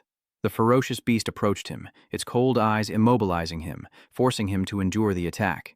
Underwater, swordfish fearlessly attacked the Jiao Long, biting at its scales, while Lam Truong saw a red light flash across the sky, heading straight for him. Realizing it was part of the formation, he seized the opportunity, using his water manipulation to unleash a massive surge of power, incinerating the Jialong with a scorching wave. The beast couldn't believe the fierce counterattack, screaming in despair as it was completely incinerated, along with the other serpents and cyclopean turtles, leaving nothing but ashes. Even Zi Sheng, standing outside the battle, was affected by the formation's power, his clothes partially burned. With his current strength, he could easily deal with A or S-class beasts, making him virtually unmatched in this area. Xu Thang looked at Chu Tian and said, "Chu Tian, bring Lan Changkong here. I have something to say to him." Chu Tian nodded, understanding Xu Thang's intention. After defeating the beast, Lan Changkong didn't return, but instead expressed his gratitude. "Senior Beastmaster, Senior Formation Master, I am eternally grateful for your help today. Would you please reveal yourselves so I can thank you in person?" He shouted, wanting to express his gratitude, and just then a black hole portal appeared. As So Cheon emerged, Lam Truong Kong stared in disbelief, thinking the senior was still out of it, when So Cheon lunged forward, grabbed his collar, and dragged him into the black hole. In an instant, Lam Truong Kong was standing before Tu Thang, arriving before he could even ask a question. Before he could speak, Zi Sheng silenced him and commanded, "Listen to me, Lan Changkong. If the East Sea becomes bait to lure and destroy the alien assassins, can you bear this great responsibility?" Without hesitation, Lan Changkong replied, "If it is to protect the world, I will not refuse." Seeing his resolve, Zi Sheng nodded in satisfaction. "Very well, I shall amplify the formation within you 1,000-fold. From now on, you are the master of the Eastern Sea, with 100 million sea beasts under your command. If the alien assassins return, you will lead the beast tide to lure and destroy them." With that, Zisheng placed his hand on Lan Changkong's forehead, and the formation was immediately enhanced. Lam Truong only knew obedience. His agreement echoed in the waves and newfound power. With that done, Chu Tian looked up at the sky, where streams of red energy drifted in one direction. "Look, the Gate of Void. The 7th line of defense won't hold for long. You're done for." It seems Chu Tian fears something terrible is coming. The blood-red sky is filled with savage beasts flying like schools of hungry fish in the sea. They gather, preparing to strike, as the A-rank main force receives orders from the senior man to abandon Defense Line 7 and retreat from Defense Line 6. All forces are being mobilized to the 5th defense line, which will be the decisive battlefield. Commander Wang oversees the retreat, ordering everyone to conserve their strength for the upcoming battle at the 5th line. Xu Xinghe ordered, "Commander Wang, lead the main force in retreat. We'll cover your rear and buy everyone time." With that, he prepared for battle, reinforcing the final formation and expertly manipulating his power. The alien beasts drew ever closer, but Chu Xinghe remained calm. "We must hold them off until the 6 armies have retreated safely." Emperor Wu of Han stepped forward, charging into battle. "You all retreat first. The 5th line of defense still needs you. We old-timers will cover the rear. We will fight to our last breath, and not let the alien race pursue you even a step." Xinghe hesitated, unwilling to leave, but Su Chang'e, understanding the situation, gently persuaded the seniors. He was smart and knew better than anyone what was most important. Surrounded by enemies, Xinghe takes a deep breath and shouts, "The noble sacrifice of our predecessors and the beast tide will not be in vain. We will fulfill our mission." Touched, Chang bows his head and says, "We bid farewell to our seniors and the great warriors of the beast tide." News spread quickly that the 7th line of defense had fallen back, leaving only the undead army and the beast tide to resist. The intelligent offensive forces from the 6th line continued to buy time, preparing for the 5th line. Here, 300 million people are engaged in the battle, including over 80 million ability users. The Land family of the East Sea has produced a true god, eliminating the A-class alien assassin within the mainland and completing 4 major projects in the northwest. From above, a sea of people flooded the city. All eyes turned skyward. Northwesterners, awakened by their necromantic gifts, vowed to defend the 5th line at all costs, ready to sacrifice everything for the survival of their land. At the heaven-splitting stone construction site, Sheng and Chu Tian stand in a depression, facing the imminent final battle. Sheng is determined. Tonight, he will complete the entire upgrade and deployment process. The origin of the division, the power of the primal stone, all will be absorbed as smoke begins to billow. A powerful surge of energy erupts from the earth, the spirit stones in his hand increasing rapidly, 100 million, 200 million, 300 million, until a total of 100 billion spirit stones are amassed, their power rising like a storm. At the Forest of Steel construction site, Xu Xing stands among the giant rocks touching them, a spell echoing like the Forest of Steel, the golden restraint curse. Instantly, a massive vortex appears. Steel turns to water. Water merges with strength, and iron and steel combine. In an instant, the 100,000 steel forbidden curse is deployed, an unstoppable source of energy. Moving to the Fire Origin project, the sky is shrouded in thick black smoke, like a volcano about to erupt, the ground scorching, as red as blood. Xu Xing raised his hand to the sky, and torrents of lava poured forth, like dragons rising to crush everything. 100,000 lava restraints were deployed, each fiery red spark shooting straight up, piercing the sky. The forbidden spell, Spirit of Origin, the destroyer of infinity, his abilities have reached their peak, his talents activated, allowing him to control not only the forces of nature, but even the stars themselves. Thang frowned slightly, contemplating tactics as the forbidden spell was about to be unleashed. The forbidden spell is of the Origin spirit level. If we were to cast a spell of this magnitude, even Blue Star might not be able to withstand it. We can only wait for the crucial moment to use it. Surrounded by streaks of purple light, Zisheng continued. Now, we need to tame beasts, raise the dead, and set up formations. Many places inland can simultaneously tame beasts and summon spirits. Understanding immediately, Chu Tian replied, "Understood." A man slams his hand into the ground, unleashing a surge of red power that floods the area. A scream echoes, calling forth ancient forces, awakening the ancestors of generations past. The kingdom of Wei rises to fight its brutal enemies. The kingdom of Shu battles through 5 passes, spears raised high at Dangyang Bridge. The legends of the 3 kingdoms of Wu have been passed down for millennia, their realm radiant as the sun. The Song dynasty dawns, and flames ignite across 1,000 mountains. The great Yuan ironclad army advances with ease, battling the waning forces, their golden armor gleaming, as heroes gather at Qingyang Palace. A powerful summons echoes. Ancient souls return. Abilities reach their peak, and hundreds of millions of spirits are summoned, ready for war. From his high vantage point, the man known as Victory surveyed his army, his voice echoing across the battlefield. Esteemed predecessors, prepare to defend the fifth line of defense. This is where our survival will be decided. He turned back, affirming, everywhere under the heavens is the king's land, and all people within the four seas are the king's subjects. Finally, he commanded the full power of beast taming, summoning unique species, readers, and mutated beasts, all heeding Zisheng's call. From all corners of the world, phantom beasts surge forth. The soul spreads, the beast tamers of the age, the ultimate power from Zisheng roars, the power to summon the beast tide erupts. 1 billion beasts, 100 million sea creatures. He called upon the ancient bloodline power within each beast horde, expanding their reach, summoning all mutated beasts, igniting the flames of life, and preparing for the coming battle as beasts self-destructed in a frenzy, and monsters and strange creatures from every corner of the land and sea surged forth. The sky turned crimson, a fierce light with flashes of red signaling the awakening of ancient power, as the beast tide expanded relentlessly its destination. The fifth line of defense.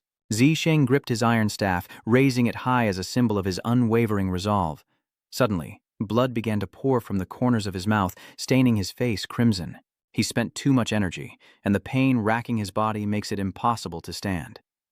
Anam collapses, his left hand propping him up, his right hand plunging his blade into the ground for balance. He really doesn't have the strength to keep going for long.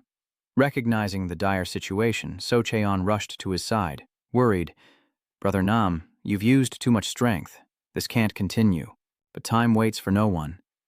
Shu Sheng, breathing heavily, his eyes bloodshot, declared resolutely, we have to make it work. We don't have time to waste. Tien worried, trying to reassure him, but what if something goes wrong? He can't keep pushing himself like this. Shu Thang stood resolutely, blood streaming down, yet he didn't hesitate. There was no time for second thoughts. The final formation to lead me to the fifth defense line was still missing. Looking into his resolute eyes, Chu Tian could only nod in response. Yes, Chu Tian would obey. At the fifth defense line of Great Xia, Limin and Nam Tuthang flew like arrows, never hesitating for a second, and upon arrival, Tuthang Jiang spread his arms wide, beginning to cast his spell. A series of powerful formations are deployed.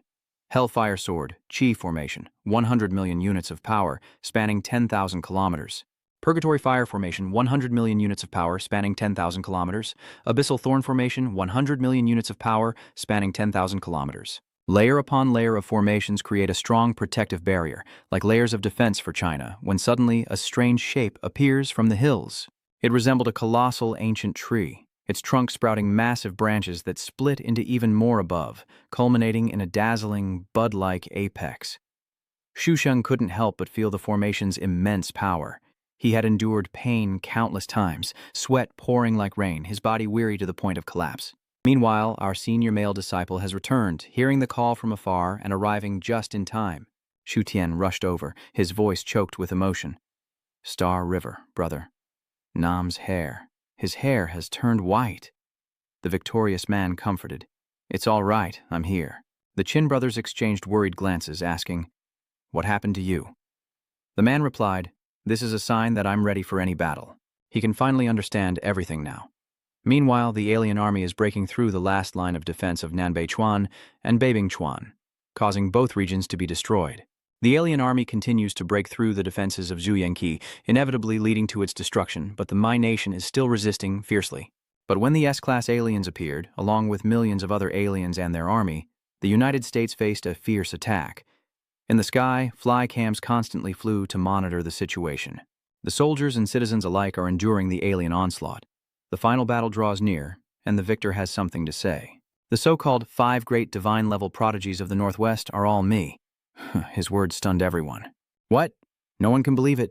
Some thought he was feigning mystery to sow discord amidst the chaos, but the victor then began to remove his mask. Those around him were shocked once more. Wasn't Senior Nam a deserter scorned by the world?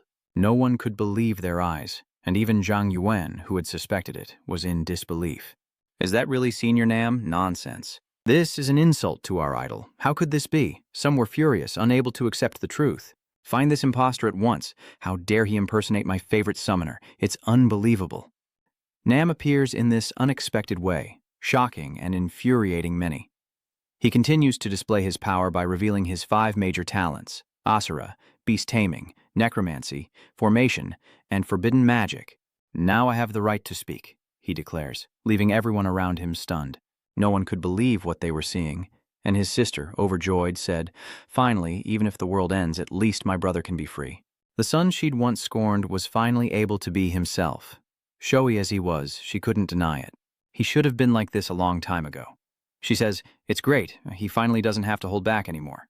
He continued, his voice resolute. "The aliens are attacking me, and as the strongest of great Xia and the one with the most experience fighting them, I cannot shirk my responsibility to command this time." The entire army decided to withdraw from the 5th Military Defense Line. They shifted to the 5th Reserve Defense Line to fortify their position. General Vuong, commander of the entire army, ordered all soldiers from the young to the infirm to defend the northwest town and ensure the supply of provisions. The order was clear. Only when the defense line fell were they permitted to fight to the death. The formation was activated, with forbidden spells leading the charge, followed by rampaging beasts. Even knowing the danger, the warriors were determined to fight, as the formation continued to strengthen from behind, with the generals checking for gaps and filling in the deficiencies. The people in the rear guard were just as resilient, putting up a fierce resistance. I always said the eldest son was special. He really is our god. A citizen happily exclaims, "Who could disagree? Weren't those your words before?" But it doesn't matter now. It was all him. He commanded the entire army. All our military equipment will be concentrated at the 5th Defense Line. If we fail, there will be no turning back. Despite the well-laid plans, the male senior was concerned about the appearance of SSS class or even higher-level aliens. "I need to recruit a suicide squad of powerful individuals who can complement each other to enter the Void Gate and counterattack. We don't need many, about 10 strong fighters who complement each other will do." And so, the suicide squad begins to form, with standout warriors volunteering, including Chu Xinghe, 23 years old, a prodigy and 130th generation member of the Chu family, a peak ancient god-level aura field ability user. Su Cheng, 25, peak ancient god-level demon summoner, known for his unparalleled trash-talking skills, ready to unleash a torrent of insults to destroy the alien races. And Qin Sui and Qin Ying, 18, ancient god-level spirit summoners, ready to fight with all their might. Lam Truong Kong, 23, a water-type ancient god capable of dealing with the EC clan. "But don't frame me again this time," Zhang Yuan, 22, said sarcastically. "As for other things, I won't say, but I can guarantee supplies and delicious food. Her cooking ability is god tier. Don't forget, you owe me one, so taking me along is you paying me back," she added with a serious look. The male senior smiles in response, thinking he couldn't ask for a better ability. Just then, a Ferrari appeared in the distance. "I am Su Ling, 23 years old, and a level 10 Esper. Thank you for giving me this chance," she said, then added, "Despite my past misgivings, I apologize to everyone. With my danger assessment ability, I felt I had to be on this suicide squad."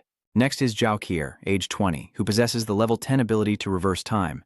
Though she can only use 15 seconds at present, she believes she needs more time to mature. "My parents are worried about me and asked me to follow you. I awakened my healing ability on the battlefield, so you could consider this a big step forward." She spoke with unwavering resolve, as Zhen Lianyi and Su Xiaonan joined the suicide squad, knowing the mission's immense danger. One guardian wouldn't suffice. Zhen Lianyi said, "We will make up for everyone who has misunderstood you." Su Xiaonan continued.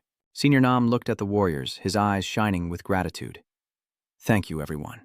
Then I hereby declare the counterattack suicide squad officially formed. You continue. The alien race has attacked.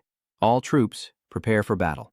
Formations and spells begin to activate as the team witnesses monsters and beasts emerging from all directions, launching a fierce attack. Undead also appeared, trying to stop the warriors on the city walls, but the defending troops charged down to fight. "We can do this." Senior Nam points to a spatial rift, ordering Su Cheon to open a portal. "Shu Tian, you're the first to charge forward, using your spatial powers to open the portal, followed by the warriors behind you, ready to storm the gate. Together, we'll storm this void gate and end this evil era," the senior shouts, and the suicide squad sets off, ready to face any challenge, pouring all their strength into the counterattack.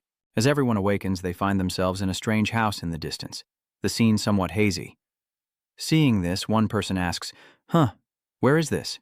Seo Cheon explained, "This is a small room in another dimension that I opened for everyone. The time inside is synchronized with the outside world. You can rest, cook, eat, heal, refine medicine, and store items. Think of it as a small, independent universe, undisturbed by the outside world." With a twinkle in his eye, Chu Tian proudly declared, "I call it the haven of serenity."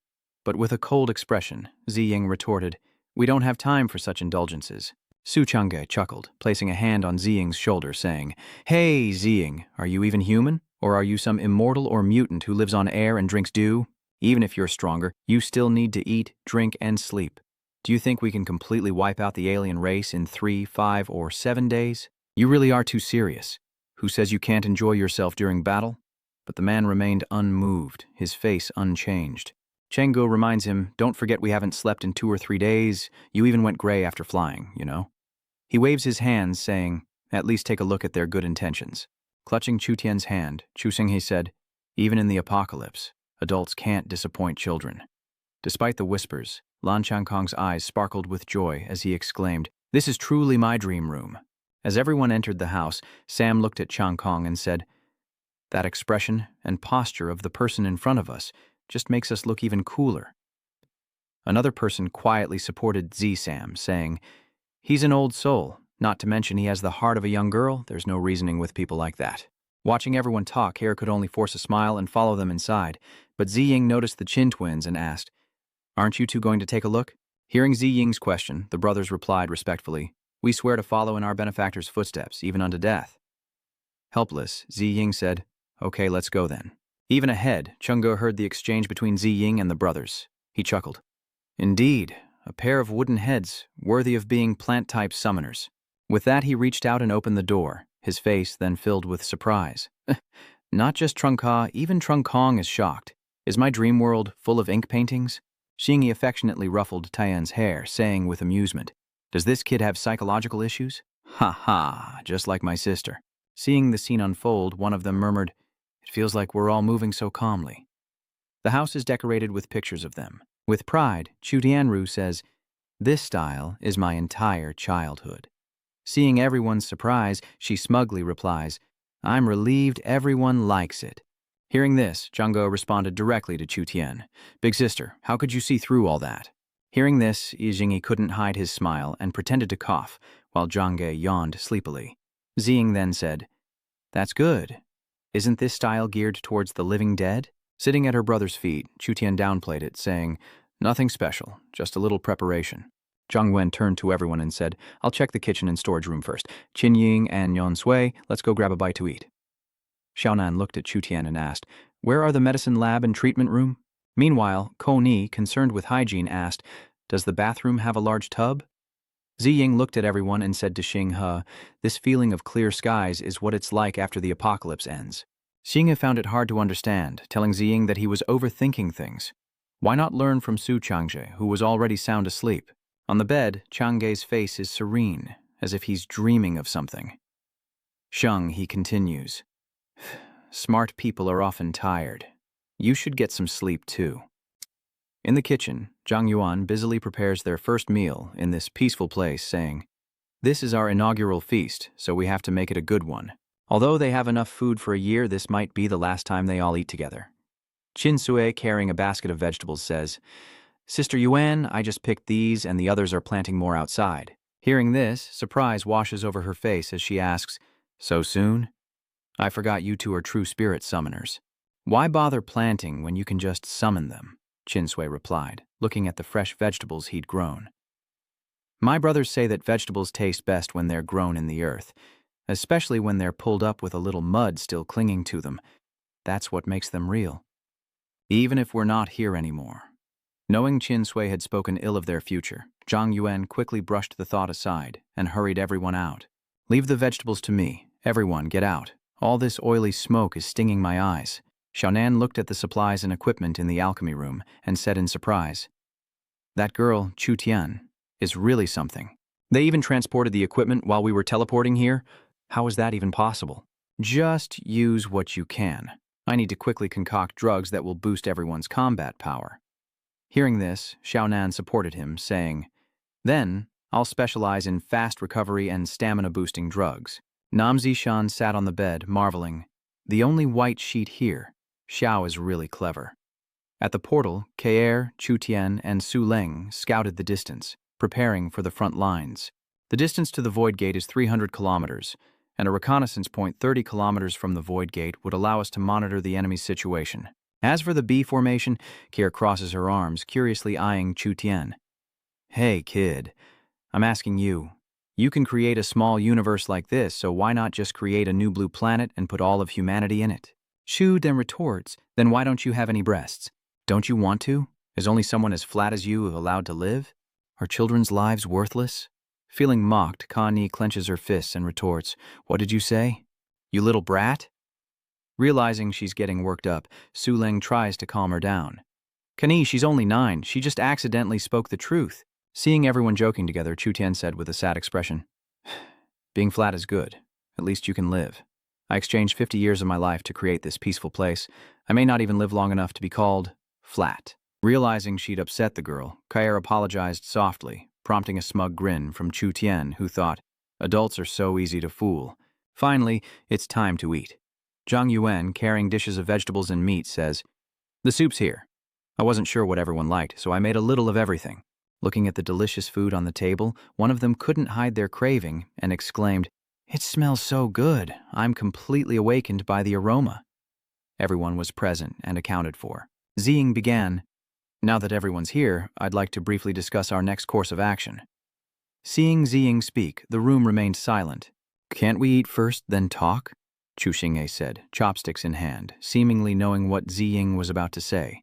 How about I explain it for you? The teleporters in the front and backyards are complete. You can go through them to return to defense line number 5, just in case. The back door leads to the Void Gate, with a red button on the handle that opens to a scouting point 30 kilometers away, complete with communication lines. Seeing that Ziying had no objections, Xinghu continued. Su Leng and Zhao Kaer will guard the exploration point except for rest time. Zhang Yuan, Chen Lianyi, Su Xiaonan, and the weaker male soldiers will stay behind to ensure logistical support. Nam Ziying, did you see that? After Xingyi's long speech, Ziying could only smile and say, yes, you know me too well. Hearing Xingyi's arrangements, Zishan agreed and spoke up. I don't agree with the arrangements for me. While my combat skills aren't strong, I can support everyone on the battlefield, and I can provide immediate treatment for anyone seriously injured. Knowing what Ziying was about to say, she cut him off. As for my safety, I'll have Chu Tian's help. Holding a chicken leg in one hand, Chu Tian raises the other in a gesture of determination, saying, leave it to me. No problem. Knowing Ziying would object to his request anyway, Zishan chimed in, trying to persuade him, brother, don't show favoritism just because I'm your sister. Having run out of arguments, Ziying had no choice but to agree. In that case, I'll go to the front lines with you. Ziying then looked at everyone at the table and reminded them, also, everyone else will rest for 3 hours after eating, then set off, and then take turns resting, depending on the war situation. Since no one has any objections, let's eat. Chen Lianyi lamented to Xiaonan, holding a sweet potato in her hand. Though he's displeased to hear his combat strength isn't great, he has no choice but to obey orders. Under the warm yellow light, they sat together, their voices rising and falling, mostly about sweet tofu. Pass it here. Another person chimed in, you really have no taste. I wanted savory tofu, not this. The man replied, I'm vegetarian, thank you. The atmosphere truly felt like one big family as they asked after each other. Lam Trong Kong, are you really 23? You're not lying about your age, are you? Another person, hearing this, spoke up. Su Changge, do you have no manners? The other retorted, wasn't talking about you, pickle bro. Most 20-somethings are fresh as a daisy, but you look like you've been pickled for over 20 years. The young man retorted, who's your pickled little brother? All eyes turned to Lian Yi. Lian Yi, are you putting stinky tofu on your bagel? Do you even know? Lian Yi calmly replied, mind your own business. I have my own culinary path. Inside the dimension, Su Lang and Kaer unleash their powers as Su Lang declares, beyond the alien race at the door to emptiness, we've detected the aura of hundreds of awakened ones. Connie added that, based on their outfits, they seem to be the million-strong Buddha traitor squad that followed Atam Kwok in the previous broadcast. A voice outside said, outside the Void Gate, there's an ambush of 1,000,000 Buddha, with the lowest being the Bojias and the highest being the Old God stage. Wei Ziying coldly replies, knowing that, we'll kill the guard dogs first. He then asks, is everyone ready? Beyond this door lies that world. Hearing this, everyone in a ready stance replied, "We're ready. Open the door." At the void gate, a massive figure radiating golden light said, "Ziziying, we heard you were planning a counterattack from the void gate, and we've been waiting here for you. Jiali, take my sincere advice. You are a perfected one in Buddhist law, where all forms are formless, the great self-existent Tathagata Jiali. The enlightened master gently advises, the Buddha is merciful. Just surrender." Hearing this, Chung couldn't help but sneer sarcastically. But Chung Go retorts, "I'll submit to your grandpa, and whatever Jiali is a good dog. Stop acting like a mystic or I'll sew your mouth shut. If I don't turn you into a sperm bank today, I'm not a Su. Let's see which Buddha's grandson can stand up to me." Hearing these words from Changge's mouth, Chang Kong, standing on the water column, laughed and said, "Well said. It's much more refreshing to have you on the battlefield, Su Changge. I only know one thing." Changke retorts, "I've also tried using the name of Buddha to do evil, and it's sickening to the core." Hearing this, Xinghe, riding his jade-green bull, replied, "Give it a rest. Everyone has their weak spots." Seeing this, the great sage responded, "If you refuse to abandon evil and embrace righteousness, then I can only use the power of the golden staff to forcibly convert you." With that, he clasped his hands together and chanted, "Namo Amitabha." As he spoke, a surge of energy emanated from the giant figure's hand, and with the words, "Zi Ying," he swung his sword in a hellish strike, slaying gods and objects alike. The sound of shattering objects filled the air, and the massive, radiant figure couldn't hide its surprise. From above, the two Doan, or rather two Thang's group, looked like nothing more than tiny ants. Then the great master chanted softly, "Great Buddha golden body, immortal and indestructible." At the same moment, Xinghe, with unwavering eyes, emitted streams of green energy from his ears, creating a protective aura field. Each fragment is enveloped in a blue light, but the disadvantage is shifting towards Zisheng's team as they realize their opponent's objective. Zisheng says, now that they're a complete formation, their overall strength surpasses ours. Scattering the great Buddha golden body is meant to exhaust us. With a fierce look, Zisheng declared, "We can't play their attrition game. We need to break their formation first," just as a barrage of fists hurtled toward them. Seeing this, Xinghan says, "This is bad. If we just wear ourselves out, forget defeating them, I'm afraid we won't even be able to get close." Hearing his brother's words, Chu Tian speaks up. "You've underestimated them too much. Getting close won't be easy." Then suddenly Zisheng shouted, "Chu Tian, hear my command!" Chu Tian immediately responded, "Understood." Purple flames began to swirl around Zisheng and his group as they teleported, causing their opponents to punch only air as the flames moved above the Grand Completion Realm experts. Instantly, Zisheng's sword flashed as he cried out, "Thunder, Assura, forbidden curse! Behead the bewildered Grand Completion Realm leader! Hurry and use the Vajra Prajna to protect yourselves." The Grand Completion Realm cultivators frantically dodged. Chu Zisheng's eyes flashed with determination as he declared that they would handle the 4 Vajra Guardians, while he would deal with the leader and the others, cutting them down. Hearing the plan, Changge quickly moves, saying, "All right, there's enough for everyone, so no stealing. Blockheads count as 1 person." Hearing Changge's words, Qinying wondered, "Are they talking about us?" From above, Changge chanted an incantation and swooped down. "Puppet duel arena. Let's see what dirty tricks this old black crow has up his sleeve." The Guardian glared at Changzi and said, "Your karma is too heavy. You need to be purified immediately." Hearing this, Changji issued a defiant challenge. "Come on, let's see if you can purify me or if I'll spit on your grave." Meanwhile, Xinghe raises both hands towards the composed Guardian, creating an isolation field. "So you're a Guardian of the divine level? Your opponent is me, Chutenha." Hearing this, the Guardian confidently proclaims, "The Buddha saves those who save themselves. I advise you not to suffer any longer." That wall is made of Chang Kong, a water isolation barrier. The seated Guardian, seeing the extraordinary Chang Kong, says, "Water is the most virtuous. It does not contend with anything. Benefactor, you are going against the Tao." These words held no value for Zisheng, who retorted, "What are you even talking about? What do I have?" Dozens of thorny vines appear with an illusory green glow. This is due to the mysterious figure hovering in the air, the very opponent of the Tanan and Tantu brothers. He chants, summoning a forest of thorns, while the Dharma protector R clasps his hands and chants, "Amitabha." I have nothing more to say. Understanding their opponent's psychology, the 2 brothers agreed, "We feel the same." On the other side, Zisheng, full of momentum, raised his hand and chanted, Rise, fallen souls, and fight for me." With that, hundreds of green lights emerged from the ground, floating in the air awaiting orders. The space was filled with green hues mixed with the red light from Tuthang's sword as he commanded, "Kill all these foolish Buddhists for me." Fierce Vajra, kill. Under the attack of the spirits, the great completion cultivator remains unconcerned. He praised Zisheng, saying, "Indeed, an astonishing ability. No wonder even the gods admire you and wish to recruit you." Zisheng pointed his sword at him, saying, "Enough talk. You're next." The Grand Completion Master clasped his hands and said, "Greed, hatred, and delusion are the three poisons of Buddhism, and you are guilty of them all: greed for the world, hatred for gods and Buddhas, and delusion about karma. Since you have committed them all, you must bear the bitter fruit." With that, hundreds of letters appeared, surrounding Zisheng, his face contorted in pain. A mental attack. "Shut your mouth! Shut your mouth!"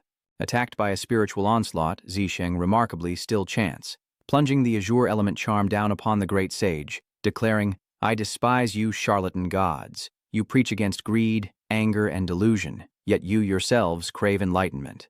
Greed meets resistance, ignorance betrays, and yet you dare judge others?" At that moment, the scene was a battle between the great sage and Zisheng. "I vow to become Assura for the sake of the world, but what about you? Who is the real Buddha when you'll trample your own kind to reach enlightenment? Who is the real demon?" This was the great sage's incantation in response to Sazi Theng, the Vajra mantra of protection. Zisheng's sword clashes against the wall erected by the great monk. "Now, witness the flames of Assura burn away your false mask." Seeing the disadvantage, a massive form appears, and he says, "You are too disrespectful. It seems I must reveal my true form to earn your respect, is that right?" The great sun Tathagata is thrown back, and Satu Thang, with sharp eyes, smirks and says, "True form, is this the mission the alien race has bestowed upon you? Doesn't Buddhism teach that all forms are ultimately unreal? Your obsession with physical form suggests your training is severely lacking." Feeling violated, the great sage roared back at Zisheng, "What do you know? I, Shakya, am the reincarnation of the Tathagata." More and more, Zisheng found it laughable, bursting into laughter. "Haha, I've never seen a Tathagata's heart so fragile. Do you really think that just because your name is Sakya, you are Sakyamuni? I think you're just the yellow-browed demon from Little Thunderclap Temple." Hearing this, Shakya, sitting on the belly of the great sun Tathagata, said, "Grave sins. I must strike you down into the endless hell of the 6 paths of reincarnation." He was ready for what came next. Dozens of rocks fall around Zisheng, who smirks and says, "Ha, Avachi, I've already been there. You don't need to put on a show." With that, he broke free of the formation created by Thikjia, confidently declaring, "So what if it's a formation? I'll show you what true hell really is."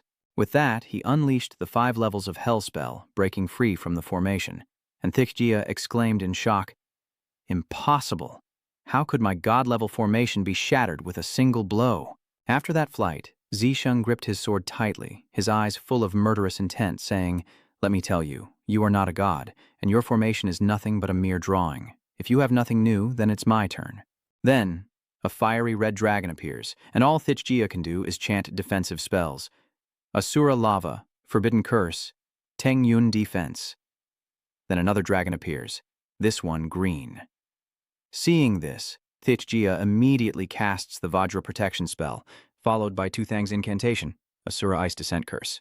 Now, the 2 dragons and MX surround the area where Shijia is trapped, and Zisheng continues to cast the Golden Lock Binding formation. After so many dangerous blows, the barrier around Shijia shatters, and he cries out for help. "No, save me, doppelganger." As he spoke, Thikjia's form suddenly dissolved into smoke. Suddenly vanished? Zisheng wondered to himself. Is it a Class S otherworlder? In my past life, humanity was wiped out soon after their appearance, so I didn't encounter many. What kind of race is this, and what are its abilities? Just as he pondered, a familiar voice echoed. Zisheng whirls around, his father's cry for help echoing in his mind, and then he sees his father held hostage by the old monster. With a knife to his throat and a look of terror on his face, Nan Yuanshan is threatened by the old man. "Stop, or I'll kill him." The old pervert said, "Surrender, young man. It's rare to be praised by a god like you. As long as you submit, the evil god won't kill you." At the same time, Zithang's father cried out for help. "Son, save me." Meanwhile, the Qin brothers were using their innate shield to withstand the energy surging from the parasitic conch. The 4-armed green genie's purification reveals their benefactor's father is controlled by the assassin. This moment of distraction cost them their shield, and they're immediately blasted away by the conch's immense power. Suddenly, a magic circle of violet light appeared, engulfing them both. It turned out that Chu Tian had swiftly cast a teleportation spell, transporting them to where she stood. The Sandman helped them land safely, so Thien decided to stall the Guardian, then find a way to cooperate with the Thangman to save everyone. Opening a teleportation portal, Su Tian once again saves the Qin brothers and that man from the genie's attack, transporting them to another location, saying, "I can't worry about you anymore. Get 100 miles away from me." Meanwhile, the handsome blonde reminded everyone to stay focused and trust their comrade as he charged towards the golden, four-armed beast. Su Chang'e, with hundreds of crimson threads, bound the 6 arms of the monster controlled by the old Black Devil, arrogantly stating that he didn't need to be told what to do, while mocking the old Black Devil. "Tell me, is your magic whip too short? It can't even hit us." The Black Demon, hearing his taunts, glared with rage and threw a punch, while Lan Changkong nonchalantly extinguished the flames aimed at him with a beautiful swirl of water. With unmatched confidence, he confronts the monster. "It's just fire with a little poison. Why act so divine? I'm a specially chosen firefighter, a professional with boundless water." The Thix, enraged, pressed the sharp blade closer to Nam Viensan's neck, threatening him. "Southern Camp, if you don't kneel and submit, I'll kill him." But he ignored the threat, asking his father, "Do you really want me to kneel to save you?" As soon as he finished speaking, Nan Yunshan hurriedly affirmed. Suddenly, Chu Tian rushed over to report. "Brother Nan, I can find a way to divert Uncle Nan, but there will be some risks, so you have to endure it a bit." Shushing sternly replied, "No need. Your main mission is to protect my sister and the others. I can save my father myself, just get me there, the closer the better."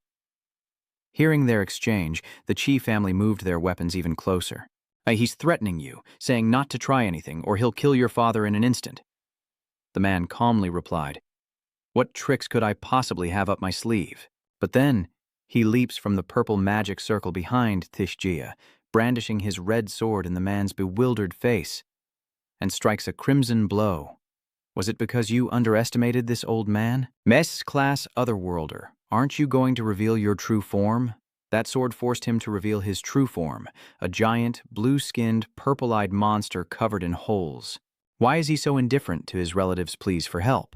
Aren't humans supposed to value kinship, or was my acting flawed? But that thought was quickly extinguished, for a race devoid of emotion could never truly understand humanity. Finding him difficult, he tries to entice the swordsman, saying, "I'd rather you join us than those Buddhas. This is the last chance I'll give your kind." Before he could finish, Nam Tudoan leaped forward, sword in hand, rejecting the offer outright. Enraged, the pitted elder roared, "Stubborn insect, then don't blame me for resorting to the cruelest methods." Nam Tudoan strikes quickly, his lava slash numbing the giant's arm, prompting a sneer. It seems his only ability is transformation and illusion to intimidate, while his attack and defense are weak.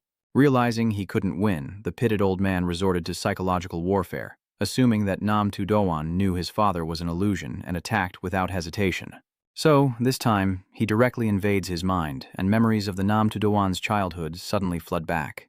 His father rushed from the battlefield to the hospital on the day he was born, and when he was bullied, his father taught him how to bravely fight back. He always saw his father as strong and capable, but that day his father's wounds and teachings revealed the brutality of the battlefield and the weight of responsibility. Nam Tudoan was shocked and furious, not understanding how he knew these memories. He immediately answered, "That, of course, comes from your father's thoughts."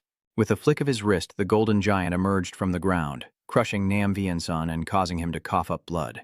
The pig-faced fiend commanded the gilded warrior to throw the man's father to the ground, shamelessly claiming his wounds were from his time on the front lines and that he had saved his life, before sending a surge of purple electricity into Nam Viensan's body. Electric beams shot from his eye sockets, causing him to cry out in pain, as the Sakyamuni used this torture to force Nam Tudoan to answer him. Meanwhile, Sulong reported that the army at Defense Line 5 confirmed that Nam San Hung had indeed gone missing on the battlefield, allowing the scarred man to successfully merge with Nam Viensan's body. He laughed arrogantly from within his new body, taunting him, "Now I am completely one with your father's blood. Your father is me, and I am your father. To release me is to release him. To kill me is to kill him, Nam Tudoan. Can you really bring yourself to do it?" he taunted, thrilled by Nam's hesitation. Haha, as expected, insects are born weaklings, bound by emotions. He thought he had won. Nam Do-yong stood still, quietly asking, "Father, what should I do?" And his father actually answered, "Son, save me." Upon hearing this, old Lu was extremely alarmed. How could he still have his own consciousness? But he saw through his charade. The soldier plunged his sword into the ground, using lava magic to incinerate the golden giant, engulfing Nam Vien Son's body in flames. He cries out, "Even though he says the same things I pretended to before, you clearly know he's real. What exactly are humans?" A golden light emanates from the woman, moving towards the Qin brothers as she uses holy light to heal them, and our hero wonders why his brother can summon the dead, but hasn't brought back their uncle. Zijin thought it was the same reason he didn't summon those who died on the alien battlefield. Her brother wanted them to rest in peace, and after the war, he would create an opportunity for everyone to reunite. After all, they could die again on the battlefields of the underworld, only to be annihilated into nothingness. The man's desire to shoulder everything irritated Chu Tian, and to make matters worse, the pink worms kept crawling around, impossible to crush. Seeing her struggle with the bugs, Qin Sui skewers them with green magic, as an old man on a giant bug flies by, demanding to know where his staff is. "Where have you hidden it?" But the sun is rising, and drawn by the light, the jade-green figures fly towards it, before Zi Ying's very eyes. Meanwhile, Zhang Yuan emerged from a magic vortex with a stack of food containers, telling everyone to eat breakfast. The sun had just risen, and breakfast was served. Chengzhe couldn't help but admire her dedication. Zhang Yuan handed Chengzhe half of the stack to hold, replying, "This is all I'm good at. If I don't work hard, will I just wait to be fired?" The two brought food to Chu Tian, telling him to call Su Ling and Kier to eat, while Nan Ziying, the Jin brothers, and Chu Xinghe stood silently before the ruins. Pointing to the smoldering remains, Ziying says, "Please plant a tree where my father lies, or I fear I'll never find him again." For Ziying had truly burned his father to death. The Faceless One and Nam Vien Son were swallowed by the flames. "Worthless son, your old man is waiting to reunite with you. I swear we will be together again someday. But now, please, just sleep soundly." Ziying collapsed to the ground, bursting into tears. "Once I've cleared this place, I'll bring you home, and we'll share a delicious meal together." Meanwhile, the Qin brothers Chu Tian and Nan Zishan are struggling against the ever-growing swarm of insects, and Chu Tian can't help but blame himself for Nan Yuanshan's death. "I'm sorry, Uncle Nam. It's all our fault for holding everyone back." Despite her grief and tears, Zishan tried to comfort him. "This has nothing to do with you. It was all my brother and father's decision." She blasted away insects with magic as she spoke. "I understand all of this, but it's hard for me to control my emotions like my brother does. So I've let everyone laugh at me. You don't need to comfort me." The man unleashed a devastating attack, painting the sky crimson with dragon cyclone. Meanwhile, Chang'e, Xing'e, and Chang Kong finished off their monsters, leaving them lifeless on the ground. Suchang suggested they help, but Lan Xinghe replied they need to grow stronger on their own. Seeing his comrades defeated, the bug manipulator turned tail and ran. But the Qin brothers pursued him relentlessly. Unable to shake them, he turned and attacked with 1,000 shells, forming a nest of parasitic snails, twisting with endless karma. But they were too familiar with this attack, quickly countering with reverse aerial seeds. Each tiny seed latched onto the bugs, sprouting seedlings nourished by evil karma, self-proving reincarnation. From behind, Qin Sui unleashed alloy spikes, binding the insect controller and slamming him into the ground. Defenseless, he could only scream in resentment, asking why Buddha would not save him. From the bug controller's body, a great tree grew, its golden leaves lush. Qin Sui, gazing at the tree where the man was crushed, said, "I think it's because Buddha only saves those who save themselves. If you want to be free, I'll give you a chance to wake up and go to the 5th defense line. Use your souls to atone for your sins." The man from the camp pointed his sword to the sky, and the souls rose up. The bearded man fighting suddenly realizes his divine form has vanished. Turns out, what he called his divine form was just an illusion created by the alien race. When his alien god died, so did the illusion, and Chang Kong's opponent lost all his power. He conjures a ferocious water dragon that lunges toward him, wondering why, after the Dharma idol was destroyed, he's become so human-like. So brave before, but now, so cowardly. Chang'e tightened the red threads, wrapping them around the dark-skinned man, causing him to scream in agony. Blinded by dark magic, they dared to call themselves gods. Forget all the techniques. They were merely stimuli to one's own potential, and now the illusion is shattered and faith has crumbled. And in that moment, they felt like they were done for. They were afraid. As the saying goes, stupid people die. Just as he said, the water sword pierced through his opponent. The dreadlocked man was swallowed by the water dragon, and the dark-skinned man couldn't resist as he was torn to shreds by the red thread. Qining obeyed Ziying, creating a lush green tree from the earth, and Chang'e called out to Chu Tian, "The food will get cold if you don't eat now." Swoon. Teleport them here to eat. Zhang Yuan, bring Zi Ying his meal. Those who had finished fighting gathered by the newly sprouted tree. Though the food was in their hands, they were all silent, unable to eat. Zi Ying stared at his lunchbox, quietly contemplating something before quickly finishing it. Seeing this, Chang'e encouraged everyone. "Eat up. We can only work after we eat." After eating, Zi Yang said, "Suleng, I need you to rewrite the alien race library and share it with the soldiers on the 5th defense line in real time. I'm telling you to record it. A Class S succubus. They specialize in illusions, shapeshifting, and possession, but their defense is extremely weak. If you encounter one, don't be fooled by illusions, and if a loved one or comrade is possessed, show no mercy and kill them immediately." Suling relays the message. An S-class siren-type monster has appeared in Tianshuan, according to reports from the 5th defense line. Countless casualties. They say it came from Tuan Kai Kingdom, proving its downfall was connected to this. Soon after, a void gate appeared in the sky, teleporting a group of Class A others. Zi Ying quickly ordered, "Chu Tian, return with me to the 5th defense line for support. The rest of you take care of all the Class A others here." Meanwhile, at the 5th defense line, the battlefield resembled a scene from hell, with fortified cities trembling under intense fire. Below, magical formations operate at full capacity, unleashing colossal pillars of fire into the sky. These flames mixed with thick white smoke, creating a massive fog that blanketed the battlefield as giant magic circles spun wildly in the sky above. From these circles, pillars of blinding red light descend, each carrying immense destructive power. They incinerate everything in their path, turning all that once was into dust in an instant.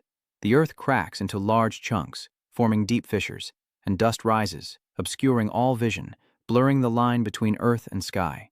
The situation was no different elsewhere. This forbidden battlefield was so saturated with magical power that space itself warped and distorted. Cracks continuously formed in the earth, creating dark chasms that swallowed grotesque monsters, leaving behind only their desperate cries. From the inky black sky, colossal blue lightning bolts relentlessly descend, instantly crushing these grotesque creatures into dust. Their screams faded into the earth-shattering roar of destruction, as a similar scene unfolded elsewhere on the beast-tide battlefield, where ape-like giants wreaked havoc. They unleashed brutal attacks, crushing monsters with massive fists and sweeping them away with long arms, their savage intent clear, until a blinding white light flashed across the sky. Armed with sharp weapons from swords to spears, they moved with lightning speed, striking down each monster with practiced skill. Suddenly, a giant vortex of energy appeared in the dark sky. The vortex spiraled down towards the earth, and the giant apes stared up in stunned disbelief. Their ferocious eyes now reflected only confusion and fear, as the swirling energy slowly, inexorably spread. The apes had no time to prepare or react. Their survival instincts screamed for them to flee, but their feet were rooted to the ground. They could only endure as this strange energy crushed them with immense pressure, causing their massive bodies to explode into pieces. The group that had struggled to fight the monsters now stood frozen in shock. Their faces are streaked with sweat and dirt, their clothes torn from fierce battles. They were speechless, witnessing this horrific scene, but they were also targets of that terrifying vortex of energy. As the strange energy waves spread, they clutched their heads and screamed in agony, desperately shouting questions into the void, unable to see their attacker or hear a sound. "What kind of attack is this? It feels like all my power is about to explode." One of them, panting, struggled to stay upright, telling the others to be quiet. Then, he tried to summon his spiritual energy to sense the origin of that strange vortex of energy. Crimson Abyss was silent for a moment. Then, having pinpointed the attack's origin, he opened his eyes and pointed towards the dark sky. Thick, dark clouds blanketed the sky like a colossal curtain, obscuring everything. He shouted, his voice echoing across the battlefield, following the trajectory of the attack, which seemed to originate from the distant black clouds above. 10,000 steel eagles take flight, shattering those clouds on my command. From the shadows, a flock of great birds with razor wings emerges. At their master's command, they soared toward the dark clouds at lightning speed. But before the steel eagles could reach them, a colossal creature plunged from within. Its muscular body and wings spread wide, its white eyes glowed with ferocity, and its sharp teeth seemed ready to devour the steel eagle before it. The man exclaimed in shock, "Is that a bat-type heteromorph? A sound inaudible to humans. Could it be a sonic attack?" The colossal beast soared through the sky, unleashing a roar that birthed a swirling vortex of energy. This vortex of energy, thick as a shockwave, expands relentlessly in concentric circles, striking the crowd below with the force to crush stone. Someone in the crowd speculated, trembling, that it was using sound waves to agitate the energy within their bodies, causing them to explode. Is this class damage? Nya's rank is the highest level of damage in the classification system. If that's the case, they're all facing death. Unable to withstand the sonic assault, they clutched their heads and screamed in agony, as if 1,000 needles pierced their brains. Despite the excruciating pain, one of them managed to maintain their composure, issuing a firm command. All ability users on the battlefield, retreat to the underground defenses to preserve your strength and immediately notify the men's division. Other areas are also experiencing disruptions from the monster herd. Most of them were middle-aged, yet they displayed astonishing strength and resilience, turning the battle into a game as they effortlessly defeated the monsters, joking and fighting since awakening their necromantic talents. Our slaughter became faster and faster. They never imagined they could become so strong. Indeed, we're still going strong despite our age. The soundwave attacks from the monster-like Fallen are getting stronger and more violent. The sound waves, like invisible beasts, spread rapidly, penetrating obstacles and climbing the skyscrapers floor by floor. On the rooftops of skyscrapers, a squad of seasoned soldiers stands guard. But as the violent sound waves crash down, they were all helpless against its terrifying power. Clutching their heads, bodies convulsing, their screams echoing through the air. In the vast expanse of towering buildings, only agonizing moans echoed through the air, blending with the wind whistling through window cracks to create a symphony of horror. Meanwhile, at the 5th defense line, a giant manta ray-like monster soared through the air, screeching deafeningly, its milky white eyes like glass marbles reflecting only pure, unadulterated instinct to kill. Unlike humans who only experience pain, the sound waves of this alien species are incredibly destructive to other creatures. The ape-like monsters, once thought invincible, are now torn to shreds. Just when things looked hopeless, Sung and Socheon appeared, surveying the devastation with dismay. A sonic attack. This is bad. We have to find a way to isolate the sound and protect the city's forces. The man raised 2 fingers, his eyes serious and focused as the spiritual energy within him surged. The great sound, forbidden element. Hiseong. Instantly, a golden barrier like sunlight enveloped the crowded area. Namjaseong focuses all his power to expand the protective barrier, beads of sweat dripping down his forehead as he mutters, "Double 1 billion, cover 500 kilometers, soundproof barrier complete."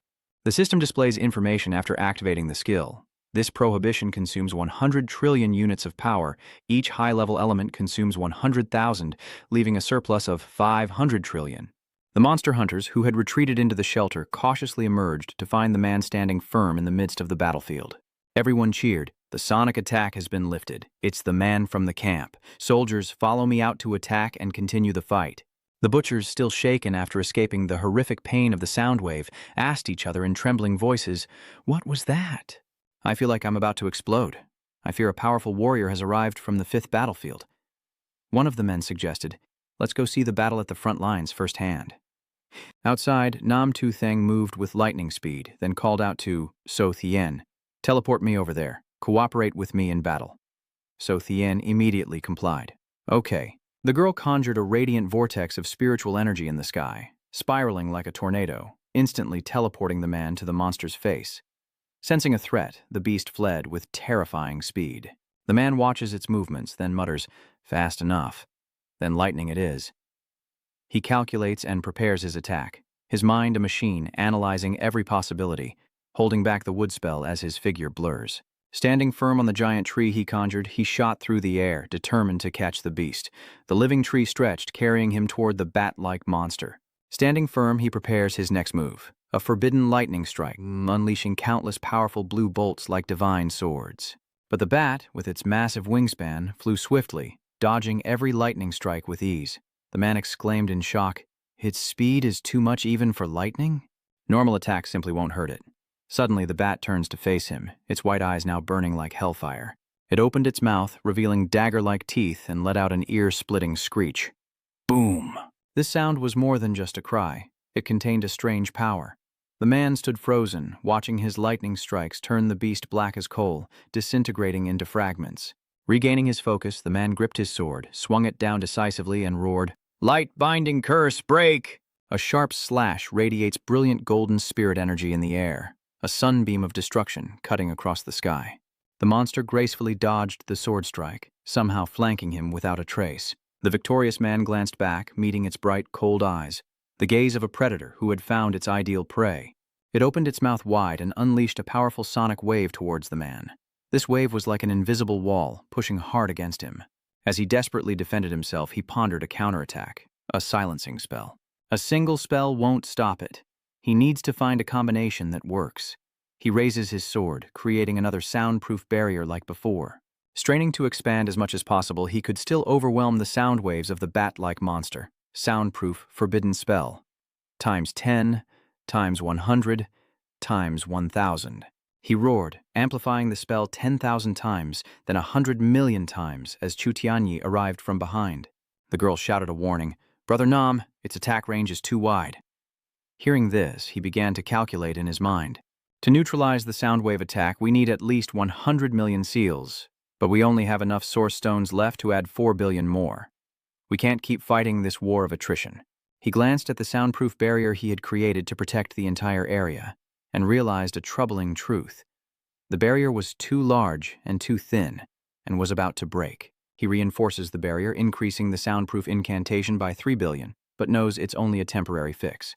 He turned to Seo Cheon and said, "This isn't working. Seo Cheon, teleport me and it out of here, far away from the 5th battlefield. You can do that, right?" Meanwhile, the giant bat raised its razor-sharp claws, speeding towards Su Tian with the intent to attack. While Su Tian was distracted, preparing her teleportation spell, the beast unleashed a powerful sonic wave, sending her flying. The attack caused her to vomit blood, and she plummeted towards the earth like a withered flower. Fortunately, the man acted quickly, casting a protective wooden spell, and giant, sturdy branches reached out like colossal arms to catch her before she fell. The man controlled the branches, delivering Su Tian to a member of the monster extermination squad, instructing sternly, "Wang Zai, take care of Su Tian, and don't let her leave the soundproof barrier." He quickly defends against the beast's amplified sonic attack, seizing the opportunity when it's distracted by attacking Sothi. He swung his sword, drawing brilliant golden sound waves in the air, and with all his might he roared, "Forbidden chant, sonic interference." He considered this a last resort, with no other options remaining, using their own attacks against them. The man silently watched the tiny sound waves he had unleashed, completely overwhelmed by the monstrous bat's swirling energy. Compared to that giant creature, his sound waves were like ants before an elephant, weak and hopeless. Still, he told himself that as long as it had some effect, it was good enough. He gripped his sword tightly, sweat pouring down his forehead, as he channeled his surging energy to amplify his sonic attacks 100 million times. Suddenly, the giant bat staggered and looked up, letting out a pained shriek, devoid of its former pride. Sensing the shift, the man's eyes lit up as he realized its ears are injured. He couldn't help but rejoice, shouting, "That's it!" The bat writhes in pain, fueling its rage. The surrounding space trembled under its pressure, as a massive amount of dark purple spiritual energy erupted from its cavernous maw. The shock waves were many times more powerful than before, tearing through the air and pushing all living things to the brink. The champion heard it curse each word clearly. "Insect. Die." Seizing the moment of its weakness, the man roared, focusing and amplifying his sonic attack spell 100 million times, unleashing a devastating clash of sound waves. The direct clash created countless blinding flashes, accompanied by deafening sounds of impact and tearing. Intense shock waves rippled outwards, threatening to shatter the very air. Suddenly, the bat's spiritual energy surged, becoming more powerful than ever before, and it charged towards the man like a raging storm. He was thrown back like a leaf, barely managing to utter, "Vine Shield." As he activated his defense, the system showed his remaining spirit stones, 150 trillion. His body slammed into an obstacle behind him, and the straight man's mind raced with calculations. Even with the sound waves amplified 100 million times, it's like pouring water into the ocean. With only enough spirit stones to maintain 1.5 billion curses, I can't risk it. I need a guaranteed win. He looked up at the bat and muttered, "Sound waves that rely on curses to generate sound wave energy are limited, but the consumption is enormous. Can I use curses to convert ordinary sound into offensive sound waves?" Without hesitation, the man gripped his sword and swung it high, golden spiritual energy swirling around the blade like dancing flames as he chanted, and the conversion incantation responded. The giant bat soared upwards, unleashing another terrifying wave of overwhelming sonic energy from its maw. This time, its power wasn't just a shockwave, but a raging tsunami, devouring everything in its path. Nothing could stand against it. And once again, the two colossal energies clashed violently in midair, creating a brutal confrontation that shook everything around like an earthquake. A thunderous explosion ripped through the night, shaking the surrounding skyscrapers to their foundations. The illegitimate son sneered as he watched his forbidden blade be completely repelled by its sound waves. A mosquito? Hearing this, the man soared to the top of the skyscrapers, the strong wind whipping through his hair. He turns, provoking it. That's right. My voice alone may be limited, but what if it were the voice of billions of great citizens? The bastard child loses patience, unwilling to hear him out. It unleashed a surge of energy, instantly repelling his curse, and then roared. Its spiritual energy is like scorching sparks, with a destructive power that could incinerate the entire battlefield, turning everything to ash. With the unconscious girl in his arms, he asked with worry, "Sir, can we not hold on any longer?" Standing on the terrace, with his cloak billowing in the wind, Seung commanded, "Increase the silencing seal by 500 million. The soundproof barrier will only hold for 10 more seconds. Give the order now." The entire city's population immediately roared in unison, and Wang Zai responded, seeing him as their leader. Wang Zai immediately broadcast the announcement to everyone in the war zone, his voice echoing with urgency and desperation. "Huaxia is in danger. I ask all citizens to shout with me." Wang Zai's battered image was broadcast everywhere on giant screens. In a deep voice, he roared, "Huaxia will prevail!" In response, a wave of support spread instantly, becoming a resounding roar. "Victory to Huaxia." The chant, like a magical spell, spread from one person to 10, 10 to 100, then to thousands across the vast battlefield, where smoke and debris still lingered, now echoing with a single powerful phrase. "Huaxia will prevail, Huaxia will prevail." Not only humans, but even the spirits raised their heads and roared with all their remaining furious strength. "Huaxia will prevail." Though battered and exhausted from battle, the monster slayers roared with all their might. "Huaxia will prevail." Even some giant apes that survived the brutal sonic waves now roared alongside humanity, their cries joining the chorus. The man strode forward, a true leader amidst the fiery battlefield, raising his sword and roaring as it absorbed the forbidden incantation. Crimson energies surged from all around, converging and compressing into the sword in his hand. Each shout of the great Xia people transforming into pure power, fueling the blade with unmatched strength. In the sky, the giant bat also refused to yield or stand still, sensing the immense threat of the forming power and unleashing another blast of energy in response. As if in defiance, it roared, emitting a directed sonic wave. Ah! The energy absorbed into the swordsman's blade is now completely released, exploding without restraint. Sound wave conversion, 1 billion accumulated. That energy, shaped like a massive, fiery red dragon with eyes like burning flames, bursts forth from the sword, hurtling towards the bat with incredible speed, putting it on high alert. Sensing the immense and destructive power of the attack, it unleashed an even greater surge of spiritual energy to form a defensive barrier, bracing for the earth-shattering impact. A directed sonic wave, the blinding pink energy erupts like a brilliant aurora, hurtling towards the victor with terrifying speed, leaving a dazzling trail that tears through space. In the sky, a majestic and dramatic scene unfolds. The giant bat-like creature's radiant pink energy surged like an endless serpent, twisting and writhing through space, directly confronting the victorious man's crimson dragon, a majestic symbol of personal power and the sonic energy of the entire nation. "China will prevail!" As the dragon unleashed its fiery power, a crimson blaze erupted, and it raised its head, roaring a sound that echoed across the heavens. Within that roar, the voices of the people could be heard, and the sacred flame surged like a tidal wave, pushing back the dark energy of the bat, which itself was stunned by the dragon's overwhelming power. Seizing the moment of weakness, the crimson dragon lunged forward with blinding speed, its razor claws snatching the bat. The once mighty bat now looked as small and helpless as an insect in the dragon's claws, as the man stood firm in the air, his eyes resolute and commanding, and roared. "Hear the roar of the dragon from Huaxia, and repent for your arrogance against humanity." Over yonder, the purple dragon of Huaxia opens its mouth full of sword-like teeth, its eyes like two sparkling red gems, ready to crush the vicious bat-like monster. The dragon's aura reached its peak, each scale radiating a mystical light. Soon, the once mighty aberration vanished into smoke, leaving only the dragon's triumphant roar. The man looked up at the scene, a wave of relief washing over him. Then he said to Wang Zai, "Just in case, I must quickly return to the Void Gate and prevent the continuous teleportation of the Fallen Legion." If another Class S alien appears here, notify me immediately. Wang Zai immediately replied, yes. He gently caught Chu Tian, his eyes full of concern and affection, and softly asked her, his voice as soft as the wind through the leaves. So Tian, are you all right? Can you teleport back to Wenlac? Exhausted, but determined, So Tian weakly replies, I can. She summons a magic circle before them, its lines shimmering with light. But halfway through, her last bit of strength fails and she faints in his arms, causing him to cry out her name in alarm. He muttered, I have to get her treatment first.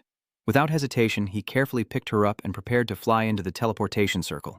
Meanwhile, outside the Void Gate, another fierce battle was underway, with countless anomalies falling before Chu Xing's fatal blows. He stood there calmly, like a god of war, coldly unleashing his killing field. Meanwhile, Su Chang'e unleashed a series of lightning-fast strikes, muttering with slight disappointment, only a few turtles left, and they're all worthless. I could have made soup. Before the massive anomaly, Lan Changkong confidently gathers his power, boasting, I suffered at your hands before, but I'm not the same man now. Meanwhile, the Qin twins fight in perfect harmony. They ensnared the monster with spirit-infused ropes, chanting, Heavenly Kick, Azure Prison, Titan. Moments later, the anomalies were completely defeated, their remains scattered like the remnants of a nightmare. The group flew to Lam Truong Kong, who sighed in relief. Finally, it's over. I can breathe again. Still energetic after the long battle, Trungsa complained, feeling like she'd wasted a meal and was hungry again. Suddenly, Chu Xingyi says, I wonder how things are at the southern camp. Lan Changkong reassures him, no news is good news. Su Chengyi agreed, yeah, that's right. So, the Void Gate transmitted a wave of A-rank Yizu and then stopped. Is there a pattern to the timing and type of creatures it transmits? Intrigued, Su Chang'e pointed up and said, Brother, it seems you've discovered something interesting. Immediately, Chu Xinghe instructed Su Ling to record the time and level of each alien teleportation. Su Ling acknowledged the order through her earpiece, and soon countless, completely different creatures emerged from the Void Gate. Like a liquid mass, these creatures with flickering eyes rained from the sky, a horrifying spectacle that left even the battle-hardened Su Chang'e stunned, exclaiming, What the hell are those things? Urgent footsteps echoed through the corridor as the man held the small body of Chu Tian tightly. Her breath was weak and labored, her face as pale as paper. Xiaonan and the others in the room jumped up, the atmosphere suddenly tense. Xiaonan, in a hurried voice, arranged for treatment. Xiaotian is injured. Quickly get her into bed. I'll go get the newly developed medicine. Thang gently placed So Tien on the pristine white bed. She lay motionless, the face of a 9-year-old looking fragile and pitiful. Xiaonan approached, her eyes filled with worry as she looked down at her little friend. Someone brought a vial of medicine and poured it into Chu Tian's mouth. In a hushed tone, Xiaonan informed the man of the girl's condition. This medicine is mild. It will take some time for her to wake up. However, she suffered severe internal injuries, and even if she wakes up, she won't be able to use her powers for a while. Suddenly, the communicator crackled to life. Su Leng reports to the man over the comms, his face tense. Captain, a new Class S alien has appeared at the gate. Abilities unknown. Captain Chu Xinghe asked me to relay this. Please trust that they can handle this on their own. If they can't overcome this hurdle, they don't deserve to be his teammates. More importantly, the captain has an even greater mission. He had just received news that the United States had fallen. The victor looked up. His serious gaze fell into silence, and he finally decided to trust those with So Tin Ha. After a moment's thought, he decides to head to defense line number 5. Speaking into his headset, I'm on my way. Hearing this, Su Long frowned, trying to report the situation as accurately as possible. Millions of Rebel ability users are following behind the S-Class Sky Ripper. Heading towards defense line number 5, I should arrive in 5 hours. The screen displays a giant scorpion, its body encased in tough armor. It advances ferociously into the heart of the war zone, each step shaking the earth with utter destructive force. Standing by Chu Tian's bedside, Sheng softly said, After the battle with the sonic boom tyrant, my stock of primal stones is almost depleted. Without them to support the forbidden spell formations, zombies and beast taming are impossible. Only Assura is usable, but he's too weak. The Great Sia has very few primal stones left. To replenish them, we'd have to gather them beyond the border. But without spatial teleportation, I fear it can't be done in time. Hearing this, a girl holding a vial of medicine stepped forward, hesitantly suggesting, I researched a drug last night that can cause a person to explode with energy for a short time. But before she could finish, Xiaonan quickly turned to stop her. No, this drug essentially borrows life force. It could be used for emergency aid if she weren't injured, but in her current state, that borrowing would be irreversible. Thang frowned as he refused. I can't do that to a 9-year-old. For now, I can only summon the falcon and take it one step at a time. Hearing this, the girl nodded understandingly. I'm sorry, I'll go think of another way. Unbeknownst to them, Chu Tian had awakened and overheard their conversation about the newly concocted medicine, and with what little strength she had, she slowly sat up and said, Let me. Nam Tu Thang turned quickly, his voice full of surprise and joy. So Tien, you're awake. He gently helped her back into bed, urging, Rest now, Sothian, what you heard was just a dream. So Tien stubbornly replied, Brother Nam, you wouldn't lie, and I'm not a child who can be easily coaxed.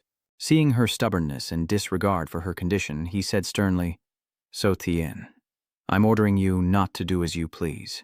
I was stubborn enough to feign deafness and dumbness and stubborn enough to follow you. I've always been stubborn, Nam, so why would I suddenly stop? He knew it better than anyone. War was like that, and Seol Cheon took advantage of the moment. The girl snapped her fingers and a tiny pill shot out of a glass vial, flying straight into her palm. Before the man could react, she swallowed it whole, leaving him stunned and calling out her name. Soon after, the pill took effect, and Sothian was possessed, levitating off the bed, her small body enveloped in a fiery red aura. Sudian's once clear and bright eyes suddenly turned a terrifying white, as if all life had been drained, leaving only empty white sockets. Strange sounds emanated from her mouth. Nam Zhaisheng stared at her blank face, as if her soul had been drained away, and frantically tried to support her, calling her name. Suddenly, Chutin's hand shoved against his face as she leaped off the bed, shedding the weakened state from her grave injuries. Now bursting with energy, she turned to Nam Tuthang and said, Nam, I'm overflowing with power. I've never felt so strong before. Nam, it'd be a waste not to use this power, so let's go. Shutian, are you sure about this? Shutian cheerfully reassured her.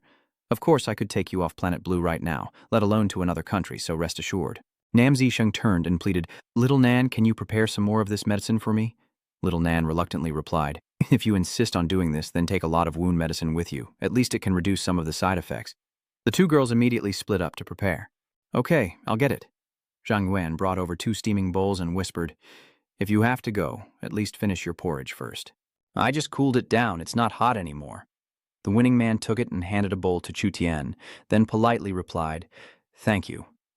Zhang Yuan replied, There's no need to thank me. Elsewhere, the situation intensifies. Meanwhile, at the Void Gate, as the S-class anomalies approached, Chu Xinghe muttered, I didn't let Ying Sheng get away, so we'll have to rely on ourselves to deal with this S-class. Su Chenghe looked up and replied, No problem. It hasn't shown any power other than expanding since it appeared. I'll use guilt to probe and see what it's hiding. With that, Su Changhe unleashed a horde of monsters. They snarled ferociously, ready to charge into battle as Su Changhe controlled each one with unwavering threads of spiritual energy, as if they were mere puppets in his hands. And then he shouted a command. A voice echoed through the space, signaling his monster army to advance. All the demon puppets rose. The giant demon puppets immediately obeyed Su Changhe's command, weapons in hand, and charged towards the grotesque anomalies, their wild battle cries echoing through the smoke and destruction. A massive, mountain-like high-level anomaly opens its maw and spews forth a viscous liquid that sizzles as it hits the ground. This sticky substance clings to the puppets, immobilizing them, and they cry out, Is this corrosive material? The thick, dark purple liquid bubbles and reeks of burning metal as the acid eats away at the puppets' steel-hard bones, causing them to roar in agony. Su Changhe cries out in shock, Even my puppets are being corroded? So Tinha moved with lightning speed, severing the control threads connecting the puppets to Su Changhe, warning, Danger, cut the connection first. Too stunned to react, Su Changhe stammered, Sorry, I lost focus for a moment. Chu Xinghe turned to the others and said, Since it's corrosive, we need to contain its spread and movement first. Su Changhe tilted his head and said, Looking at this corrosive effect, your sword can't control it either, nor can that wood-based brother. Old Tan, let's see your water abilities. Lan Changkong pointed at himself, confused, and asked, Old Tan? Are you talking about me? But Lam Truong Hong brushed it aside, saying, It's an emergency. I'll talk to you later. With that, he unleashed his attack on the strange anomaly. Great sea of boundless water, water cube. Suddenly, a massive cube of ice erupts from the ground, as solid and unyielding as a frozen fortress. Its glossy surface reflects the light around it, and the earth trembles beneath its immense power. The shock waves spread like invisible ripples, tearing through the very air. Lam Truong's voice echoed through the space, resolute and powerful like thunder, as the bizarre, ever-shifting anomaly slowly approached the massive ice block, extending a tendril to pierce a hole in its surface. Unaware of this scene, the Lam Truong group spoke with unease and panic as the anomaly rapidly infiltrated the ice, consuming it like a massive parasite, filling the transparent block with dangerous corrosive material. The Qin brothers immediately cast a desperate defense. Shield formation, thickening to 10 meters, 50 meters, 100 meters. Qin Sui worriedly told his brother, "Brother, this won't last a few seconds." The siblings' massive wooden shields stood tall, valiantly blocking the aliens' barrage of corrosive ice shards as deafening explosions echoed through the air. As their shield eroded bit by bit, Qin Ying roared, continuously reinforcing and repairing it, while Zhu Xinghe remained calm despite the perilous situation. He turned to Lam Truongkong, whose water cube, though corroded, had not disappeared and had completely contained its spread.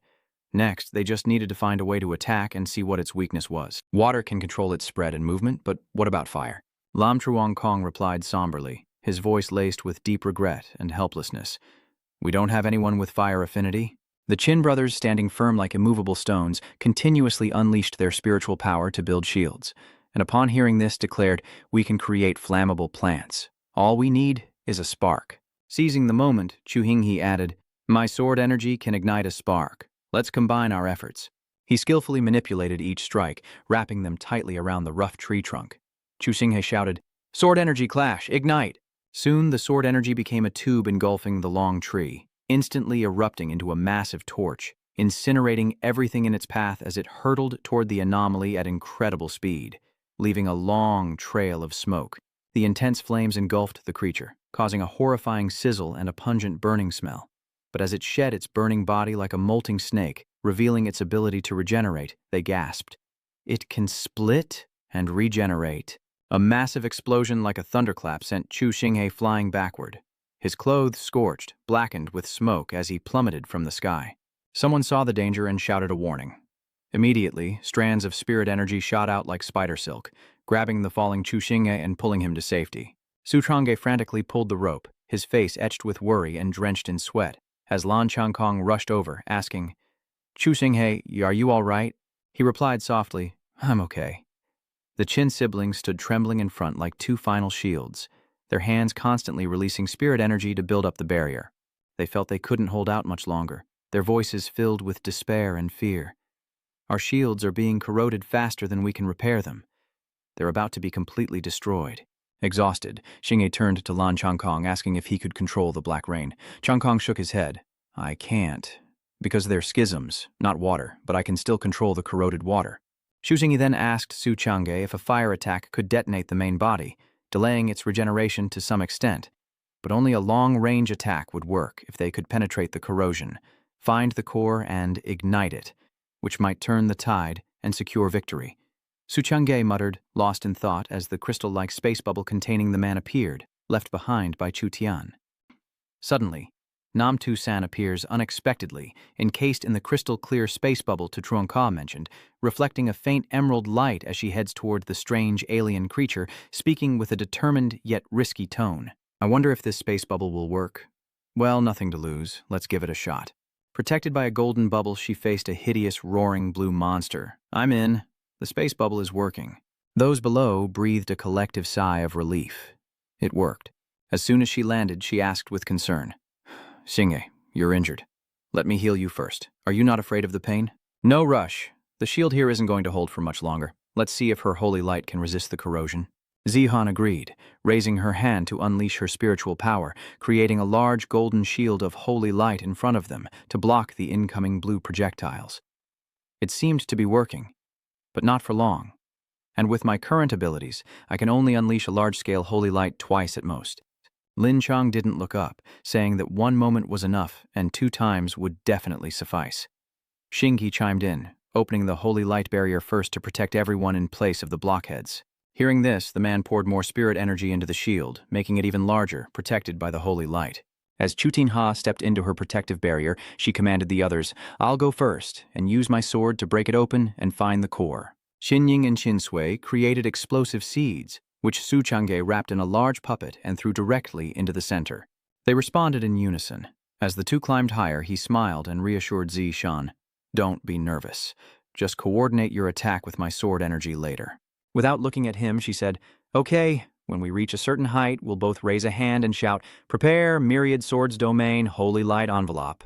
Golden light blazes around the multi-eyed monster, its body contorting as the rays pierce through it. But it can't hold on for long. The monster disintegrates, revealing a round, purple object. "I've found the core." Suddenly, he noticed the person next to him place a hand on their head, frowning. Shushanghe cried out in alarm, and Nan Zishan forced a reply. "I'm fine, just exhausted. Don't worry about me." Seeing the situation was dire, he quickly shouted down below. "Su Chang'e, it's healing fast," the person replied, startled. "Okay." As he spoke, a horde of terrifying, bone-headed creatures appeared. "Puppets, rise!" Xingyi shouted again from above. Wooden dummy brothers released the exploding seeds, and Su Chang'e followed his instructions. Yes, the explosive seeds are now embedded. The puppets, bound by strings around their necks, leaped toward the circular object, their bodies gradually melting away. As their bodies shattered, small leaf-like objects appeared around them. It was done. Seo Xingye detonates the bomb. Hearing the voices below, he raises his palm forward, shouting, "Domain of resonance, sword energy collision, sparks fly." The flames touched the round object, and in an instant it exploded in midair, sending the monster's remains plummeting. With the task complete, Xingye and Zishan descended as he urged, "Quick, everyone inside the bubble. The water cube is about to explode. We need to break out." As soon as he finished speaking, an explosion erupted around their protective bubble. The aloof man asked, "How long has it been since you guys showered?" A girl asked a sensitive question, making him flustered as he replied, "The Chu family is strict and has always valued cleanliness. Don't try to slander us." Seeing the long-haired man's suspicious gaze and twitching nose, Lin Chang said unhappily, "Su Chang'e, what are you sniffing at? What's your point? I only look like a traitor. I don't smell like one. Why are you all looking at me? I'm from the East Sea, a water-type prodigy. Even using my toes, it couldn't be me." In this tense situation, Chinsui anxiously confessed, "It must be me. Since you said dirt is the most precious thing, I'm a little reluctant to wash the mud off myself." Hearing that, Qin Ying felt helpless. My silly sister didn't need to go this far. Su Chang'e chuckled, unsure whether it was a compliment or criticism, calling them true blockheads. Xingye lifelessly pointed out that they were out of danger, so was there any need to keep huddling together to talk? Hearing this, the Sandmen quickly dispelled the protective barrier, and Yutin, sprawled on the ground, said, "My energy's depleted." As the protective barrier fades, the man sniffs Chinsui, declaring, "There's an earthy scent, but not the one I smelled before." The girl awkwardly recoils. "Oh, so I don't need to shower anymore," Qin Ying said with a smile, covering her face. "My sweet sister. I don't think that's what she meant." Su Chang'e proudly spread his arm, sniffing the air. "Even demons praise my scent, yet that big oaf acts like a maiden. Disgusting. Don't get so close. I'm still innocent, and I'm embarrassed. You can't just decide after smelling me." Behind him, Chu Xinghe frowned uncomfortably, saying, "Indeed, eliminate all impossibilities, and whatever remains, however improbable, must be the truth." "Doctor, do you have the strength to heal me?" She awkwardly held out her hands. Worried, he asks, "Does it hurt? You couldn't bring yourself to tease her, could you?" It's okay to rest before treating her. Amidst their budding romance, Truongsa interjects, "Of course it hurts. How could it not? It hurts like hell. I'll die if I don't get treated." "You're just embarrassed. If you don't speak, no one will think you're mute." He waved his hand dismissively. "For my brother's happiness, I'm willing to be a mute dog. You guys should go rest and recover. I'll stay silent and help. I don't like the look of you, but I still have some strength to go with you." Hearing that, he couldn't resist teasing the other, saying that old Dan was a true brother, unlike some who forget their friends when they see a pretty face. At the same time, Antarctic Chutian looked at the piles of penguin corpse and said sadly, "This is the first time I've seen penguins, and it's like this." The swordsman understood her meaning. "When we win, I'll summon their souls back to keep you company, okay?" Doubting, Chuden asked, "Really?" His tone was full of confidence. "Of course it will work. Whether we win or lose." The girl frowned. "Below are shards of super sharp ice. If you fall, you'll die." "This is the last of Blue Star's primal ore," Thang said with a hint of joy. With this haul, victory in the war should be within our grasp, right? She replied with a smile. Yes, a red magic circle appears before them. It's absorbing the primal stones below. 100 trillion primal stones remain. His index and middle fingers touch, and a blue aura gradually surrounds the man. Wake up, great warriors of the Antarctic Chen from ages past, and come reinforce the 5th defense line of Huajia. Fight once more for humanity, for Blue Star. After placing his palm on the ground, a series of penguin spirits gradually appear. Standing next to him, Chutian asks curiously, Brother Nam, on our way here, you summoned all the spirits of fallen warriors from destroyed nations, but you didn't summon the heroic spirits of the great Xia who sacrificed themselves. Why is that? He calmly answered the child's question. Because of my own feelings, my feelings for China. I hope that after this war, the human world will never have civil wars again. No more racial wars, no more international hegemony, and that people can live in peace and prosperity. Nam, you're an idealist, and your ideals are difficult but beautiful. I really want to see the day you speak of. I'll have so many penguin friends then, right?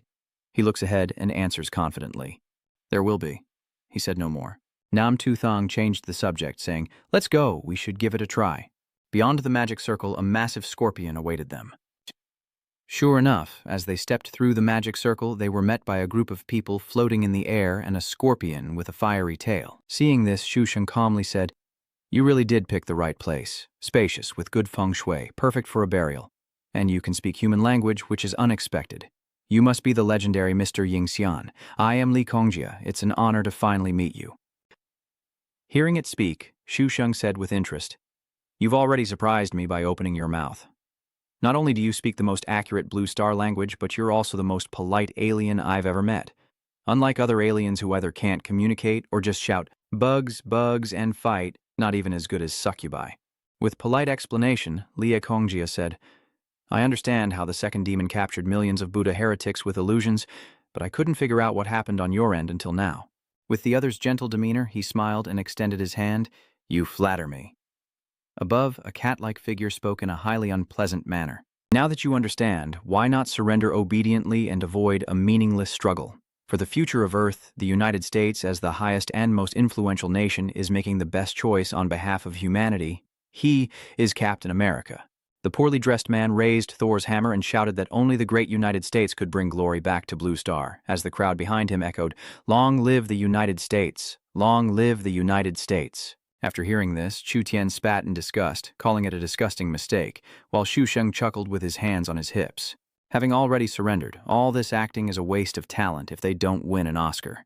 Faced with their arrogant and overconfident attitude, Joe curses in annoyance. Not surrendering, but still laughing?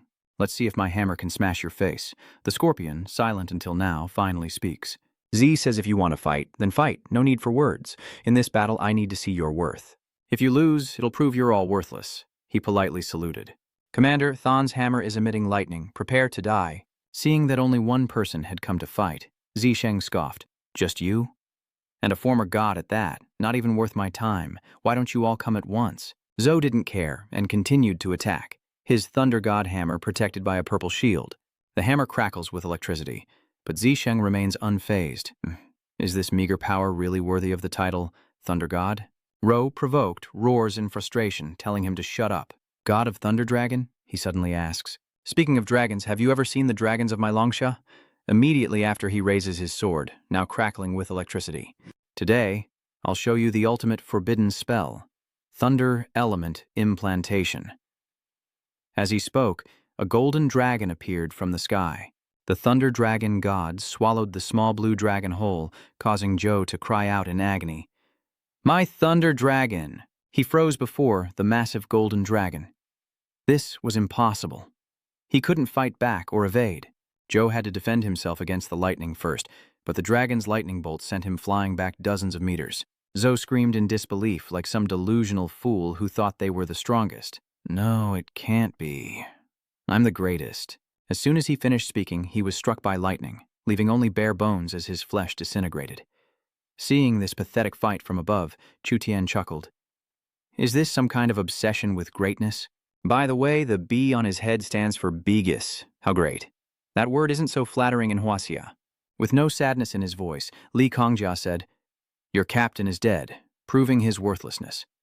What about the rest of you? For things of no value, I don't mind cleaning up myself. They remained silent, no one speaking. Vice Captain Joni from the American faction was the first to recover, dressed like a true pervert. Great warriors, follow me and fight. Avenge the Earth Captain, forbidden spell kill, avenge the Leopard Captain. Seeing their determination, he emanated a faint blue aura, chuckled, and said, "This big shot really won't shed a tear until he sees his coffin, huh? But it's good they have spirit, since they'll all be my soldiers soon enough. Today, I'll use you to test my new move." As he chants, a whirlwind appears out of nowhere. Forbidden spell, wind element, wind blades stack up, forbidden spell, sound waves stack up. They were blown away by the winds as the victorious man called out another technique. 8 Desolations Suppression. This attack causes them great pain, and they cover their ears. Joni desperately waves his hands, shouting, "Earth Shield!" and massive, sturdy rocks appear before him.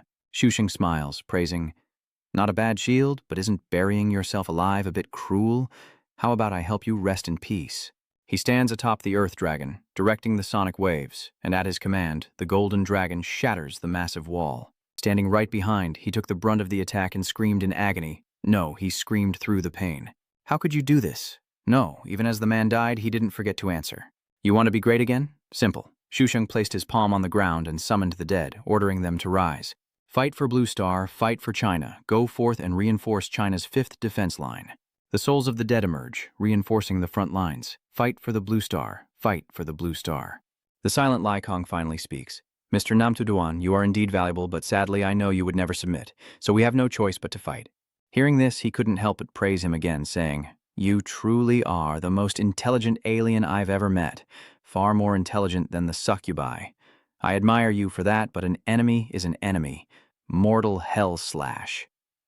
Large gusts of sand appeared around the scorpion, but he still wanted to try. "How about we settle this with a battle of wits? If I win, you work for me, and if you win, I'll work for you." His soul defeated, he finds pleasure in the face of defeat.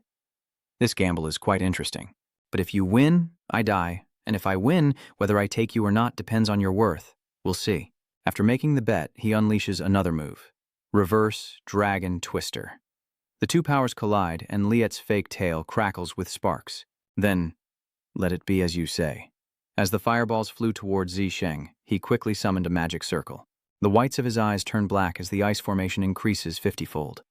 Fire and ice collide, creating a massive explosion.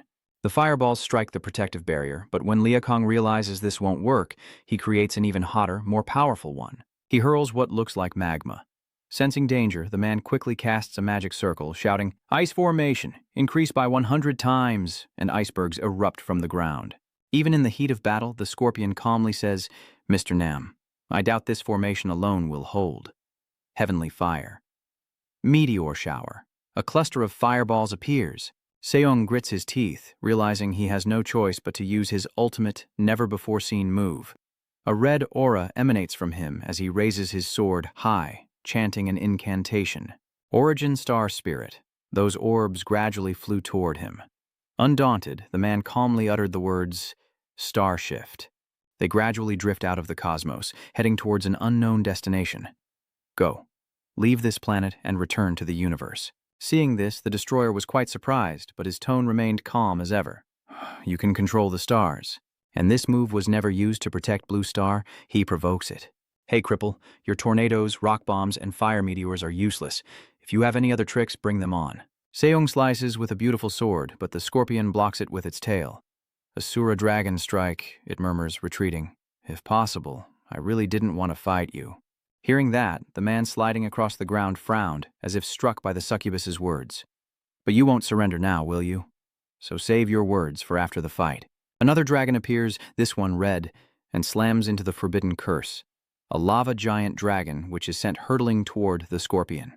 For the first time, the scorpion roared, "Our powers are equal. The outcome is undecided." He landed on the scorpion, coldly raising his sword. "Then I'll add the Assura Hell Slash." Li Kongjia wouldn't give up creating tremors to make Zisheng avoid it. No way. Seeing the surrounding land crumble, he wondered, is this some kind of earthquake ability? Its reaction just now seemed a little rushed in the back, and the tail's normal range of motion is above the back. Yet it's only being held by my dragon tendons. So, its fatal weakness is in its back. As he landed, he muttered, "Now that I've found its weakness, I can plant the curse." The red aura fades, replaced by purple. Earth element, the return of all Earth. Lightning element crackles on his fingertips. A dark cloud ominously gathers above him, signaling the 10,000 thunderbolts tribulation. But before its power can touch him— "Stop! I surrender!" roared Lai Kong, his mouth agape as if afraid he wouldn't be heard. "I submit to you and will work for you for the rest of my life." Hearing this, the man laughed with delight. "But how can I trust a different race like you? Especially since you're so clever, you'll have to prove your worth and loyalty to me." "What's this?" The blue lightning is right on the scorpion's weak spot. He threatens it, warning that if its answer displeases him, the 10,000 heavenly thunder tribulation could strike at any moment. Even on the verge of death, this cripple speaks so politely. "Mr. Nam, I understand your meaning. While proving this point is difficult, if you're willing to bet, could you first withdraw your dragon aura? I need to use my tail to show you. I swear this is not a trick. You said you'd bet from afar, so even if it's a conspiracy, it's nothing. Even if we did this again, you still couldn't beat me." Hearing this, it felt uneasy, yet grateful for his ease and wisdom. As he spoke, the scorpion produced something resembling a bag containing a virus. "My lord, this is my greatest weakness." The victorious man stared at them, asking curiously. The scorpion calmly explained, "They are my descendants, and the seeds for the continuation of our Scorpio civilization. These last seeds are a token of my loyalty. I entrust them to your care." His eyes remained fixed on the scorpion's offspring. "Entrust them to me?" he replied. "Indeed," Shusheng said, brandishing his sword again, suspicion in his voice. "How do I know these are your descendants and not your weapons?" Lai didn't even try to make the pouch dodge. How do I know you're not asking me to help you nurture an even bigger invasion plot?" His sword struck its hand, sending the pouch flying, its arm falling as black blood splattered. "I didn't drop my defenses so you could slaughter me. Can you trust me now?" He turned to it, asking, "I can believe half of that now, but you have to tell me why." The monster calmly explains, "Because my race is essentially the same as you. We were all invaded and destroyed. Deep down, I'm a rebel like you. Seeing you is like seeing my past self."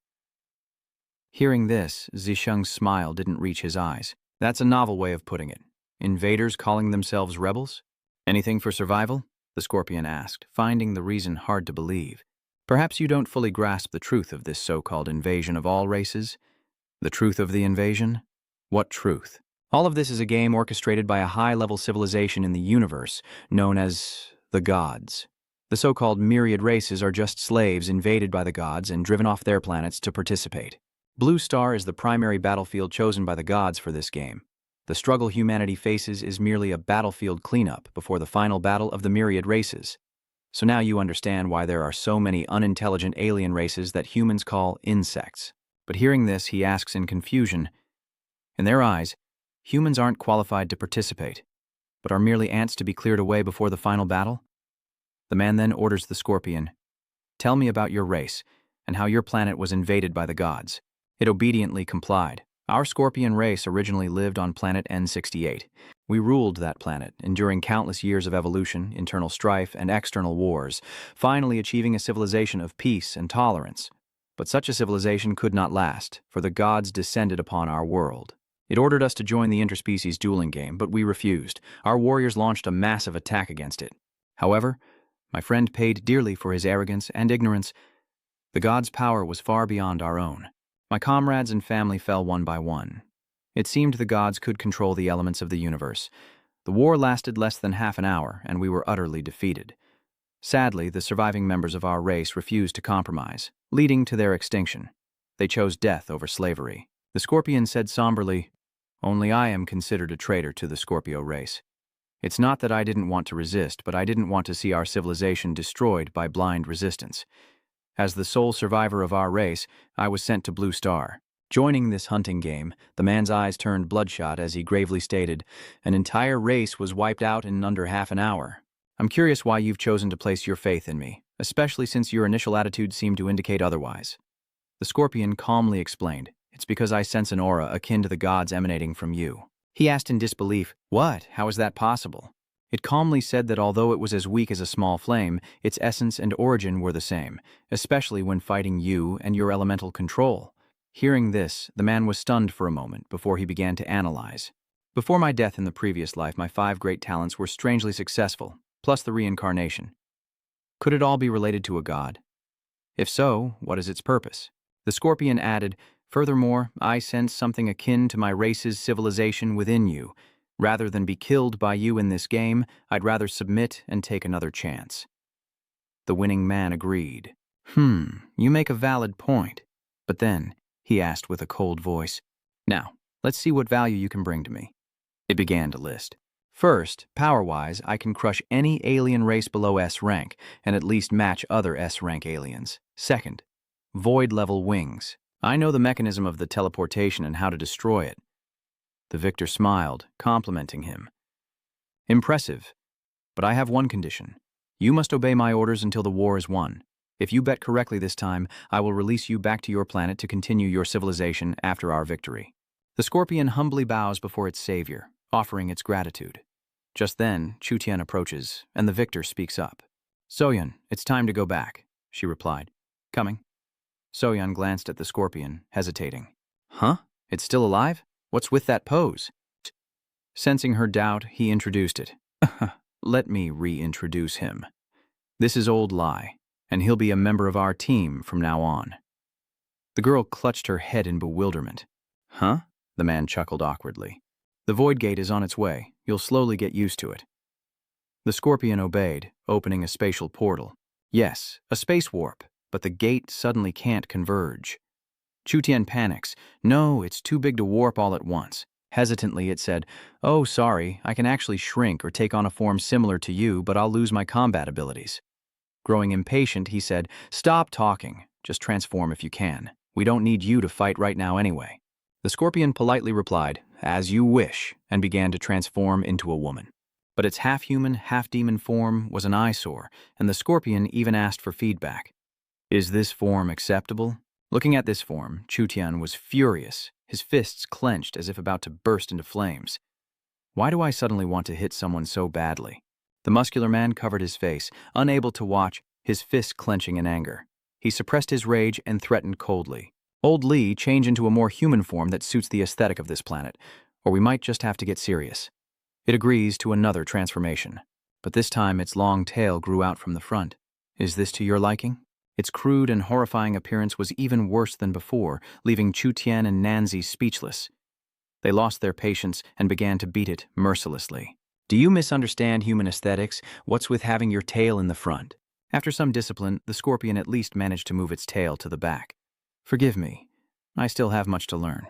Fixing its tastes, he sighed in relief, finding it much more pleasing to the eye. The girl approached the Scorpion, offering a cloth to wrap around its waist, telling it not to embarrass her. It gratefully accepted. "Thank you." At the Void Gate battlefield, Lan Changkong and Su Changge observed the gate for a long time, but nothing happened. Lam Changkong wondered, "But the Void Gate has been quiet for hours, hasn't it?" Xingyi was right. The alien teleportation likely follows a pattern. Suddenly, a Scorpion emerges from another gate, confirming his theory. The two of them immediately jumped up, ready to fight. Something inhuman. As Nam Tu Thang and So Thien stepped back, he chuckled. "New teammate, a Class S Otherworlder, Lit's not lying. You can call him Old Lit."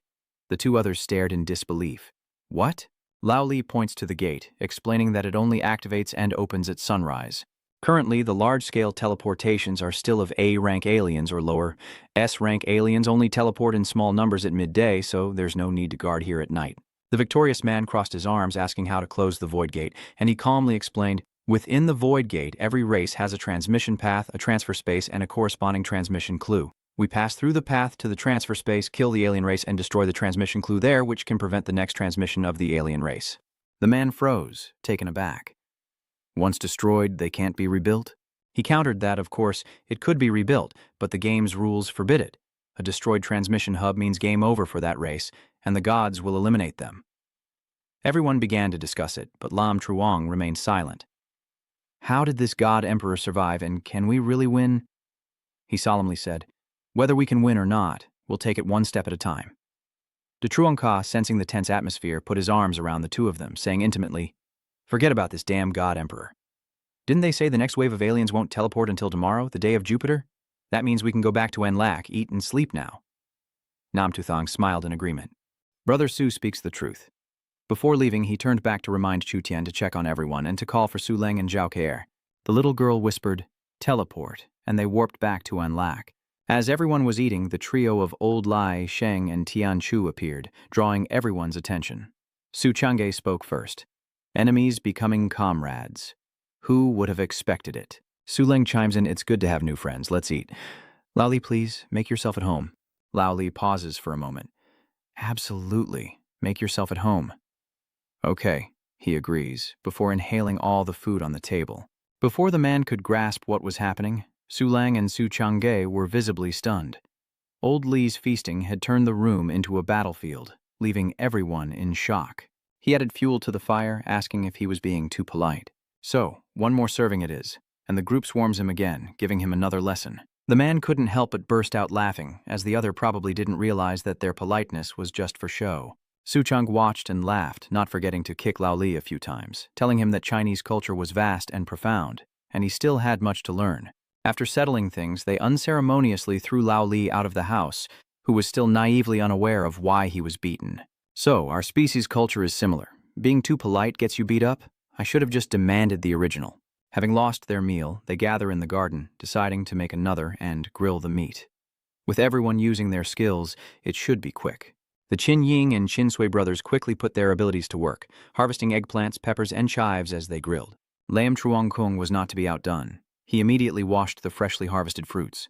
It's a bit of a waste to use the cleansing water on mere produce, but Chu Xinghe and Su Chengyi quickly join in. So, Tin Ha, you chop, I'll slice. The winner of the South versus North gets a whole roasted pig, so I'll take charge of roasting the head. So Old Li hesitantly scratched his head, eager to prove himself this time. He watched it hesitate for a moment before finally raising a hand to refuse, saying, Old Li, wait until we finish the rest before you eat. If you don't eat enough, you'll go to the battlefield tomorrow and only come home when you're full. At least he was still polite and obedient. All right, everyone quickly finished their meal and started the feast. The man said to Old Li, tomorrow we're entering the Void Gate, so everyone should think about their roles. First, Old Li, can you handle any issues with the aliens coming out of the portal? He agreed without hesitation. No problem. He turned to the others and asked, if an S-class alien is sent tomorrow, who can handle it? Su Chang spoke up, saying that with so many corpses outside, he and Lao Li could probably hold their own. He suggests adding my sister, since she can heal. Chu Xinghe tises him, implying he'll have to separate from her. Su Chang Ka avoids the subject. Someone's jealous. Lam Truong Kong is still eating away, oblivious to being included. Talan volunteers. Captain, Ka Ni and I want to go to the battlefield for training too. Zhao Kier added, now that we know the rules, we don't need scouting outposts anymore. Going to the battlefield might help us grow faster.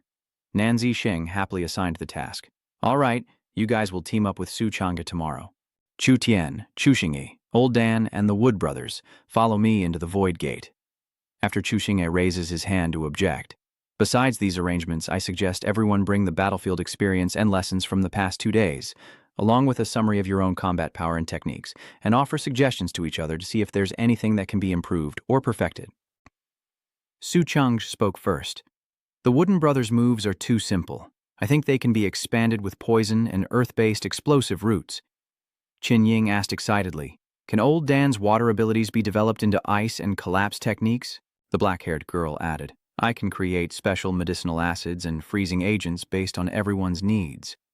Xiaonan added, my regeneration medicine is almost finished, and it might be helpful for everyone. Su Lang happily chimes in, I'm also researching food recipes. The next day on the battlefield at the Void Gate, monsters pour out like a storm. With everyone assembled, the victorious man declared, the Void Gate is open. Take your positions and prepare for battle. Chu Tian, teleport over. The girl followed his orders, initiating the spatial link. Following Chudin's lead, they move out. Let's go, follow me into the fray. Arriving in another space, Chudin feels a bit dizzy. The man urged them, steady your minds and adjust your breathing. Once everyone is ready, I'll give the order to advance. Is everyone all right? Lam Truong Kong observed his surroundings. Judging by the look of this channel, the races are probably ranked by color density. The darker the color, the higher the rank, and the further back they are in this channel. The man stepped toward another space gate, saying, let's check out the low-level alien race teleportation channel first and then talk. Lam Truong had no doubt this passage was different from the outside. To Truong Sa replied that it might be based on the ecology of the races themselves. On the other side of the wall, 2 lizard-like monsters were gossiping. When this gate opens again, should we head to the battlefield too? I doubt it. I heard our planet's main force will arrive tomorrow. As he finishes speaking, the wall explodes, catching the lizard creatures off guard, and the man takes the lead, assuming a battle stance. This must be a transfer station. It's large enough, and the teleportation node must be inside that stone city. As another lizard spots them, it cries out, "Invaders! Kill, kill!" He unleashes a red tornado, a forbidden spell that engulfs everything before exploding. The Goldscale clan is finished.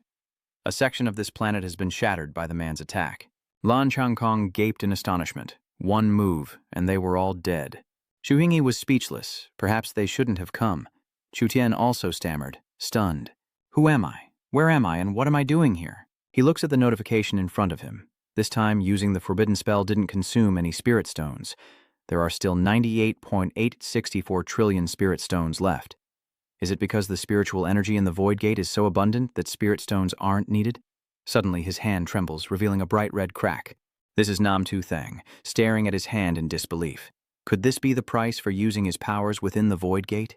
What's wrong, and what is the ultimate price? Xu Yingyi asks him worriedly. Young Master Ying, what's wrong? He answered vaguely, Oh, it's nothing. Thang turns to the others, saying, Let's go. The faster we close the transmission lines, the safer Huaxia will be. Dongqing replies, Okay. Xu Yingyi secretly watches him, his expression troubled. For now, he'll have to wait and ask later. The group begins to split up to carry out their mission.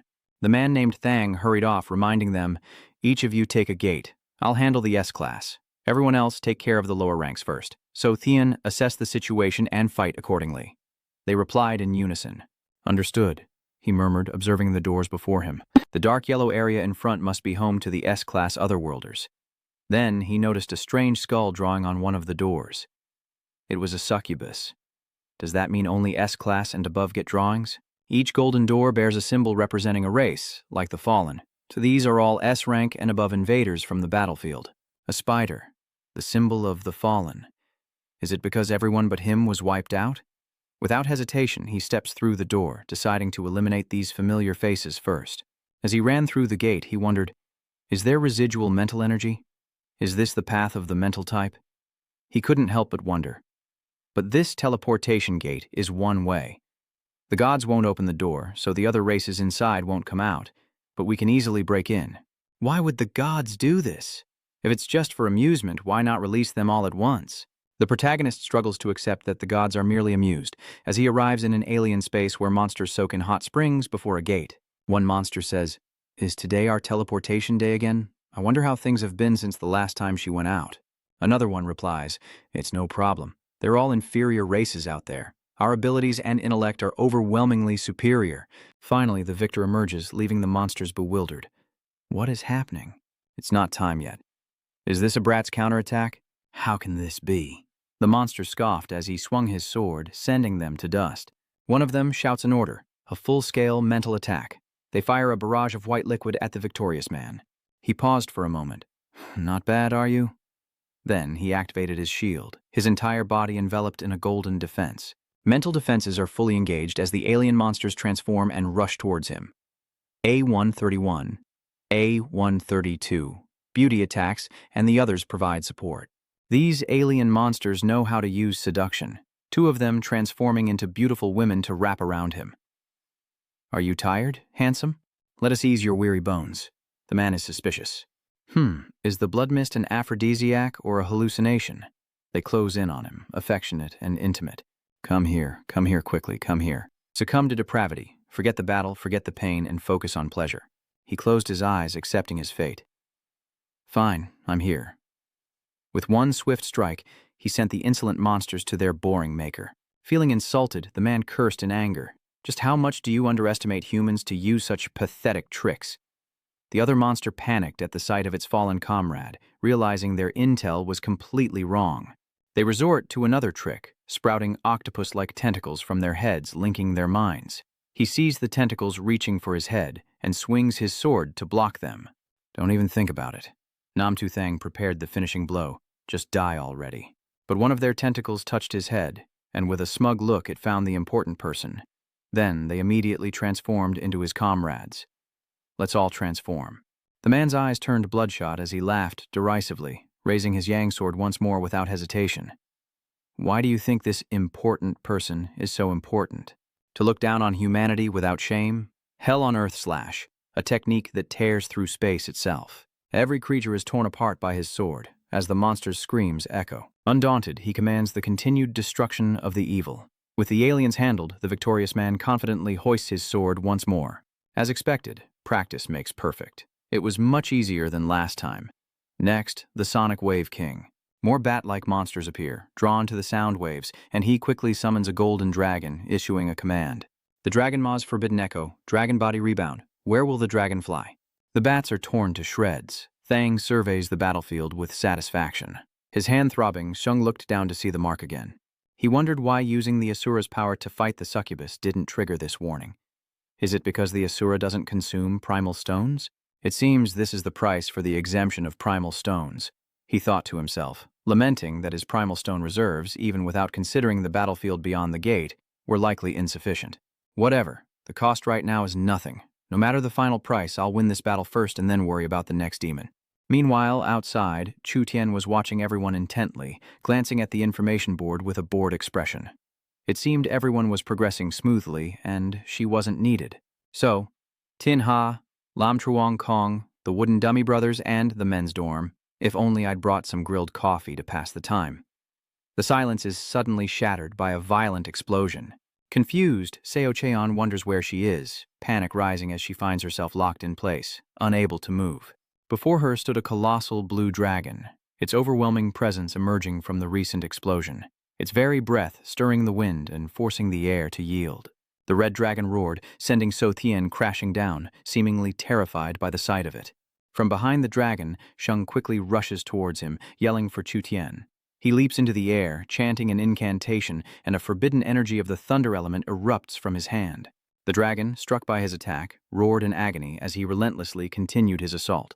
Heavenly Tribulation Lightning Prison, Qin Ying, Qin Sui to the rescue. Upon hearing the protagonist's command, Qin Ying and Qin Sui immediately used their magic artifacts to pull Chu Tian toward the spatial gate.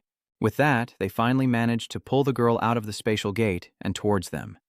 Qin Sui quickly stepped forward, catching Chu Tian. And just like that, they managed to catch her. Little Chu Tian must have been crying from fear. Qin Ying and Qin Sui came to comfort him. You were almost eaten. It's okay, it's okay. The little girl is just a child after all. Hearing Qin Ying tease him, Chu Tian immediately retorted, I wasn't scared. You guys are blocks of wood. Why would I be afraid? I'm just. That's right. The little girl isn't scared. Meanwhile, the dragon roared loudly in the sky. The lightning stops as it roars, freezing space and time, leaving our hero surprised. The lightning attacks have stopped, and Chu Tian's bubble space has shattered. The dragon seized the opportunity and immediately flew away. The main character has figured out its actions. Could that dragon's breath have the power to freeze space and time? He's broken through. We have to warn Chu Chang'e at once. At the gate of nothingness, a scorpion unleashes a torrent of heavenly fireballs from its tail. The fireballs it unleashed obliterated the monsters, as Su Chang'e and the others watched from outside, marveling at the scorpion's power. This S-rank old Li is no joke. He completely overwhelms his inferiors. Yes, today I've seen the difference between a gatekeeper and someone who can't get through. Su Chang'e laughed proudly. He may eat a lot, but he's worth it. We haven't even lifted a finger and he's wiping them all out. Old Li returned to human form, sheepishly giving Su Chang'e a thumbs up. You flatter me? It was nothing. When Su Chang'e saw him transform back, he immediately scolded Old Li. Who told you to transform? Keep fighting. Don't get arrogant just because you got a few compliments. Apologize. Meanwhile, the victorious man telepathically warned Su Chang'e. Su Chang'e, an S-class Azure Sky Dragon is on its way. Its dragon breath can temporarily freeze space-time, so be careful.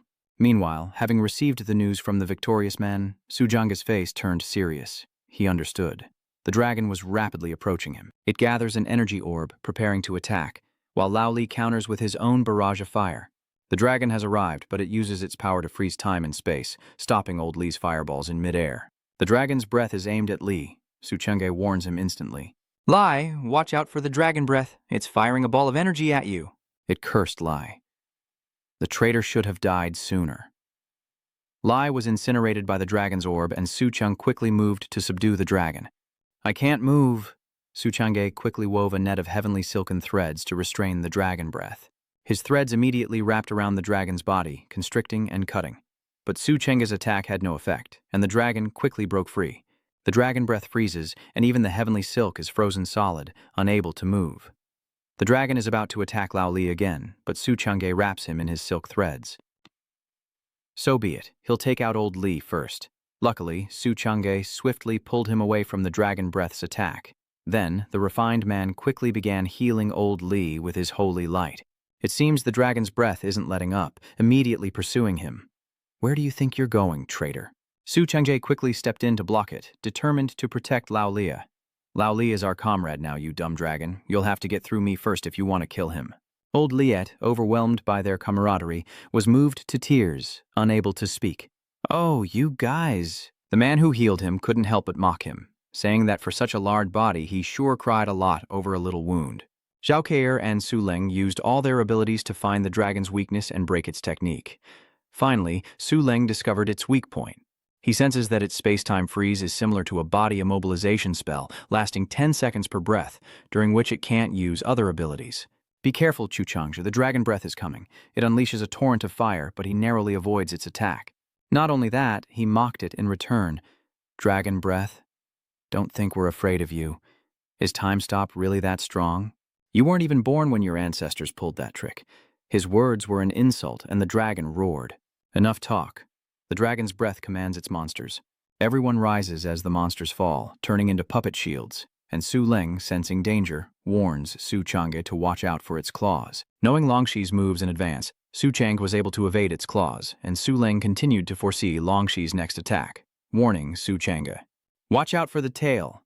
But it was too late. Su Chang'e was struck by the dragon's attack, and Su Leng and Zhao Keir were immediately worried, blaming themselves for their failure. Communicating is too slow. If the predictions can't keep up, it's useless. There's one more way.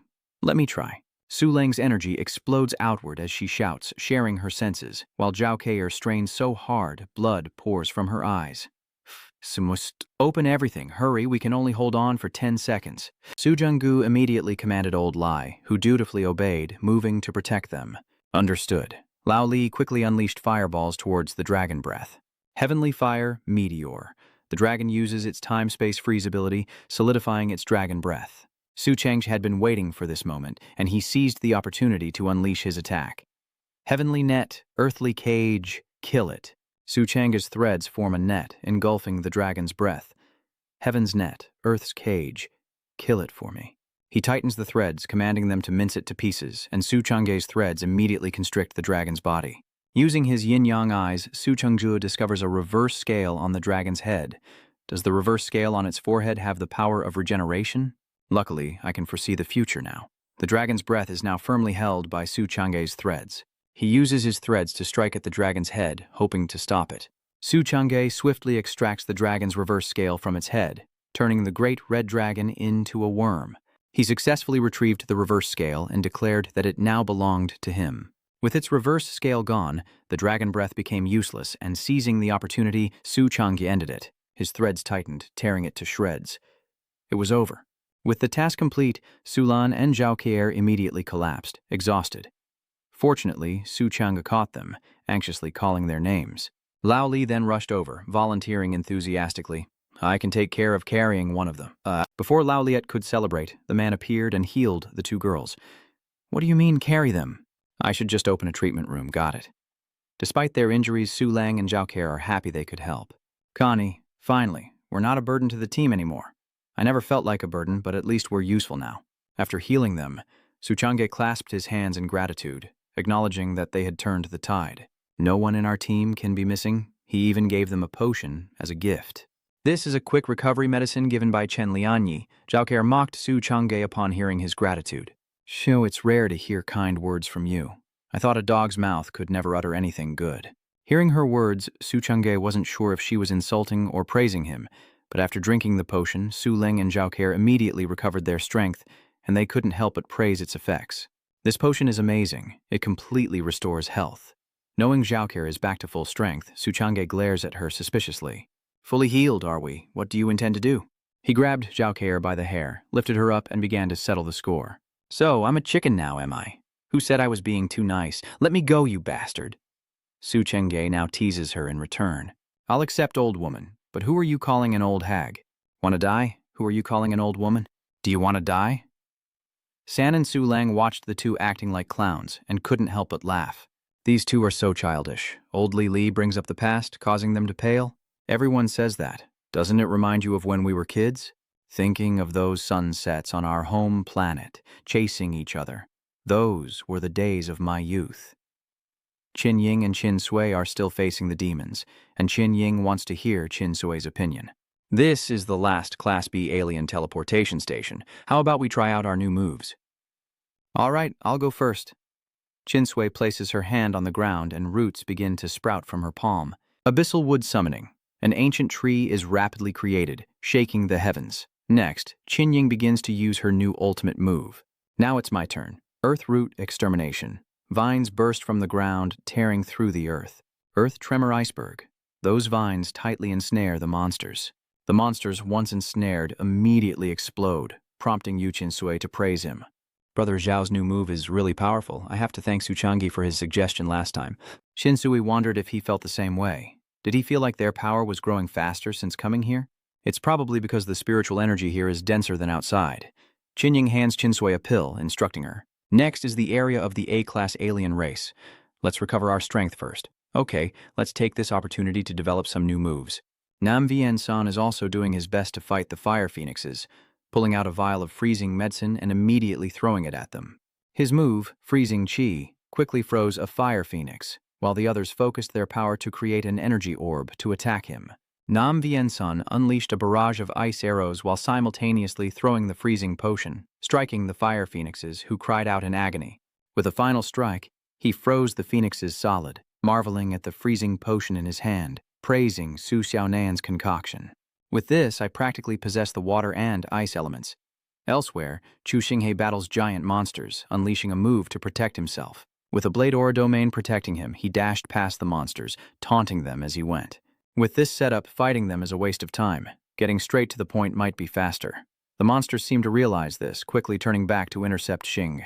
No, protect the tower. Xinghe didn't expect them to figure him out so quickly. He's been discovered and immediately splits into multiple clones, using his domain and sword energy. The monsters are now disoriented, unable to distinguish the real from the fake. But Xinghe has already misled them.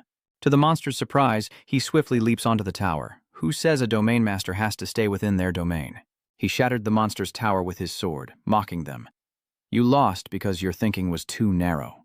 Meanwhile, the victor pulled Chu Tian out of the spatial vortex, and Chu Tian relayed the news he'd received.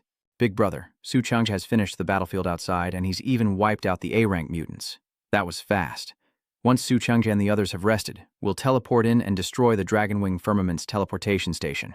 Nam Jasung rushes to the S-rank aberration's time gate, reminding Chu Tian, I've never seen an S-rank aberration before. Let me scout ahead. Don't come in unless I call for you. He stepped through the time portal, destroying the gate with his sword, but what awaited him was astonishing. This is chapter 51.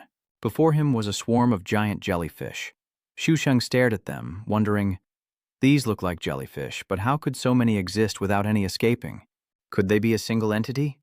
No sooner had he spoken than one of them lunged at him.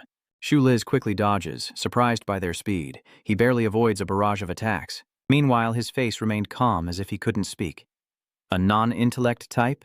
Immediately, Shuthong spun around, slashing at the jellyfish's leg with a blazing red aura. His Assura windkill landed, and an eerie green gas escaped from the wound. Xu Sheng looked at his sword, his eyes widening in shock as the liquid clung to it. The moment he threw it to the ground, the sword quickly rusted and crumbled. He retreated, eyes wary and probing. Shuthong realized there was corrosive poison in addition to the lightning. This is going to be difficult. Without hesitation, he immediately turned and shouted, So Tian's space bubble. The boy rushes forward, unleashing a massive force, and replies, Here! Shuthang's body then began to float, surrounded by a faint blue light. He looked at the jellyfish in surprise. They could regenerate even after being cut. Looks like the sword won't work.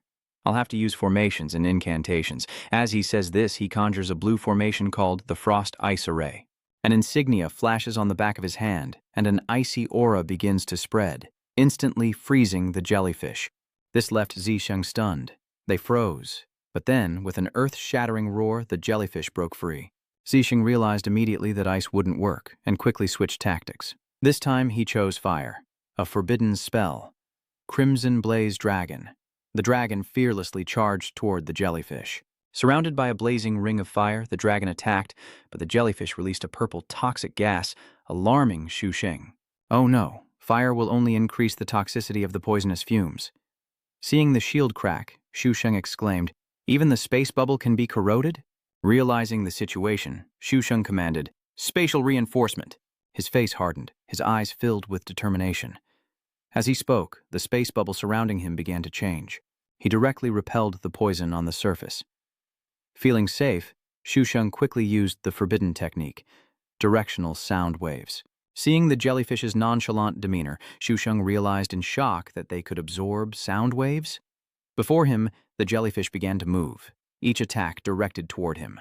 At this moment, waves of poison were continuously fired straight into the space bubble, making Xu Sheng uneasy. If this continues, Chu Tian won't last long. I must find their weakness and end this quickly. Chu Tian, let's turn their own attacks against them. But in an instant, the jellyfish absorbed it all. Zisheng asked in surprise, "Even lightning is being absorbed." Determined not to give up, he held out his palm, creating a dazzling golden orb, and declared, "Then let's try using impact force to blow them up." But contrary to his calculations, the jellyfish only grew larger. Xu Thang was shocked. It didn't explode, and it's only getting stronger. Meanwhile, Chu Tian's body began to tremble. He gritted his teeth, straining, and said, "Brother Nan, the corrosive poison is too strong. I can't hold on any longer." And neither could Xu Sheng. He clutched his wrist, frowning. "The rejection in my arm is getting worse." Suddenly, his eyes turned cold as he glanced at the jellyfish, and he murmured, "If a direct impact won't trigger an explosion, what about drawing them back in?" And with that, he immediately put his plan into action, a powerful aura swirling around him. Jing softly chanted the incantation, pointing his hand towards the proud jellyfish before him. His voice resonated with determination as he drew in the lightning element. As he finished speaking, intense electricity surged into his wrist. This caused Zisheng to cry out in pain. After a moment, as they gathered into a ball in his chest, he gritted his teeth to control it and said, "Lightning element restriction spell." With blood dripping from his mouth, Chu Tian coordinated the teleportation, his eyes filled with determination. Then the sphere left his hand, rapidly moving in another direction. Then Xu Sheng hurled the sphere and shouted, "Such great energy can't be wasted. Teleport it to the enemy." Meanwhile, Chu Tian passed through the portal, carrying the sphere straight toward the opposite gate. Meanwhile, on the other side, the dragon laughed triumphantly. "Ha ha ha ha! My kind has finally emerged. Throughout the universe, devouring all things, I will surely become king." No sooner had it spoken than it coughed up a small spark of fire. The dragon was momentarily stunned, squinting as it wondered, was that an ant just now? No sooner were the words out of its mouth than its body exploded uncontrollably, a violent inferno erupting in space. The force of the blast sends Chu Tian sprawling to the ground beside the dragon's corpse, and he groans. Brother Nan, I can't take it anymore." Xu Thang looked at him in horror as the space bubbles around him vanished. "So Tien," he cried, "the jellyfish in front of me are reverting to their original forms, losing their terrifying appearance from before." This made him realize, if there's no lightning, what about poison? At that moment, Xu Sheng unleashed a massive force skyward, the Vortex Shield spell. Staring at the jellyfish, he resolves that if reversing the lightning curse worked, then reversing the water curse should have a similar effect. Xu Thang stood tall before the jellyfish, his voice ringing out, the forbidden spell drawing in the water element. In his eyes, a deep coldness was evident, along with a decisive, suppressed statement. Obeying Zisheng's command, the forbidden spell surged around the jellyfish, draining their water essence and tinting the space with a cold blue. In his palm, an orb gradually takes shape, accompanied by thunderous explosions, a sight that pleases Zisheng. He smirked, then gently pushed the orb in his hand, saying, "Go forth." From the gate near the dragon, a powerful torrent of water erupted, leaving it with no chance to evade. Not stopping there, Xu Sheng continued with his next move, the forbidden earth magic. Immediately, a golden dragon rose from the ground. It roared, burying itself in the earth, as crimson markings began to appear on his neck. Sensing its presence, Zisheng speaks with some worry. "The more forbidden techniques I use, the more these cursed marks appear, and the burning sensation intensifies." Immediately, he rushed to Chu Tian, who was lying on the ground, his voice full of worry, as if he was about to collapse. The others probably weren't doing much better. It must be almost night. Chu Tian is still in a deep sleep. Shusheng gently helped him up, saying, "Be good, Chutian. Drink this recovery medicine, then we'll go home." Chutian opened his eyes with difficulty and asked, "Brother Nan, did we win?" With a smile, Shusheng replied, "Yes, we won." Then he pointed upwards, and a spot of light appeared, transmitting a message. Then he announced, "Gather everyone in the corridor and return to the hideout." As soon as he finished, several people emerged from the spatial gate, sighing in relief that they had finally destroyed the Dragonwing Firmament's lair. "Well, we worked together pretty well, didn't we?" Chungai said excitedly, holding Kair. "Did you hear what Thong said? Finally, we can go home." Zishan chuckled, lowering her voice to say, "I'm definitely demanding overtime pay." Lai Lai looked stunned, pointing at himself as he asked, "So, am I not qualified to ask for it?" His words made Chunga laugh in response. "Not bad, Lao Li. You're starting to pick up some Chinese humor?" Suddenly, the sky darkens, and the stars twinkle against the night as bandages fly through the air. Nam urgently said, "Xiaonan, quickly prepare the bandages and medicine." She responded anxiously, "All right. How did you get so banged up in just one day?" A moment later, at the table, Xiaonan said softly, "Luckily, the injuries aren't too serious. Apply some medicine and get some sleep. You should be fine by morning. Everyone must be hungry, so eat up. It'll help you recover faster," Zhang Yuan said with a smile, still wearing his apron. "That doesn't include you, though." Hearing that, he could only force a smile and reply, "Understood. You told me before the meal that I'm just here to liven things up." Her eyes were full of meaning as Zhang Yuan quietly said, "That's right. Your main course is outside. There's no room for it in here. Once you're feeling better, you can go out and eat your fill." Outside, a plump golden-brown pig roasted over a wood fire, filling the air with its savory aroma. With glistening eyes and a longing expression, Lao Li replied, "Okay, I'm so touched." Sitting to the side, Zhang Kong said excitedly, "Su Changge, you're really falling behind. I alone eliminated 27 orcs of rank A or lower today." He was a little annoyed to hear that. Changge didn't miss the chance to mock him. Oh, how impressive, leading a whole group of people only to be battered and bruised after entering a single gate. Laula couldn't help but chime in, "What would you say to him in this situation, Mr. Clueless? We just took down an S-class, right?" The two others looked at him, puzzled. No one had a chance to answer, but next to them, Truong Ka was gnawing on a chicken leg, laughing hysterically. "Even old Li Li knows how to comfort you." Chong Kong's face darkened as he retorted angrily, "I haven't learned a thing following you." Meanwhile, Xingye picked up some food and told Zisheng that everyone's abilities had greatly improved after entering the Void Gate. The Subus aliens have been almost completely wiped out, and Great Sia's 5th defense line is also reportedly shrinking. Sulan also quietly advised, "Victory is within reach. Don't put too much pressure on yourself and don't hide anything from us." Shusheng frowned, a little annoyed. "Yes, let's not spoil everyone's appetite first. We'll talk after we eat." Later, in the clinic, Zhu Sheng removed his outer robe, revealing strange patterns on his body. He frowned slightly and said, "Don't speak yet. Everyone take a look. Does anyone know what this is?" Xiaonan said worriedly. "It looks like some kind of tattoo." Xiaonan then added, "Is this a curse mark created by using forbidden magic within the Gate of Emptiness?" Hearing this, his eyes darkened, and Shu Sheng scoffed. With a mix of worry and surprise, Junan approached, took his arm, examined it closely, and asked, "Does this mark hurt?" Zisheng replied, "No, it only burns when the curse appears after using the forbidden spell." She quickly pricks the pattern with a needle and draws a blood sample. Xiaonan said we need a sample for testing. He readily agreed, "Okay." Before leaving, Xiaonan turned back to instruct, "Zishan, try using your holy light healing first. We'll be right back." Outside, Xingyi frowned slightly and asked, "How is Xingxin?" Xiaonan hurriedly replied, "I don't know yet." Inside, Zishan created a sphere around them both, using her purification technique, directing her gentle blue hand toward the patterns on his forearm. Suddenly, Zishan looked shocked, exclaiming, "It's not working." Undeterred, she resolved to amplify her power, intensifying the healing. Suddenly, a specter emerges, and shock is evident in their eyes as Zishan asks in bewilderment. Before she could react, a demon with sharp claws lunged, but Xingye caught her just in time, and Zisheng anxiously called out to Zishan. Seeing the blood on her mouth, he anxiously asked, "Are you all right?" Zisang weakly replied, "I'm fine." At this, Zisheng angrily eyed the pattern on his forearm and exclaimed, "Was that curse undergoing phototherapy just now?" Zisang stood up, wiped the blood from her mouth, and replied, "That's right. This curse is a living thing, and it's aggressive too. We've never seen anything like this before.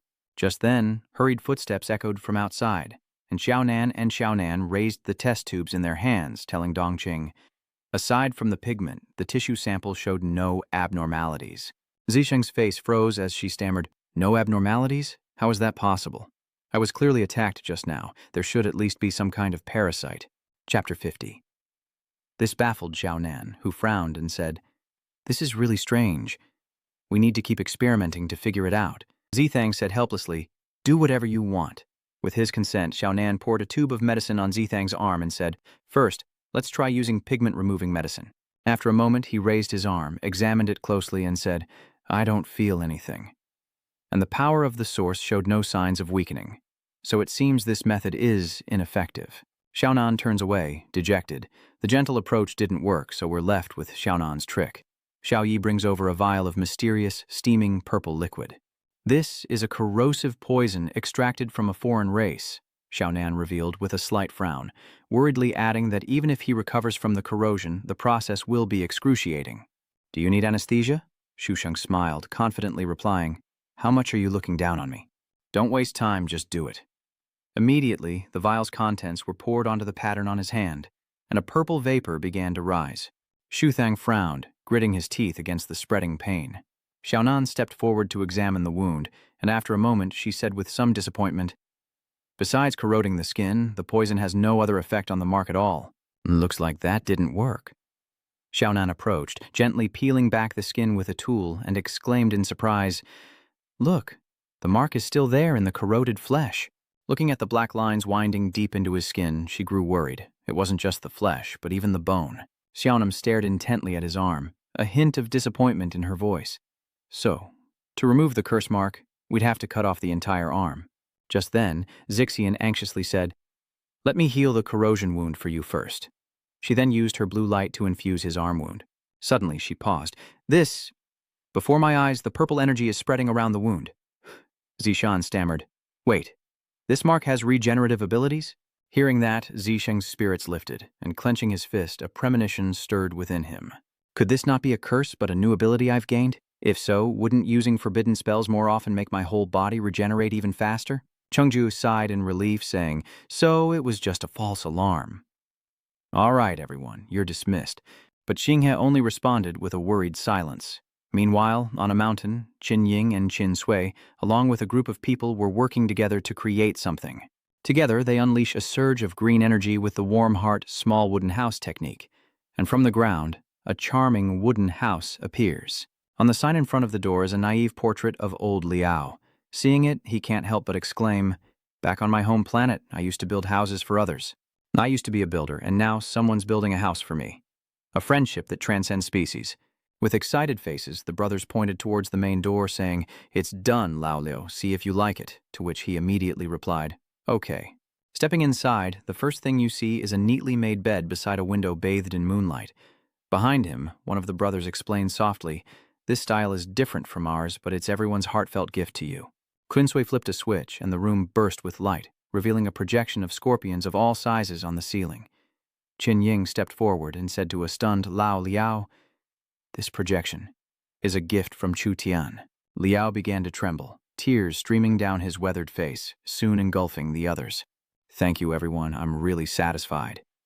Adrift in the tears, Qin Ying blurted out, "Did you really have to get so emotional?" Meanwhile, in a small house, Tin Ha and a young boy appeared. He presented a handful of rings to the boy, saying, "Tian Ni, the rings you asked me to make are all done. I made them to fit each person's finger, and each ring has their name engraved inside." Tianxi picked up a distinctive ring and cleverly said, "This one's different. It's for Sister Nan, right?" "Brother, you're in trouble. You've fallen in love." Xingye chuckled and gently ruffled his hair. "You're a clever one, aren't you? Now hurry up and finish so we can go to bed." Tiani smiled and agreed, then his expression turned serious. He picked up a ring and clearly stated its spatial properties. With that done, Tianer put it on his finger, admiring it intently. "With these spatial rings, transporting supplies through the gate will be much easier, and it'll be easier for everyone to collect high-grade materials for research." Those words brought a smile to Tin Ha's face as he praised the boy softly. "That's right. Our Tianer is the best." Meanwhile, Changge spoke up. "So, Tin Ha, once you're done, come give me a hand." Hearing this, he turned to pat Tianer's head, telling him, "Tianer, let me go see what's happening. You go to sleep first." The boy obediently replied, "Okay, good night." Meanwhile, Zhang Ge tinkered with the pile of rocks in his hands, glancing at Xingye as he said, "The alloy blade that Sheng used before is broken inside. I just so happen to have brought 3 scales of the Azure Sky Dragon. I wonder if they can be used to reforge a new blade for him." Xingye found this interesting. He said it looked promising and wanted to test its hardness first. Zhang Ge turned slightly and added, "Control the reverse scale and I'll test it with sword energy." As soon as he said that, Zhang Ge tied red threads around the stone fragments, his voice ringing with challenge. Facing him, Xingyi elegantly unleashed his Sword Kai domain.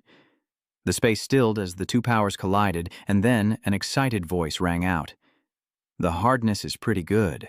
Xingye stares at the fragment in stunned disbelief, but Zhang Ge remains calm, quickly recognizing the slowing effect of the Azure Dragon. With a profound look, Zhang Ge picked up the 2 fragments, saying, "Inverse scale already has the ability to slow things down, so forging a weapon with it will be extremely useful." He continued his work, as Chang'e placed the fragment into a pot of hot lava. Next, he hammered the blade while it was still hot, then plunged it into a bucket of cold water. Once complete, Zhang Ge proudly declared, "It looks amazing. Let's call it the reverse scale pulse blade." As he slept, a voice echoed, "A surprise awaits Zi Sheng in the morning." His mind drifted to a large tree. Gazing upon it, Zi Sheng stood tall and proclaimed, "A god? What are you, and what is your purpose?" A dark voice responds, "My past is your present, and my present is your future." Branches suddenly lash out, constantly tempting him. "Come, become me, so I may be free." Before Xu Sheng realizes it, the branches have surrounded his body. "What do you mean?" The tree coldly replied, "Keep moving forward and don't look back." The answer lies just ahead. Chapter 54. Now, in addition to the intricate patterns on his skin, his body was bound by the tree's branches. In an instant, Zicheng was swallowed by the tree, his face betraying his shock. As soon as he finished speaking, the tree split in 2, and wisps of white smoke spread. Beside Zicheng, someone anxiously said, "Don't go. Tell me the truth." The shock pulls him from the dream, and upon waking, Zicheng clutches his head, his eyes filled with terror as he gasps for breath. Lying next to him, Xingyi asked worriedly, "Young Master Ying, are you all right?" Xu Sheng raised his hand, his eyes relieved. "Ah, I'm fine. Just had a nightmare." Xingyi quietly reassured him that everything was going as it should. "Don't worry too much. Getting some rest is what's important." That concern brings a smile to Zithang's face. "I understand. I'll get back to sleep." As silence fell, Xu Sheng muttered with some embarrassment, hoping everything would open. The next morning, as the sun blazed down, a team stood before the sphere in eerie silence. Xu Sheng glanced sideways and asked in a low voice, "Lao Li, you're on guard outside today to keep anyone from slipping through the net." Lao Li answered without hesitation, "Captain, we will complete the mission." With that final instruction, he approached the purple orb and said, "The rest of you, follow me into the fray." Standing behind him, they replied resolutely, "Yes, sir." As they approached, they saw 3 gates of different colors. Seeing this, Tuthang reminded them, "Judging by the colors, the S-class alien we have to kill today is likely very strong. Let's split into groups, and if there's any danger, report it immediately. Once you're done, don't linger. Everyone, gather at the passage." With a glance, he cleverly deduced the characteristics within each door and divided the groups according to their abilities, noting that the sign on the blue door was likely related to a virus. "Chu Xinghe, you take Qinying, Qinsui, and Nanzishan. This place should be suitable for everyone." They quickly ran in as he instructed. Casting a glance at the yellow door, Xu Sheng said, "The symbol on the dark yellow door looks like a bee. It seems cooperation through senses is needed." "Su Chang'e, take Lan Changkong and Su Leng." Zhao Kahir entered this door, and he quickly rushed forward with those whose names were called. "No problem. This old man has loved catching wasps since he was a kid." With only one door remaining, Xu Sheng said to the boy behind him, "Chu Tian, follow me into the dark red door." Upon entering, a dark tunnel and a closed door appeared before them. Seeing it, Xu Sheng wondered if the tunnel had been corroded by some kind of energy. He and Chu Tian rushed forward, their minds racing. Could there be some kind of alien race inside with the ability to corrode? Without another word, Xu Sheng drew his blade, his eyes flashing. "Time to test the new whetstone they gave me." And with that, he unleashed the reverse scale pulse blade. The wall was quickly destroyed, sending rocks flying everywhere as Shusheng continued with his Assura dragon slash. Suddenly, a spark flashed, obscuring the outside view, leaving only glimpses of his blade. Somewhat surprised, Shusheng found himself in a vast space, and immediately noticed something odd. No one's here. At that moment, Chu Tian's face suddenly darkened, his eyes revealing horror. Brother Nan is up there. Following his gaze, Shusheng gasped, "Damn, that's a huge head! It actually got here through the teleportation node?" It's a battle monk demon statue, and upon seeing them, it looks down, a red light emanating from its massive eye. Filled with rage, the demon statue says, "And here I thought I hadn't even arrived yet. But the ants are already here?" Enraged, Shusheng swings his blade and yells, launching a direct attack. With this new technique, a large skull appears before the Assura reverse-scale demon statue, but the statue isn't giving up either. Its eye glows brighter, intensifying its light, and it whispers, "Wound increase." As the immense power descended, the Assura continued with its annihilation technique. That gaze contained a terrifying power, shattering the reverse-scale demon strike with a single blow. Then, that gaze focused beneath Shusheng, who was desperately resisting the destructive power above him. Suddenly, his body gave way, and the sleeve of his right arm tore. He fell towards Chu Tian, looking at his blackened and shrunken arm. Shusheng realized it was the power of decay from the Emerald Monk.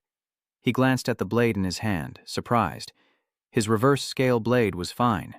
Was it because its freezing properties negated the effect? In response, his arm suddenly regenerates thanks to the energy within the dense patterns, and Shusheng realizes his regenerative ability has returned. After some probing attacks, Shusheng tells Chu Tian that Shangzheng's red light is emitted from its head. Su Cheon sent him soaring upwards, and he followed without hesitation. Using his teleportation technique, Chu Tian transferred a surge of power to him, and upon reaching the monster's eyes, he swung his blade without hesitation. Assura's hellish strike. A dragon with a cold blue hue appears. He unleashes a time-freezing blast into the eyes of the merchant monk, who remains unfazed. Seeing this, it emitted a deadly light and mocked itself. When that light was unleashed again, Shusheng quickly responded with his blue power. In a direct confrontation, the dragon seems to be on the verge of collapse, and Shusheng is also occupied.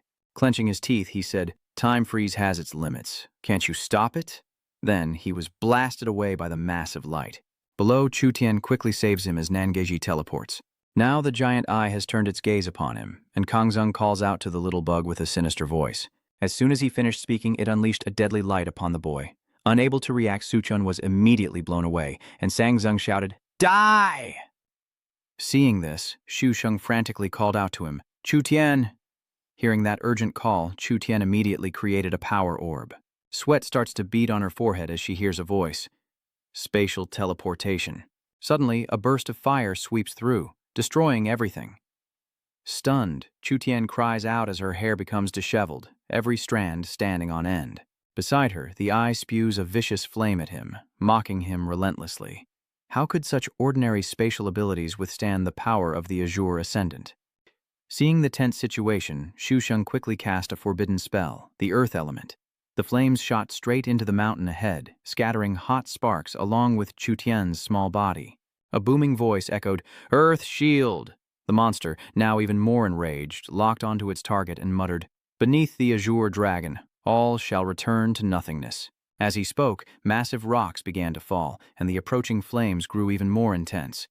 Refusing to yield, Shusheng doubled down on his forbidden spell, seeing Chu Tian in danger. This caused the patterns on his arm to become denser and spread further, something Shusheng noticed. Seeing the power surge, he yelled a warning, "Su Tian, get out of here!" Hiding behind the curse, she weakly said, "But Brother Nan." Shusheng urgently reassured her, "Don't worry about me. I won't die. You're just a burden here." So Tian's face froze, tears silently streaming down as she quietly agreed.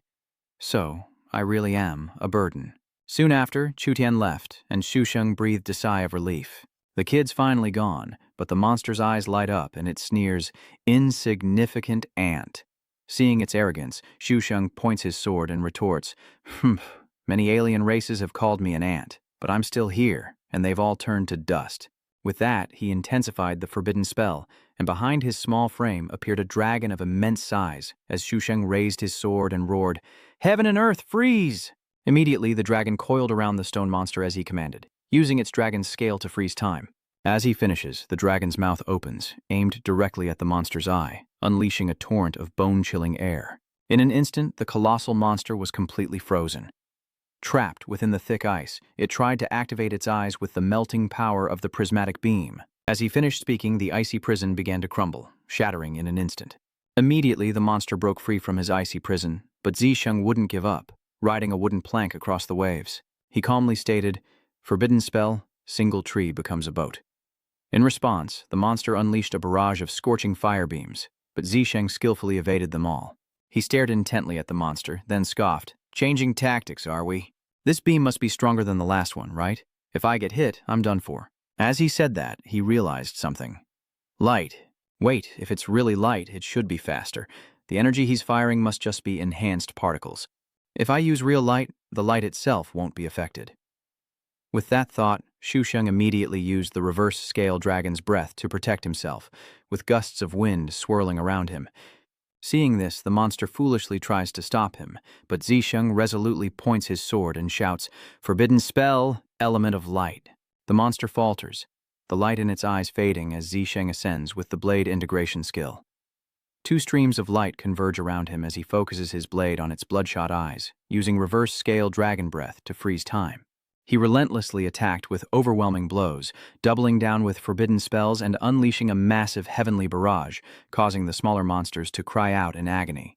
The moment he stepped inside the machine, his terrifying power made them scream in agony, and Shusheng exclaimed in astonishment, "So this is your true form?" It turns out I wasn't fighting individuals, but an entire group. Breaking free, they combined their strength and rushed him, shouting, "Kill!" Regaining his focus, Shusheng shouted, "Overlapping ice formation!" instantly freezing the monsters mid-air, their faces frozen in panic. If these things were put in a museum, it would be quite the sight. But seeing them enraged behind the ice, he thought, "Never mind, they don't look easy to preserve." Without hesitation, he shatters the ice, then coldly commands, "Storage ring, collect everything for research." He then leaps back as the empty husk collapses. Seeing that, he breathed a sigh of relief. It seems this pillar doesn't need my help after all. Looking at the cave before him, he grinned with excitement. Let's go see how Chu Tian is doing. I was harsh with her earlier. I hope she's not angry with me. Just then, Kei shouted with a panicked expression, "Captain, come quick. Su Lang can't hold on any longer." Shusheng exclaimed worriedly. "What?"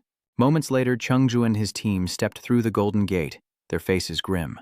Before them stood a colossal hive, prompting one of them to exclaim, "Damn, that hive is huge." Seeing this, Chenggu excitedly says, "I'll test its limits." With that, he unleashes dozens of fiery red threads from his palms, threads of diabolical silk. With his command, the threads swiftly wrapped around the hive. "Cut it!" Each sharp cut landed on the hive's exterior, sending fragments flying, but seeing only slight damage, Chengge exclaimed, "Wow, this hive is nothing like the ones on my blue star. It's really tough."